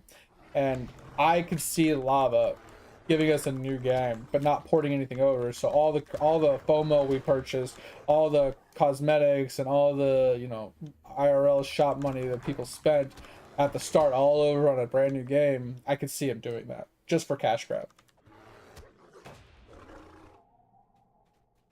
Yeah, and then that's the thing too, Tovers. A lot of people have been like, some of those private servers, like some of the ones that are doing Classic Plus and are getting pretty popular. They are actually rewriting the code in the game of its core in new engines, like Unreal Engine 5 and stuff like that, giving it a completely overhauled look and feel. And that's what I'm saying is like games need to be overhauled every so often because code just evolves over time.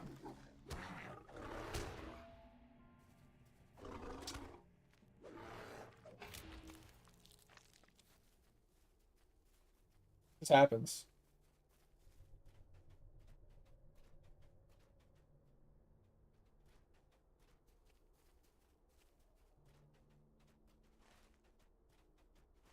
All right, so we need what? One more skelly, a couple of dogs, I think, and then we're good here.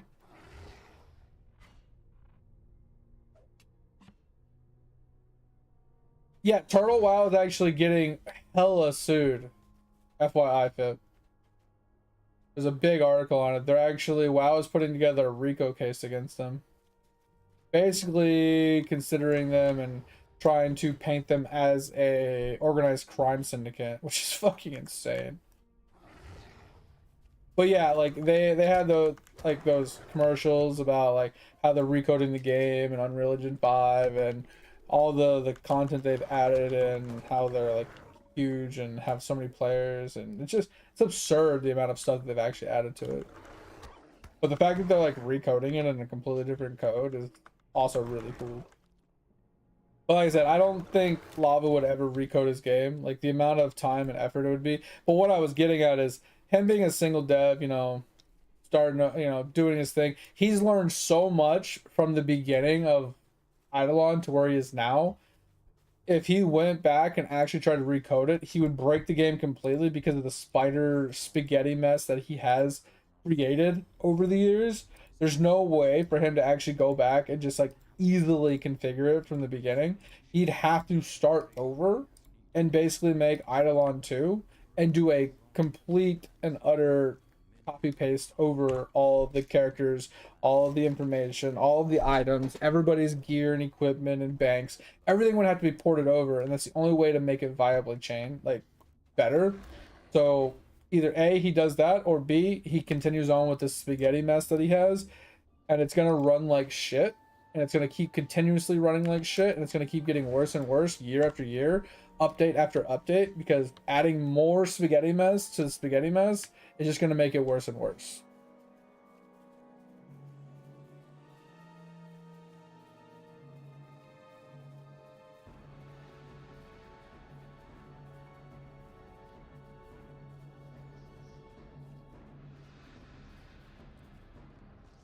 Yeah, and that's the thing, like, and with the way it's coded, the way it's all spidered together, is it's hard to code something and not to hit a bug or an unforeseen like glitch or issue, or you know what I mean? It's really hard to see it coming because if it's not streamlined and it's not like smooth and cohesive from start to finish, and you have all that spider spaghettiness going on where it's like everywhere, calling things from all sorts of different places, hundreds of different transactions, things like that. Like if you have all that going on, it's so hard to like trace it from start to finish, and to code it in a way where none of that like runs into hiccups.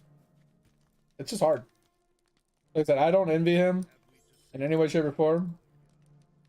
But at the end of the day, like it is his mess. It is his product. And it's on him to find a way to make it work. You know what I mean? At the end of the day, it boils down to we have more power than he does, right? We either play the game or we don't. No matter how much we like the game, if we don't like the direction it's going or we don't like the performance, we stop playing it. He has no game, right?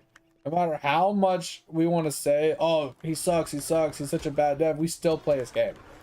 If he was such a bad dev and his game was so bad, if we stopped playing it, he would have to work on a different game. He would have to change what he's doing.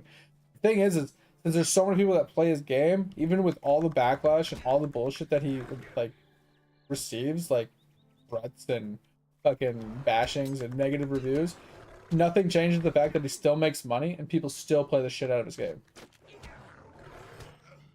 I'm not saying he's not a great dev. What I'm saying is, like, when he puts out an update and there's issues and problems and the way he handles things as a person, right? People are pissed. People stop playing his game because he's like, oh, he's paying to win. He's adding too much pay to win, and I don't like the direction he's going with it, and I don't like the way he treats people in his Discord or blah blah blah. You know, whatever the fuck. Like, people have their own personal prerogatives. I don't really care. I'm just saying, like, at the end of the day, the players have more power than the dev does. Because all it takes is the players to stop playing their game, and the dev has zero power. The only reason the dev has any power is because people are playing his game. You stop playing his game, he no longer has power. The power is literally in the player's hands. You stop playing, what does that leave them? That leaves them with running a server and making no money. That leaves them with negative profits, forcing them to find another path to make people happy, to bring people back in. So who has more power at the end of the day? You know what I mean?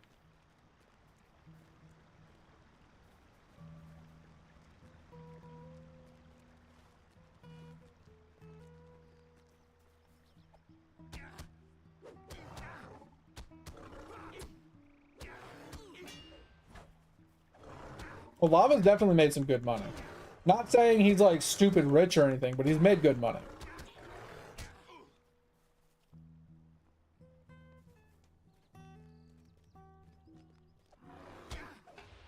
He's made some pretty substantial amounts of money. I definitely will not deny that in any way, shape, or form. I won't say he's like a fucking super, like, you know, super rich or anything, but he's definitely made some pretty good money.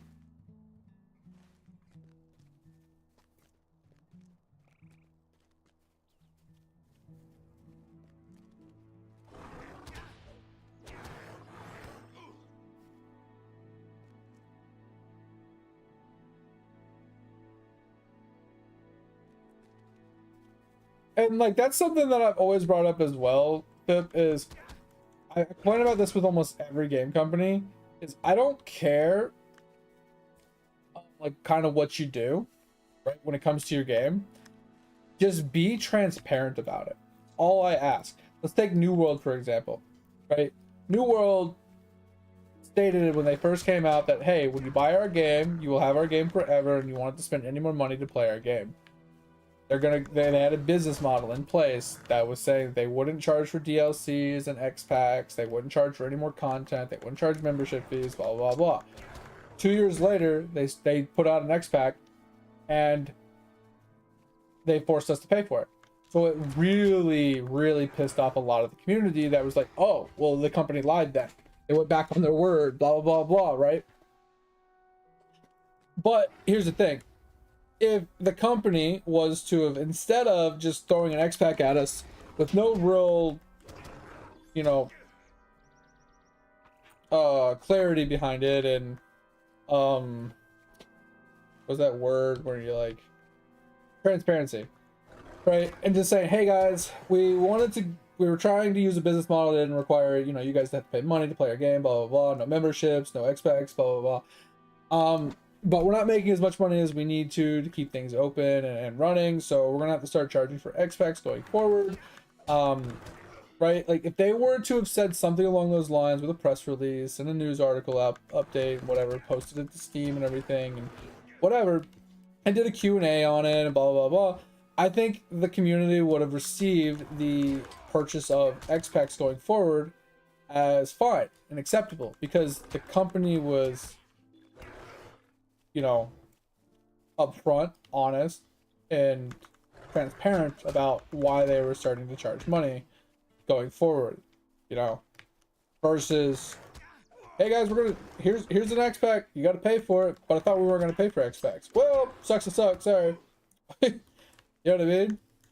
Like, I think there's like a way to go about it, and companies tend to not be very forthcoming and transparent with things because they don't want to make their company look bad. That's my assumption. They try to like hush hush most of like that kind of stuff and keep it all under wraps and hidden so they don't look like a bad company or whatever, like they look like they're struggling or whatever the fuck it is that they're trying to do. uh but I think from a community standpoint, it's better received if you're honest like that than to not.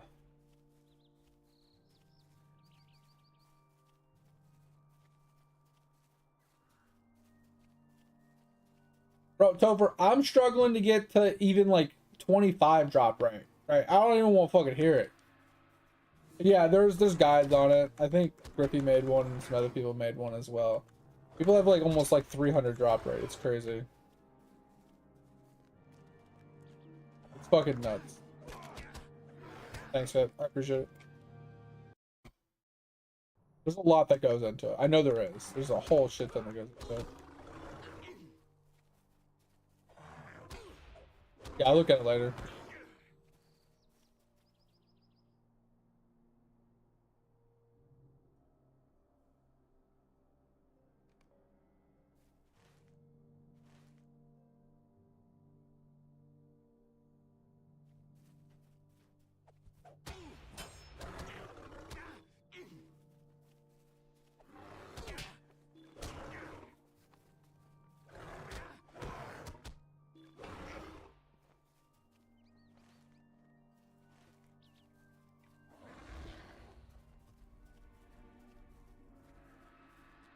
Oh. Alright, let's see here.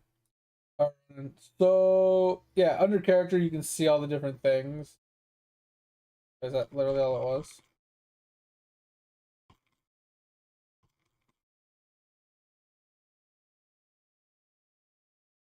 Oh, oh fuck, dude, that's so much stuff. My brain hurts. Too much writing.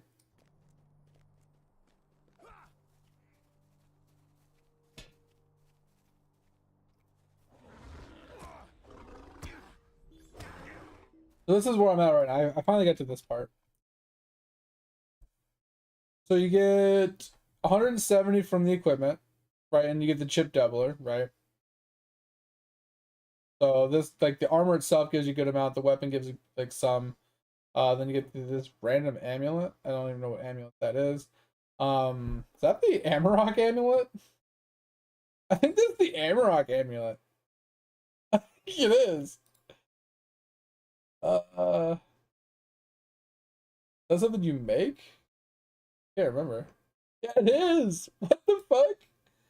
Yo, that's insane. I know. 20% damage though? Like that's actually crazy. I've never looked at this. It's the chaotic Amarok amulet. That's crazy. Okay, anyway. I've never looked at that amulet. Okay. And then I don't know what this is. I guess it's a specific unique helmet you get from an event. No idea. Obviously 25% DR. Gem FOMO. Assuming that's like the only way to get it, and then you chip double it. There's this, which you can chip double as well. I don't know if I have this one. No, I don't, because you have to make this one, right? This is the luckier lad, right? Trapping, yeah, my trapping's dog shit. And then I think I don't know where these wings come from. Is this a pay to win wing? And I don't know what this is. It doesn't have a. It's a treasure name tag. I think I have this one, but what? I don't know what wings those are.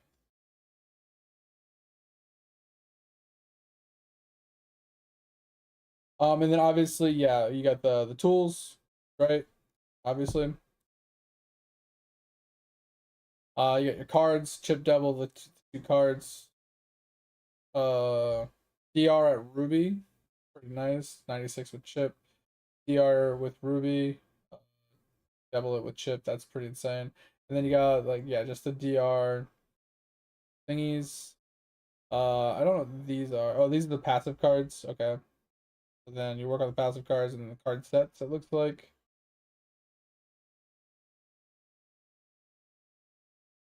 Wait, what's the difference? This is with more stuff. Wait, what's the difference in these two? I'm confused. What's the difference between this one? Oh, free to play equipment. Oh, okay, okay, okay. This is pay to win equipment. Okay, that makes more sense. So this is the same. This is the same. The only thing that changes Would you like a cup of is water? Because you the look thirsty as amulet, name fuck right tag, now. and chest piece. Yeah, these three at the bottom change because you didn't have the cloak up here, and you had the wings up here, and then you had the treasure name tag versus this name tag. But most of it's pretty much the same. It's just these three are different.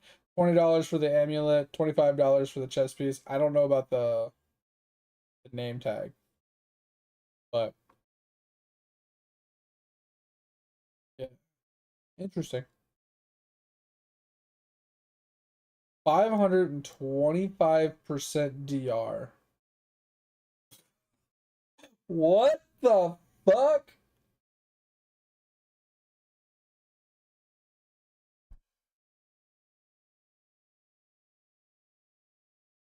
It's not technically for one item skills. It's a $20 pack that comes with the amulet and some other things. And then this is another pack for the outfit is another pack for $25 that comes with this plus other things. So each pack has its own like stuff, like Eidolon packs. I don't really fucking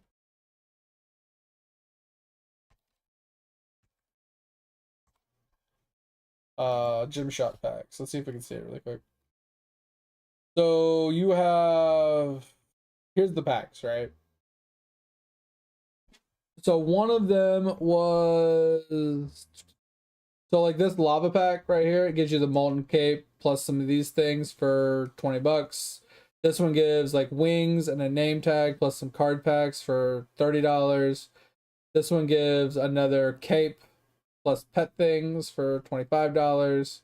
This one's another name tag. This one's an Equinox ring, which that's interesting. I didn't even know that was a thing. But it also gives you Equinox bar fill, an account wide EXP gain. And then this one here gives you like these wings. It gives you some more pet crystals and a couple of these. This one's actually really good. It's $20, but I wouldn't do it. It's 10 extra bubble levels a day, plus 2 meal levels a day, plus 5 stamp levels a day. This one's insane. Then you get the stopwatch, the name tag. This one gives you a cloak. This is the first one that actually gives you a cloak for $20. You can get this cloak for bonus damage and drop chance. 60% drop chance from that. That's insane. This one's also AFK gains and bonus damage for another cloak. This one gives you a crown, which is class XP. This one gives you 75% drop chance. So that's why this one's the top tier. And it gives you a name tag. So for $25 for this one, you get some pet crystals for pets. You get the cloak for 75% drop chance. And then you get the name tag for AFK gains and drop chance. And then this one is actually just it's a not $20 amulet with dig tries. I have no idea what that is. Oh, is this the one that's coming out soon? Or is it did it just come out? This is World 7. I feel like this is World 7. Oh, is that event rolls? Oh, okay, I'm wrong then. Yeah. So that was for the event that happened, the digs that were fucking dog shit. Gotcha. Yeah. That was fucking awful. And then you get these, like I said, so it's you're not just paying $20 for an item, you're paying like for a pack. So you get extra things, right? Really stupid, but I don't spend money on the game, but this is actually interesting. I'm gonna save this my Eidolon tab. So basically I got a ruby farm, my cards. I gotta get to top tier gear. I gotta make top tier tools. And then I gotta farm for drop rate charms basically, and I gotta eventually make my luckier lad. And if I do that, basically, I'll have over, I'll have probably close to 200 drop chance. All right, what are we doing again? Oh yeah, it's a lot I'm missing. Most of it's my gear. 'Cause I'm still at like troll or magma gear. So as I get my gear up, it'll get much better. May the valor grant us swift passage through these lands. All right, I'm head north.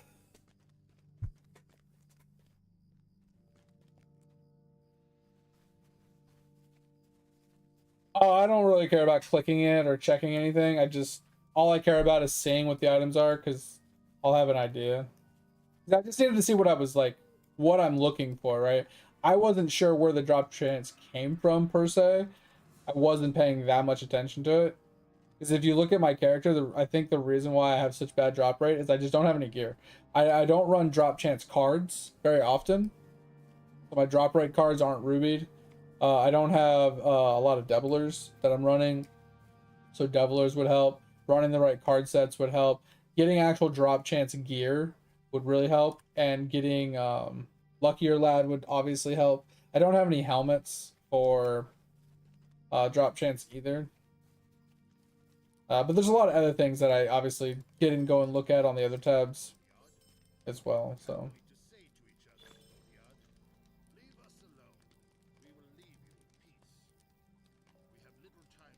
it's just like I said, it's one of those things that I can just look at later.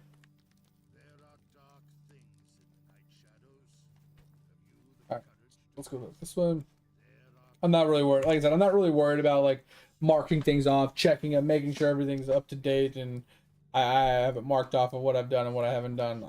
I need to just see it in a spreadsheet like that so I can kind of understand like what I'm missing, what I'm like looking for. Oh yeah, thanks, mate. I appreciate it.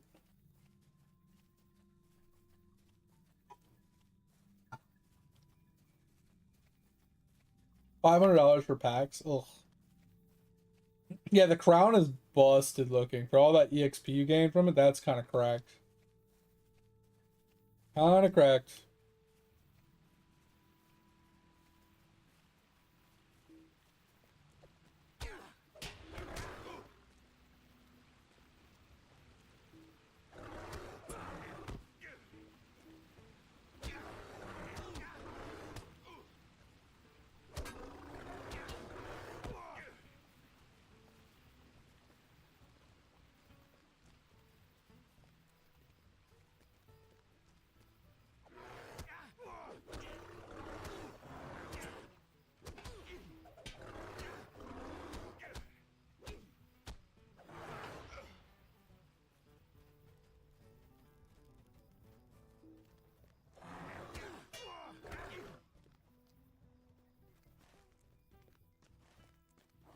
Oh, making good progress. We're almost level 72.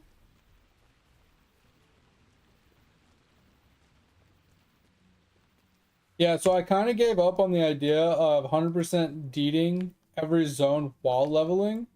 So my new goal is get through the game, level up, experience everything, do as many quests as I can while pushing through the game. And then once I get to a high level, then going back through the zones to finish the deeds that way. Because some of the deeds required me to be level 100, some of them required me to be level 150. So I might as well just max character, like max my level of my character, and then backtrack for all the deeds. At the same time, though, um, I do have a problem with this character. There is a specific deed that I cannot complete. And I'm gonna do some testing at some point for it. But basically it boils down to there's an achievement that says I need to be on difficulty 3 instead of difficulty 2, which is what I'm on, from like level 5 all the way to level 130. To obtain a account-wide deed slash title. Uh, what I'm wondering is if I make another bear, I level it to 130 on difficulty 3, and I get the account-wide title, can I then say that since I have the title and I've completed it on a different character, that's technically completed on this character? You know, in theory, because if you can only obtain the achievement once, right, the title one time, then if I obtain it on a different character, does it really matter if I obtain it on this character or a different character? That's kind of the way I'm thinking about it. So I just make another bear. I get him to 130. I delete him, and then I just keep this bear as my main bear. Fucking climb! Jesus Christ.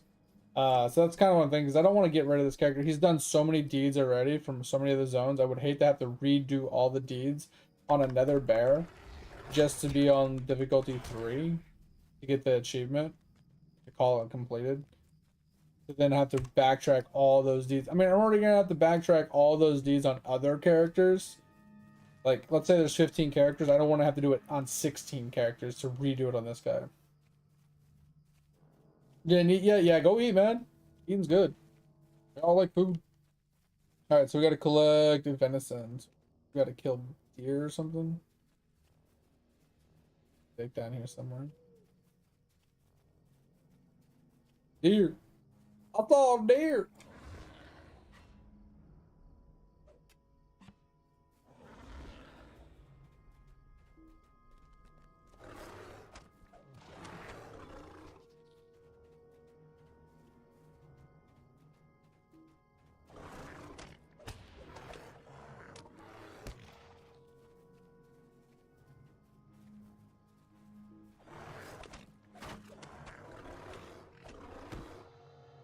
I stunned. Piece of shit.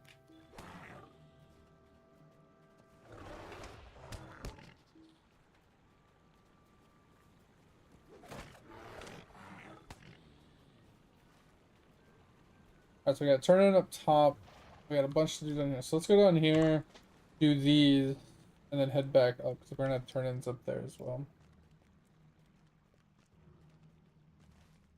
Oh, we got and over there. Oh, we got so much to do.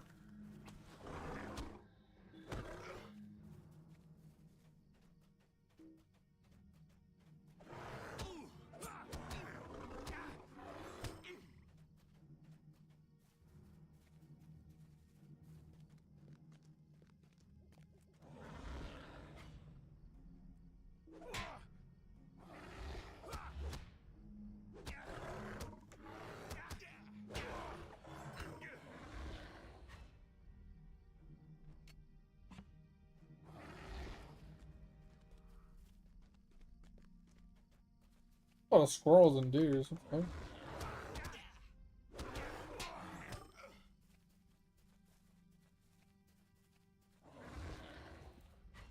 Dun, dun, dun, dun.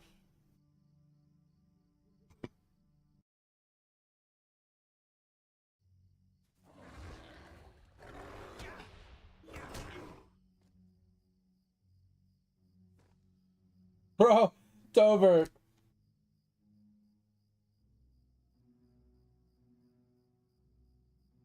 I like how, like, looking at your encouragement thing, it says plus 210% chance for extra daily snails.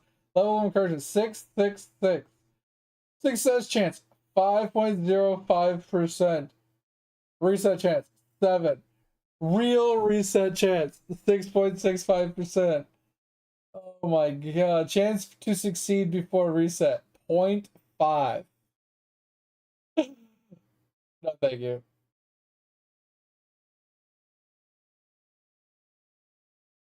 Encouragements needed for 90% success chance.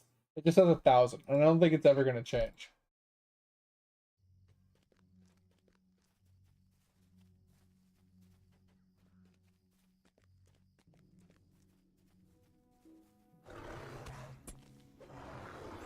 Yeah, that's kind of where I'm at with it, Tover. Is like I'm trying to get to 24, right? And I don't want, if I fail down to 20, bro, like getting back to 24 is gonna be, it's just so annoying. And then trying to get to 25 is like unfucking real. You have to get so fucking lucky. Like 6% chance to reset back to 20 with a 6% chance to succeed. Fuck you. Yeah, I agree, mate. Like 100%, man. Fuck Snail. Snail can suck it. Like I'll make it work at level 20 Snail at this point. Like maybe just stop at 24 and just never touch it again. Right? Because getting to 24 is doable, right? You can kind of get to 24 and it's not too big of a deal, I feel like. Right?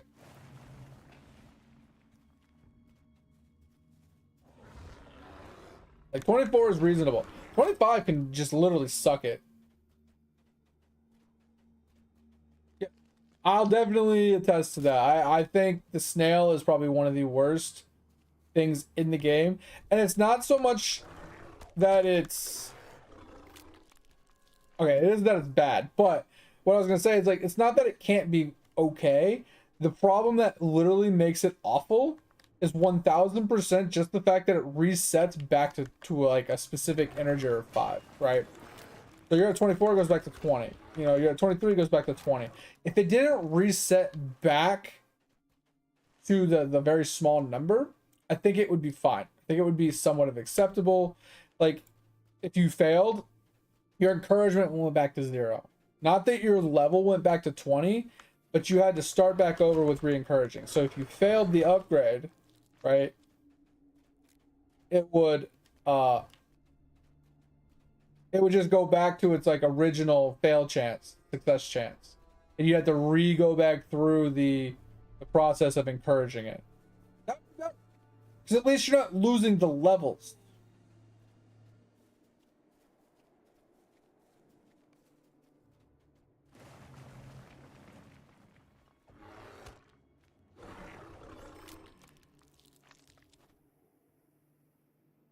Yeah, something like that. Like when you fail, it like resets your sodium level instead, right? So you got to go and level your sodium back up to like level 4 or whatever it is, right? And that would be a better solution. Like maybe that could be something in the past, like down the road in like World 7, where you can get an upgrade that instead of the snail resetting, it resets your atom you know, skill instead. So you keep the level of your snail, but you have to re-level your sodium because it consumes the sodium levels when it fails. Like, that would be a much better upgrade. That would be much smoother, much more acceptable.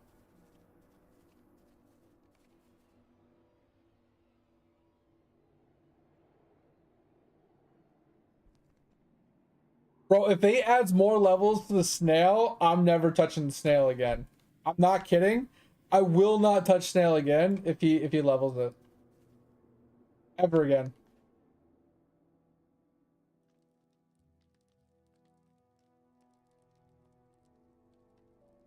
8 weapon power on the Hammerhook? Really? That's kind of crazy.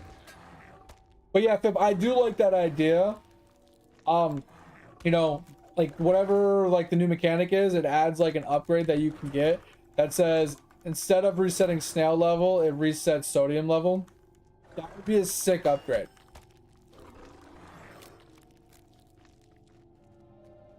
But you got to be careful, right? Because if your sodium level resets to 0 and then you fail it after that, you could completely start over on snail. And it could completely and utterly fuck you. You got to be careful, right? And then it would rely upon having a bunch of atoms to keep like trying to snail upgrade.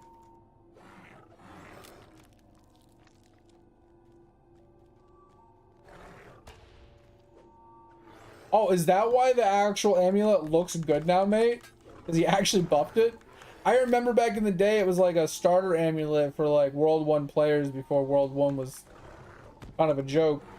that you could make it to get yourself like some extra stats to like make yourself strong enough for like World 2. It used to be awful. I didn't realize he buffed it.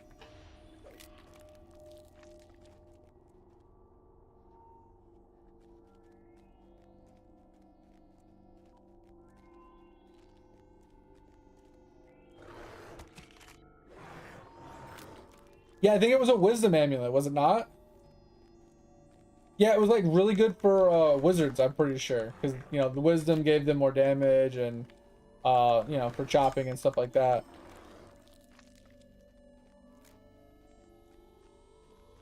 Oh, is that why? Oh, okay, that makes sense. Yeah, I was so confused when I saw that amulet. I was like, whoa, that amulet's actually fire. For a World 1 amulet, that was actually a fire-ass amulet. I never would have thought to go back and look at an old amulet.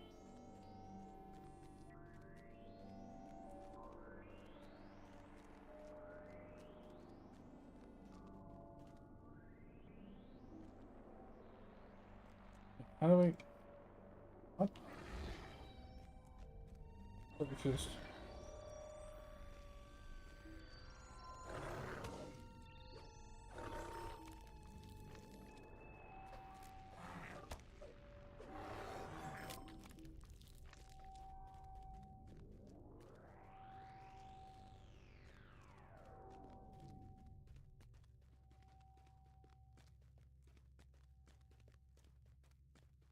Yeah, I'll look at him in a second.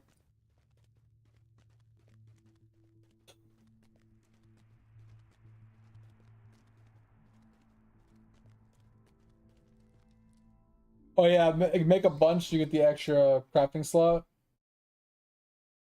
25 whiz with 2 weapon power. 8 weapon power. Yeah, I like the bottom too. The 25 wisdom is decent. I feel like that's like a World 1 starter amulet. Pretty nice. The 8 weapon power I think carries a lot more though. With 12 whiz for sure. That's pretty good. Let's go over here. We need to defeat the Grim dudes. Investigate some stones.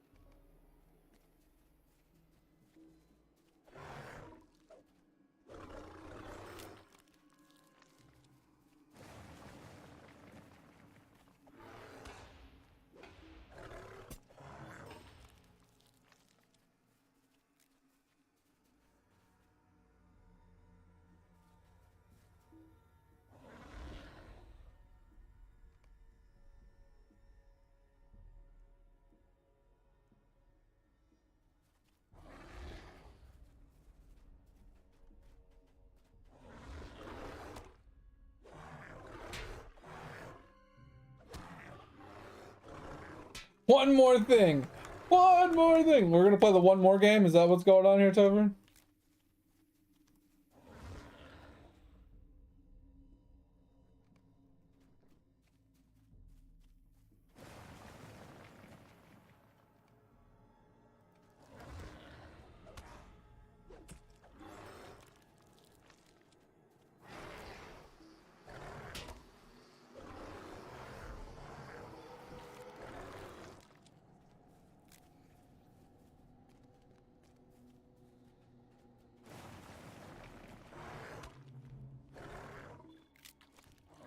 Alright, so we need one more captain and 3 more stones.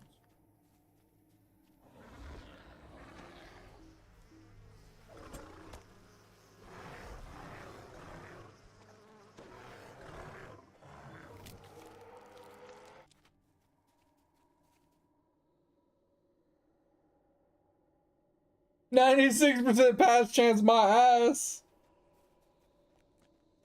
Failed 3 times. I love it when you see something that's like, hey, you got a 60% success chance. It's like, okay. And then you fail 7 times in a row. You're like, yeah, explain to me the odds of that, bitch. Like, really? 60% chance, my ass. Like, I get it, the RNG in theory, like, averages it out, but, like, bro. Like, I'm talking, like, in the long run. So 60% chance, if you did 1,000 of them, you'd probably be roughly around 60% chance. Give or take a few percentages, right? For,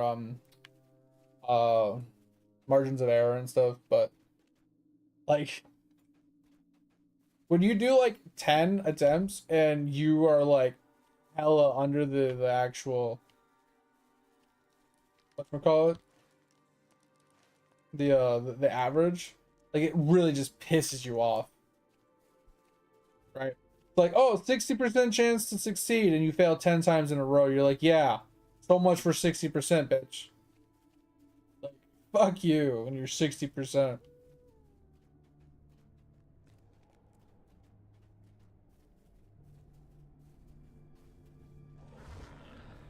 How many of these do we gotta find? I think there's one more. There's one more dwarf marker somewhere.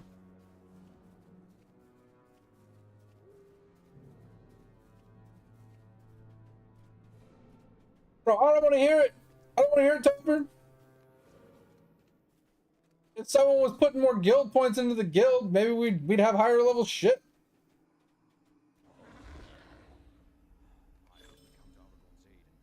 Maybe if people weren't all riding Griffey's dick and just riding Griffey's guild, and we had more people in our guild, we'd get more shit done.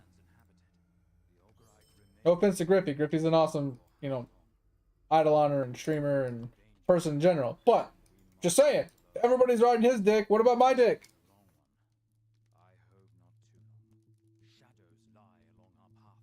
Yeah, I mean, I don't blame mate. I really don't. I don't blame anybody that joins Griffey's guild. Griffey's guild are so much more higher level. They have so many more active players, so they can actually level everything up.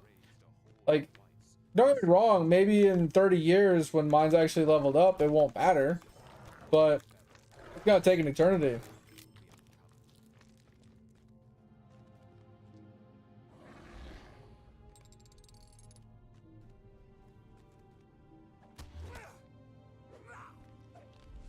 But can we switch to bear form? Thank you. I said, I don't fault him for it, however. I think everybody should just join Grippy's because it's just easier.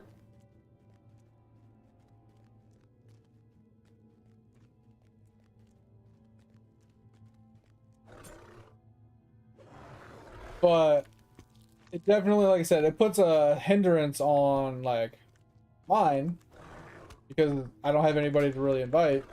Everybody's in Griffey's. Right? But mine won't really level because I have no way to level it. It's just like me and whoever sad fool I can pawn into joining my guild to help me level it.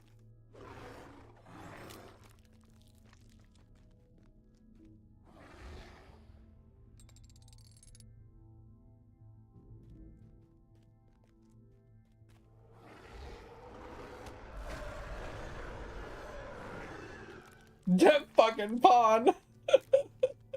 I mean, I'm not gonna lie, Tover. You've caught up to me in points so fast because you actually do your guild quests weekly pretty well. I don't really focus on doing my dailies or my weeklies or anything like that. I literally put zero effort into it, which is why it's leveling so slow. And I'm trying not to like hardcore focus on one specific one. I'm trying to level all of them up to 25 and then starting to like push them all to 30. So like we can like, not all of them, but majority of them, I feel like. That's why if you look at like the bottom ones on the left side, they're all like level 25.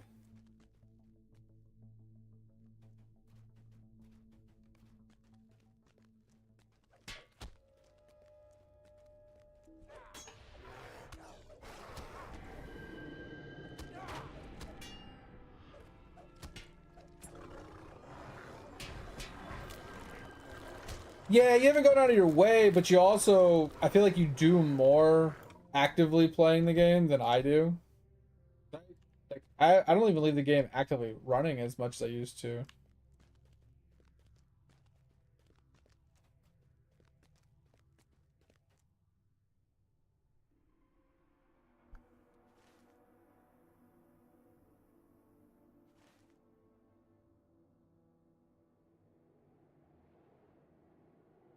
Where's the Lich Bluffs?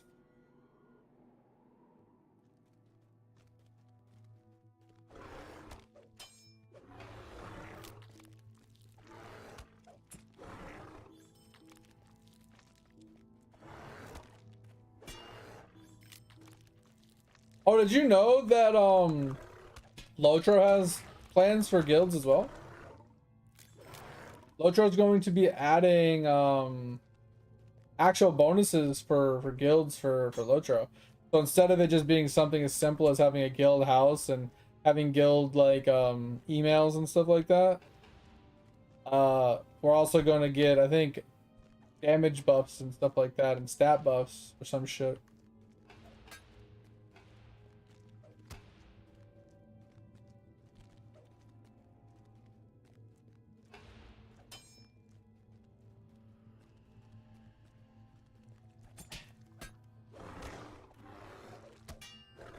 One day. I know that doesn't matter to most of you. I'm just bringing it up. I thought it was really cool when I found that out.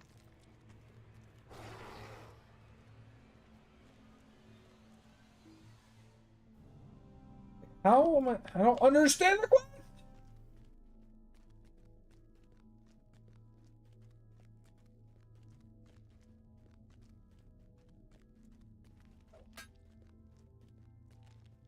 I don't understand the quest.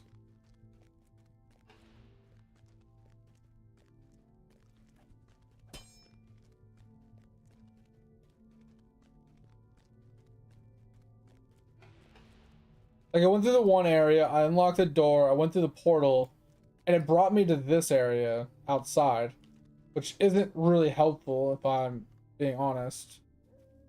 It brought me to here, and then now it's like search for signs.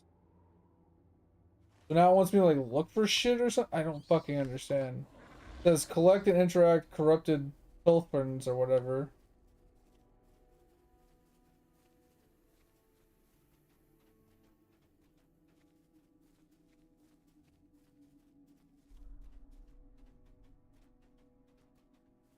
But like I don't see anything.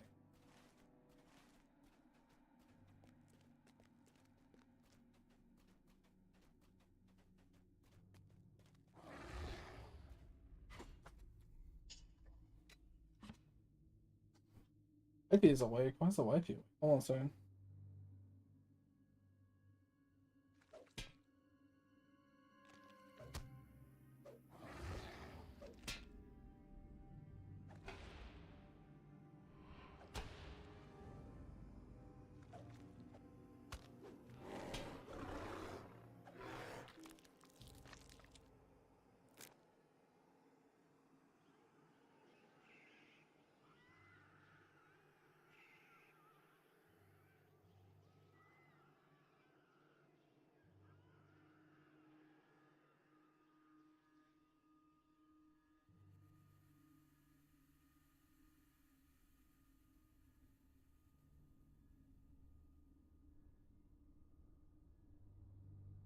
$137 billion? That's actually insane. What the fuck?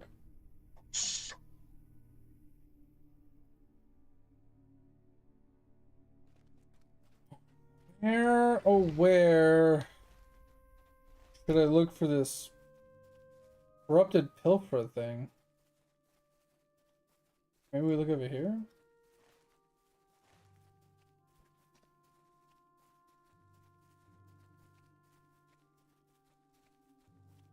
Like, I'm pretty sure I saw some on the west side. That's where I originally clicked on it.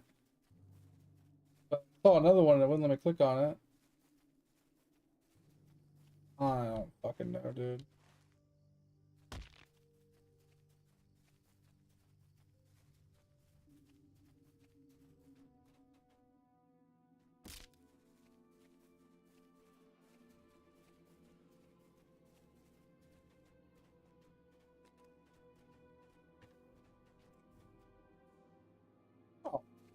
kill guys for it? That makes a little more sense.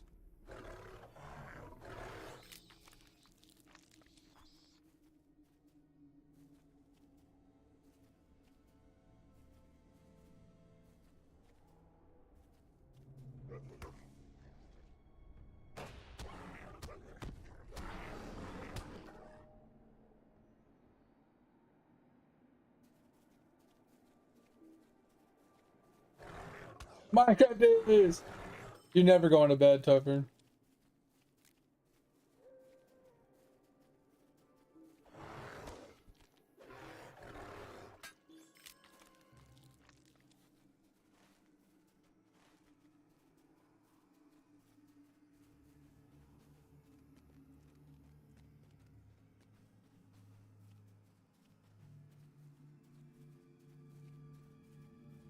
Sleep? What's that?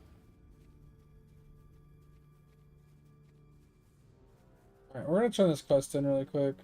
We're up here. We're gonna look for more of these fucking guys to kill, I guess.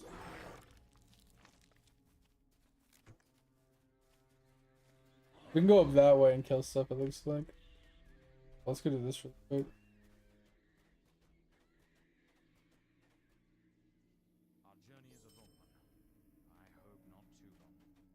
Evil stirs in the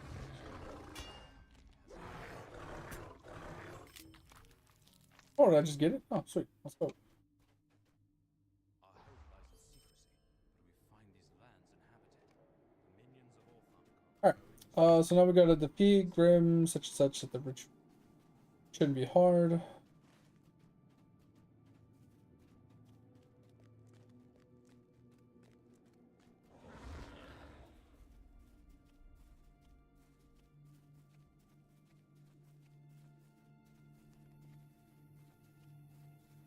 Yeah, some of the dailies, mate, are really fast. Depending on like what your focus is. Most of it, like Topher was saying, is like you have the forge has like a time cap on like things like, hey, you want to make this bar takes 5 hours. You want to make this plate, it takes like 8 hours. So you want to make sure you go and like change out your forge at bare minimum. And there's like a few like skill dailies you can do in some areas. Like if he wanted to really go and do some more dailies, he could do his like mining dailies if he really needed to or wanted to. But at a certain point, it's like who really cares about some of those dailies, because it's not gonna really help him all that much. So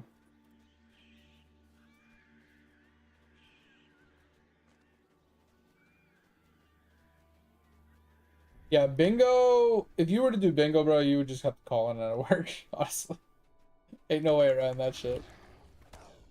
You'd be on bingo for a hot minute.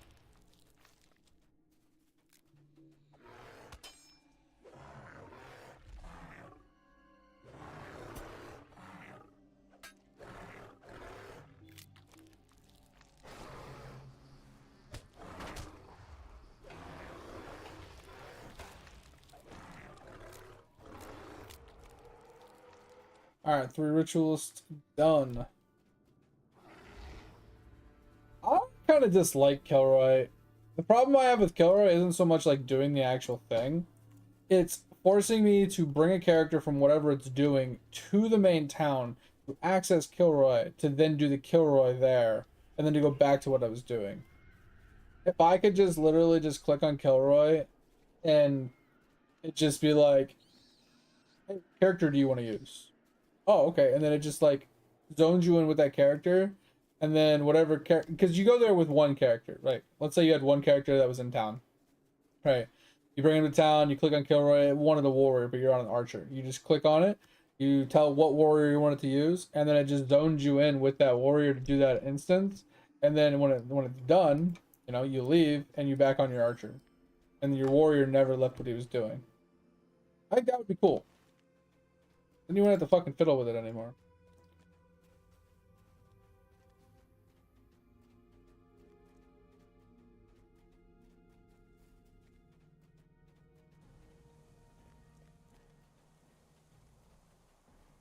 $10 million plus each room? Wait, what do you mean?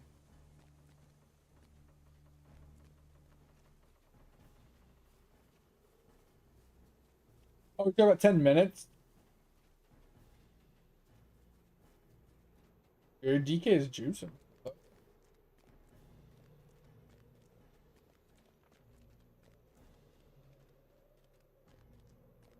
Really? That's insane.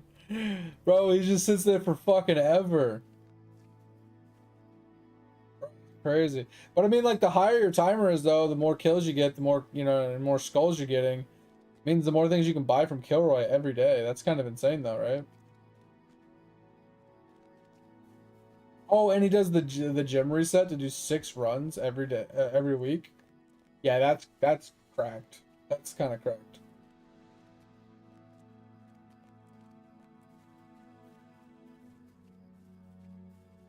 Like an hour worth of work every fucking week.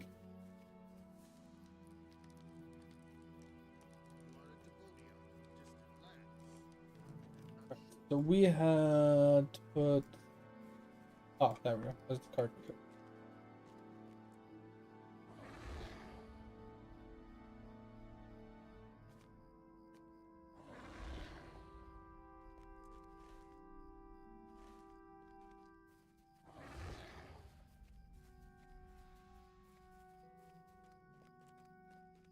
What do you mean 3 times values? What's that mean? We got these 2 turn-ins. Hey, we're doing pretty good though. And we still got that one down there.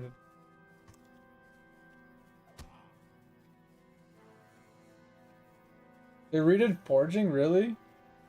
Oh, would they change? 'Cause forging was actually pretty chill.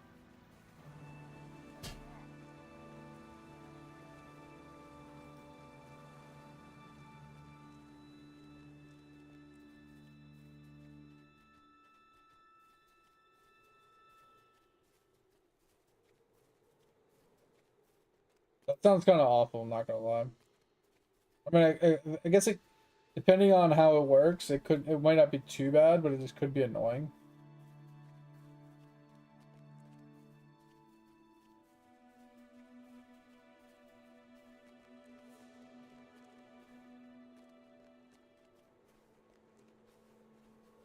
Yeah, it's like they're trying to make it more complicated and more time consuming and time gated.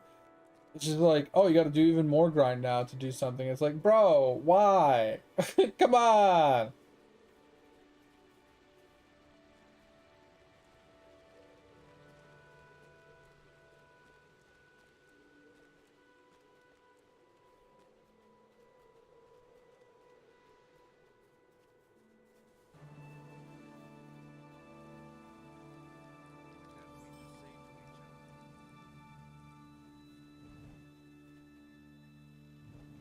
I'm gonna go pee really quick, guys. Give me just a second.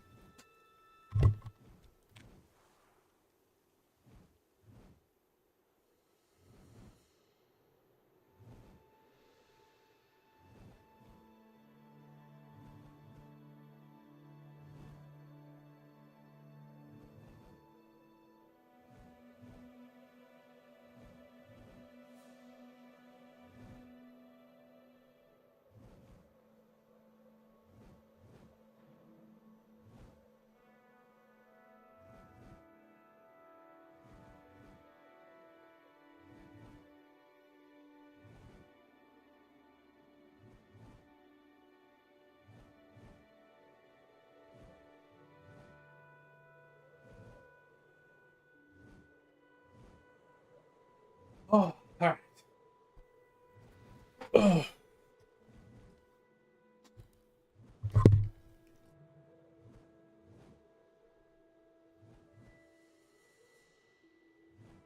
Are we getting more artifacts, Pip? Please don't tell me we're getting more artifacts.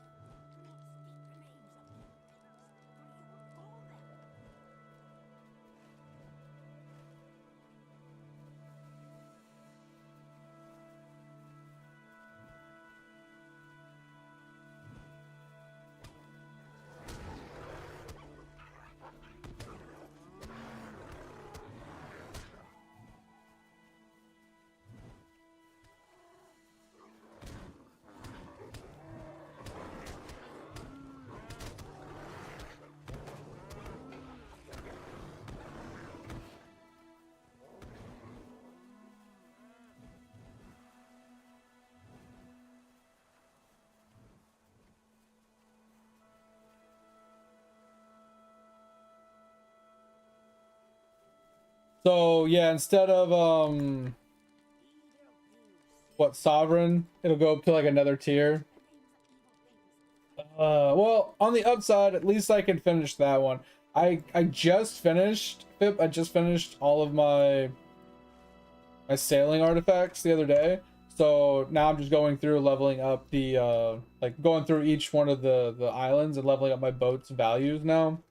So I can get more value out of each boat per chest they bring back. So I can start leveling up like my alchemy bubbles a little bit faster.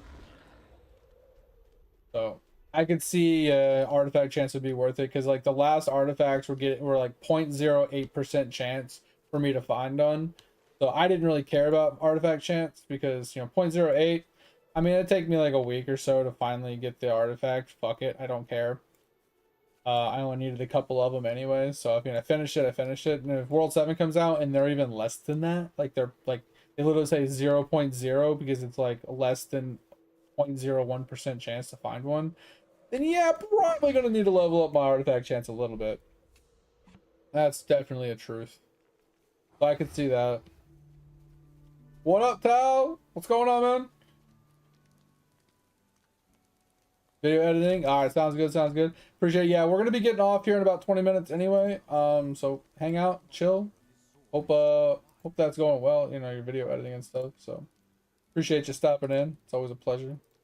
1, 2, that one. Look at this. We are almost done with this zone though. This zone is cooking. We are cooking in this zone for sure.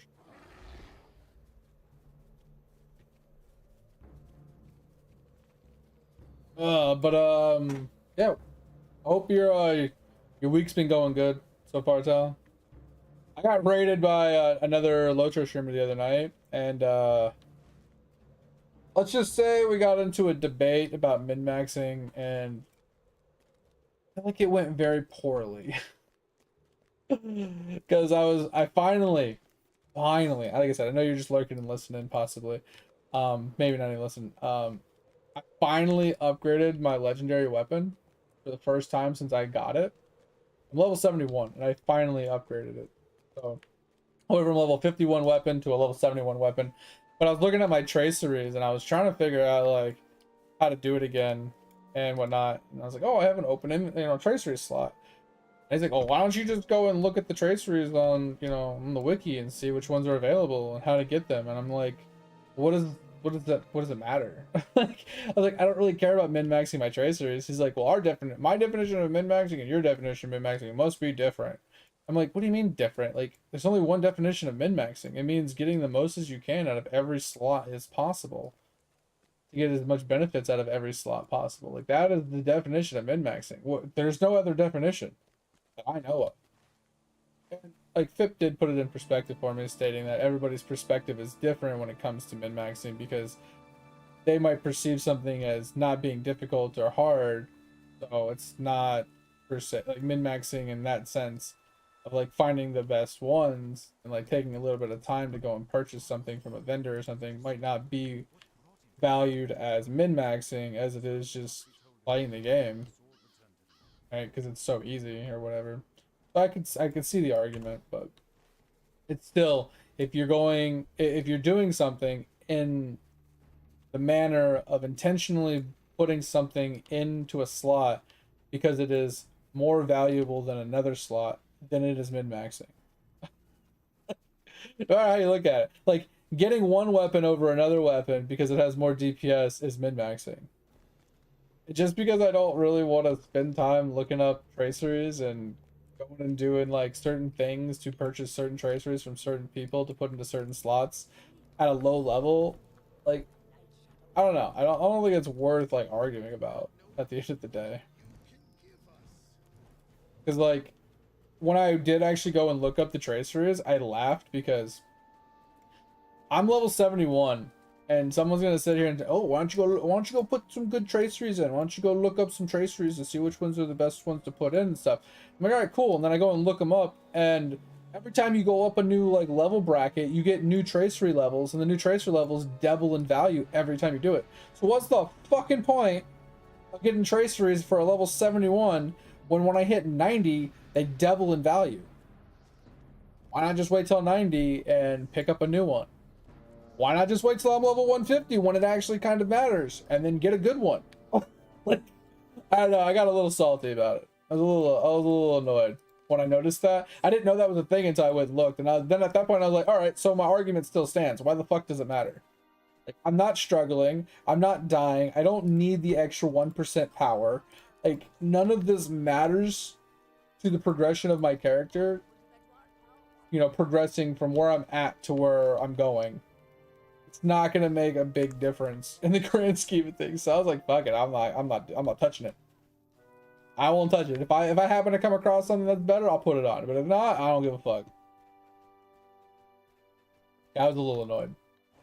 But like I said, like I felt bad because the guy came in and was generous to raid me, and then, you know, we went into this debate and I was just like, fuck yourself kind of thing.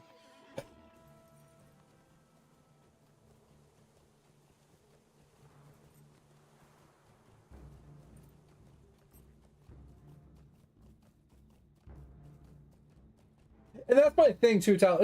I don't mind min-maxing, but min-maxing at low levels, that doesn't matter. Even if we're talking about World of Warcraft, min-maxing from level 1 through 59 doesn't matter. Well, we're talking vanilla, right? We're talking classic. 1 through 59 doesn't truly matter all that much. Getting the best in slot enchants, getting the best in slot, you know, gear, and making sure you have the best slotted gear for level 59 before you hit 60 doesn't truly matter. Hitting 60, different story. You're at max level, you want to start working towards that best gear. But when it comes to leveling, the difference between having 5 agility enchant on your boots and not having 5 agility enchant on your boots is such a negligible increase in survivability and damage that if you're dying because you don't have 5 agility on your boot, then you need to learn how to play better. Like, if a 0.01% damage and survivability enchant is the difference between you living and dying, that isn't an enchant problem. You know what I'm saying? Like,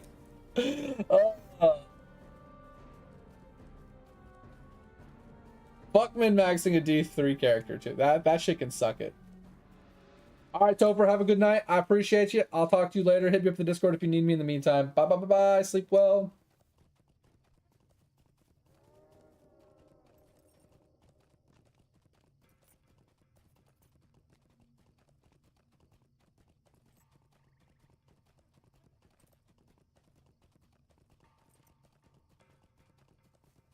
In guild terms, and that's what I'm saying too, Tyler. Like, I don't mind min-maxing depending on the situation, but don't come in here being generous and then try and tell me how to play, right? Like, now if I'm asking a question and you're answering my question, sure, right? It warrants you giving me the information I'm asking for, right? I asked for it, you gave it to me, I'm okay with it, right? But if I'm just sitting here and I'm looking at myself and he's like, oh, well, you're missing a tracery. Why don't you go and look up the traceries and see which ones are going to be good? I see you're running this tracer. Why don't you run this one instead? I was like, yeah, what's it matter? What fucking low level bitch, man? What is the extra tracer you're going to do for me? Oh, I'm going to get like 5 more might? Technically, it's more than that. But you know what I'm saying? Like, what's it truly going to change? I'm not having a leveling problem. I'm blowing through content. The only thing I'm not doing is raids. And then here's the thing. The way I looked at it is these traceries have level tiers the way that they are set up, because back in the day when this was max level, you wanted those max tier traceries. When they released a new expansion, they increased the level cap of the traceries, giving the new tier for the new expansion higher stats. So when you get to the new expansion, the new traceries take over, so you have to farm them again. It made sense back in the day to farm them every time you got to the new, you know, every time you get to the new thing, because it was the new level cap. But when I'm level 70 and the game's cap is level like 150, 160, whatever it's going to go to in the next expansion, who fucking cares? Let me have fun. Let me live my life. If I want to sit there and I want to eat 500 cheeseburgers a day and be 7,000 pounds, let me eat 5,000 cheeseburgers a day. Let me live my life. Now, like I said, now if I'm sitting there and I'm complaining like, bro, I'm getting my ass kicked, I don't know what to do to make this better, I'm struggling, blah blah blah. I'm like, oh well, have you looked into your traceries? Okay, you're helping, right? Yes, I was messing with my traceries when he first showed up. I was trying to level them up. I couldn't remember how to get to this screen, right? So I can level them up. So he helped me get to that point, and then I was trying to plot a tracery in here just to level up the slot. I just unlocked it, so I was trying to level up to level 75. And he's like, oh, why don't you just go look up good traceries? I was like, I don't really care that much. He's like, well, your definition of min-maxing and mine obviously are different. I'm just like, shut the fuck up. Like, you're a generous person for being nice enough to bring your community over to my place. And I didn't want to be a dick, and I wasn't a dick. I just, in the back of my mind, I'm just thinking, shut up. Just, it's like, you're really overstepping, like, friendly conversation by trying to tell me how to play. God, that was annoying.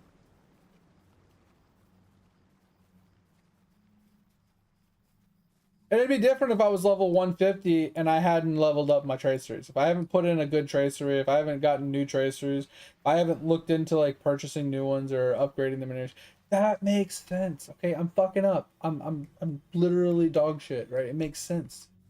Bro, I'm 71. Shut the fuck up.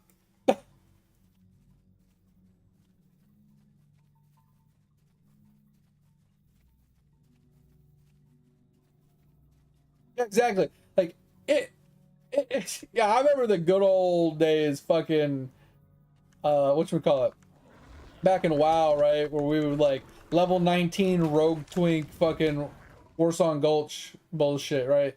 Those were the days, right? Those days are gone. Completely and utterly gone. I think I have to go up there. If you're trying to relive the heydays of WoW twink leveling, we got some problems. The internet is for porn. The internet is for porn. Porn, porn, porn, porn. The internet is for porn. Like, right? Like the good old days of the good old fashioned memes, right? Those are dead. Twinking's dead. Exactly. I mean, that's literally all it is in dungeon in MMOs now. It's speed clear the content, get to max level, get some gear, start speed running the fucking dungeons, get max gear, and you're done. Run raids once a week. That's literally an MMO in a nutshell. You do nothing else. And I'm fine with that. I like the leveling process. I like exploring the zones. I like, you know, seeing things, experiencing things. I don't really like reading the lore or the storylines or anything like that, but I do enjoy a good old-fashioned scenery, right? Walking around, seeing the cool like weather and the zones and the cosmetic, you know, little trees and the mobs, right? And I enjoy that. I enjoy going into new dungeons and experiencing mechanics and things like that as well. Maybe even going into some raids every once in a while, depending on how shitballs the fucking community is. But I don't really care about min-maxing. I don't, like, even at max level, I don't care. Like, oh, I have an amulet that gives me 50 strength and 14 vitality. But that's not your best in slot piece. Your best in slot piece is something that gives you 50 strength and 5 vitality. So now you got to go and farm over here at this place to do this one thing with these one people to get this one item to get you a little bit more strength because you're going to get 0.01% more damage and survivability. It's like, well, why do I need that? Could you really tell me why I need that little margin of error increasement? Like what it like I'm not trying to join a progression guild. I'm not trying to push any leaderboards. I'm not trying to be world first at anything. I'm playing the game to have some fun, hang out with some friends, make some friends, experience the game, and just have a good time. Who the fuck cares about min-maxing? Yeah, those sweaty people that wear nothing but like lather in deodorant while they're playing video games and they're dripping sweat when their house is negative 40 degrees and fucking they got a fan blowing on them and they have dry ice under their ball sack and they're still sweating. Like, yeah, those people, sure. Have at it, man. If you want to sweat your balls off, you want to fucking wear deodorant like it's going out of style, like, sure, go and have some fun. Go sweat lord. I don't give a shit. I'm not gonna stop you, but I don't want to. You know what I mean? Like, go fucking suck a dick.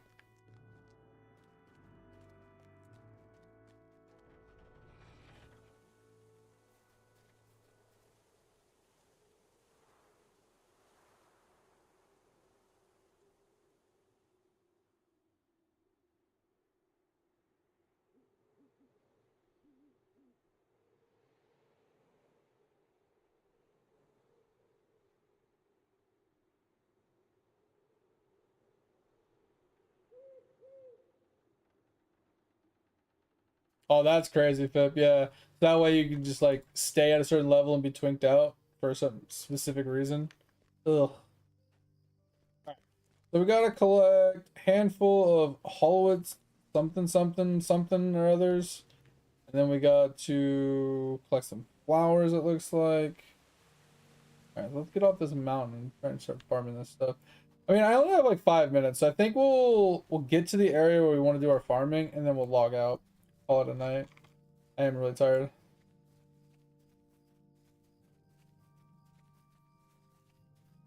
I mean, that's the thing too, mate, is like backstating is fine to a point, right? I don't mind if I ask a question and you answer my question or you're trying to be helpful, right? Taking this one situation into consideration, like I said, I didn't have a problem with the guy coming in and giving some advice. I actually agreed with his advice that I should at least go and look at the traceries, right? To see if I was on the right track or if I was just blatantly missing something or whatever. I had no problems with that. I agreed with the estimation, or at least the assessment that they posed after ranting for 20-30 minutes about it. I was like, you know what, not a bad idea. You know, we can take 5 minutes to go to the wiki and just see what they have to offer, right? Sure. But then when I went and looked at them, I didn't see anything that really stood out as good. But at the same time, I saw that there was different tiers of each one of them, and none of them told me how to obtain them. They didn't say they were obtained from a vendor. They didn't say they were obtained from like quests or dungeons or killing mobs. They literally did not tell me how to obtain them. So I was like, okay, interesting. No way, shape, or form is it helping me in any way to look at the list, because the list doesn't tell me which one's the best. The list doesn't tell me how to obtain any of them. The only thing it told me is there was different tiers of them and different level rarities of them or whatever. Like, all right, cool. So this is fucking stupid. But then to take it a step further and be like, well, our definitions of min-maxing is different. It's like there's a way to go about telling someone something tactfully to not sound like an asshole, right? And that just came off as asshole, right? So if you came in and you're like, oh yeah, I see you're leveling up your tracers and you have a missing slot, you know, if you go to the wiki, you can kind of see a list of all of them that, you know, can kind of tell you which ones you're going to want to like look for and possibly go and find. That's a fine way to put it, right? And then if my rebuttal is, oh, I really don't like min-maxing my stuff, you know, I'll deal with it when I'm a higher level because it's not going to matter all that much. Leave it at that, bro. Like, you don't have to get the last word. You don't have to jab the stick in my back multiple times and then rub salt in the wound and try and get your point across. You don't have to do it. Like I said, I don't want to talk poorly about the streamer. I have nothing against the guy. I wouldn't watch some of his VODs last night. He's a cool dude. I was just really irritated. You know what I mean? I definitely will go and watch his streams later. And I'll be cordial and I'll be nice to him because I think he's a nice dude. I just think the way he went about it was like, I don't think he realized that he was being abrasive, right? Like, his statement to him probably didn't sound bad. Probably didn't sound like it did, like, to him it probably was trying to come from like a place of helpfulness, but it didn't come across that way on my side, and that's the problem. That's why when you're talking via text to people, especially when you don't know them very well, you got to be careful what you say and how you say it, because people take it differently, right? Some person would be like, oh yeah, cool, whatever, right? It is what it is. And other people will be like, you're an asshole. Go fuck yourself, right? Like, I'm a man. You know what I mean? Don't call me a woman. Bullshit or whatever. Fuck, right? You know what I mean? Like, some people get pissed. So, I said, I was just annoyed. I didn't say anything then. I just, ranted a bit. Probably chased off all of his viewers that he brought over. Probably chased him off. He'll probably never come back. He didn't even follow me. So I'm assuming I, didn't make a good first impression. But at the end of the day, it's just like, you gotta be careful with how you talk to people. You're just gonna rub them the wrong way, Some people are porcupines. I'm a porcupine. You stroke me one direction. You don't go against the grain.